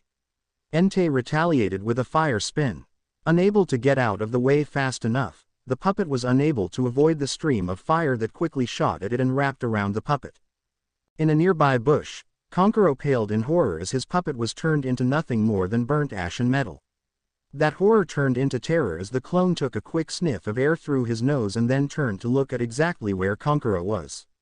Conquero was only able to get out an shish before he found his face full of fur as Entei rushed him and swatted at him with a paw. Conquero went flying before he hit a tree and slumped over unconscious. Entei padded over and flipped the puppeteer over to confirm that he was unconscious. Looking around, he took notice of just how far they actually were from the village. Glancing back down at his opponent, he sighed to himself and thought, by the time he wakes up the invasion will be over. And I've killed too many people today as it is. The clone patted over Conquero's body and took off after his brother and creator. With Arcanine and Raikou, Naruto and his other clone regrouped once they were 100 yards away from where they were ambushed. As they kept running, Naruto wondered just how far the other two members of the team planned on running. 5 minutes later, he got his answer as the scent trail stopped its rush away from the village. The two transformed beings slowed down to a walk and continued towards the two scents in front of them at a cautious pace. They came upon Gaara and Temari a minute later, Temari in one tree with a massive bruise on her face and Gaara in another looking at the two of them with a mad look in his eyes as he snarled at them. Naruto dropped his transformation and stepped forward as he said, "Hello, Gaara." Gaara's snarl worsened as he said, "Uzumaki. I've been looking forward to this. You'll prove my existence." Naruto sighed and said, "I'd rather not actually. I'm only here to make sure you don't become a threat to the village. Preferably without completely destroying this sector of the forest." Gaara's mad gleam in his eye turned even madder as he said, "I don't care about your pathetic village. All I care about is proving my existence." Naruto sighed again and said, "Raikou, please make sure Temari stays out of this." The clone nodded and let loose a roar. Temari stiffened in fear and fought against the urge to run away from her brother. Never mind the fact that she had wanted to get clear of her brother for a while now as he descended further into madness. Then Raikou let loose with a second, louder roar and all courage in her body said, "See ya sucker." Temari bolted from the tree she was in and took off through the woods away from the upcoming fight. After the clone muttered a good luck, he took off after her to make sure she stayed away until his creator finished with Gaara. In the woods behind them, the Entei clone paused momentarily as he heard the roar that sounded a lot like thunder before he continued at a slower pace planning on going around and finding his brother since it seemed that his creator didn't want an audience. Naruto briefly noted that the psychopath in front of him didn't seem to be the least bit affected by his clone's actions. A raised eyebrow was the only reaction he received before the cork on his gourd popped off and sand poured out of it. Naruto frowned at the sand and said, "Last chance Gaara. You really don't want to do this." His only answer was the sand rushing at him causing him to take 5 chakra-laced jumps back before he hid behind a nearby tree and pulled out a Pokeball. Gaara growled at the tree that was hiding his target and sent a wave of sand at it which slammed into the tree and began to topple it over Naruto. The tree fell but Naruto was no longer anywhere near the massive tree. This was proven as a fact as 2 streams of fire slammed down onto Gaara's position before 2 blurs shot down past the branch he was standing on and pulled up just short of the ground and blazed a path through the woods quickly getting out of sight. As the flames died down around Gaara, they revealed a curved shell of glass over Gaara's head that had protected him. Once the danger was gone, the glass slid off of the sand that hadn't been fused together and fell down to the ground where it shattered. Gaara glanced down at the shattered remains of part of his sand reserves and actually frowned as he thought, "I won't be able to take many more of those." Looking back up, Gaara started actively searching for his target, turning his head each way as struggled to see or hear some trace of his opponent. However, with all of the trees surrounding him it would be next to impossible to find the 2 flyers before they were right on top of him. Raikou versus Temari. Temari finally stopped running and seemed to shake herself from her terror-driven state of mind before she turned around prepared to head back to the fight. She was torn from that thought though by the bolt of electricity that shot up straight through the air in front of her causing her to reel back in an instinctive flinch away from the electricity. Glancing down revealed the dog that had terrified her so much standing near the trunk of the tree she was standing on looking up at her. "Please don't make me have to fight you Temari. I don't want to have to destroy a fan I just made," the clone said. Temari frowned before she looked back into the forest where her brother was. Her face set into determination as she took her fan off of her back and flicked it open. Her determined eyes drifted back down to Raikou who was now frowning at her. "Don't try me Temari. You have no idea what the Pokémon weakness strength chart is and I can assure you that trying to launch a wind flying attack against an electric type will not work. Especially since I figured out during your fight that there isn't really just chakra in that fan I helped make." Temari's frown turned confused as took a quick glance at her fan before she looked back down and said, "What the hell are you talking about? Of course there's just chakra in the fan." "Is there?" Raiko asked with a raised eyebrow even as he started sparking. I've seen the damage that thing did during your fight. There is no way that it is anywhere near as capable of such wide-range destruction if it was just chakra in that fan. Temari's own eyebrow rose as she said, "Oh, and what is in this fan then?" "An energy that I still have no clue about where it comes from even after over 3 months of using it." Raiko answered even as more sparks formed covering half of its body. Temari frowned again before she shrugged and said, "Doesn't matter. Wind beats lightning on the elemental cycle. You're the one at a disadvantage here." Raiko snorted and said, "Really? Well, if you're so sure and really want to fight, then let's test that theory." A bolt of electricity blasted out of Raiko's body towards Temari, who quickly blasted out a burst of wind which blew straight towards the bolt of energy, only for the bolt of lightning to blast straight through the wind and continued on towards Temari. Temari's eyes widened and she barely made it out of the way. "See, you've got the same kind of energy that I use for Pokémon attacks in that fan of yours," Raiko said. As Temari looked back at him in muted horror, sparks began to fly in the air as he said, "When you use that fan, your attacks are being turned from wind-style attacks to flying-type attacks. And while the change usually isn't anything to write home about, one key thing changes. Your strength and weakness profile. It's true that wind beats lightning. But with us, it's electric beats flying hands down. Maybe if you had a ground or rock-type attack then you could win, but unfortunately, you don't have that advantage right now, meaning that this fight was as good as over before we even began." As Raiko spoke, Temari started to shake as the clone let out an intent that was completely different from the previous intents used. It felt like a huge electrical storm was in the air, ionizing molecules to the point where the whole area would erupt in hundreds, if not thousands of lightning strikes with her right where one would hit. Then Raiko's form became completely encased in electricity and he vanished from Temari's sight as he used the electricity to augment his already insane speed. The next instant, Temari felt the air behind her crackle as Raiko appeared behind her. After that everything went black as 6 milliamps briefly coursed through her body and knocked her unconscious. As Temari's body locked up and then fell over the branch they were standing on, Raiko prepared to jump down after her to catch her when he saw a flash of brown before Temari's limp form landed across Entei's back. Looking up at his brother, the clone said, "Tell me something, brother. If I wasn't here and the branch you were in was 10 or more feet lower, would you have caught her?" Raiko jumped down and said as he landed next to his brother, "That depends on what was under the tree. If it was sand or something soft like that, not likely. However, if it was regular ground like this, then in an instant." The two legendaries stared into each other's eyes before the volcano Pokémon gave a short nod and turned around towards where their creator was fighting and the thunder Pokémon fell in beside him. "Speaking of catching our downed opponents, what happened to yours?" Raiko asked. "Burnt his puppet and then smacked him into a tree. Once I saw that he was unconscious, I came here." So the only difference between our fights was the fact that your opponent was already on the ground." Entei shrugged and said, Details. I only knocked him up a bit. There was really almost no danger of the guy dying." Raiko snorted and said, "And we care about these two, why? How many have we both killed today? 15, 30. We sound like hypocrites worrying about these two when we have so much blood already in our fur.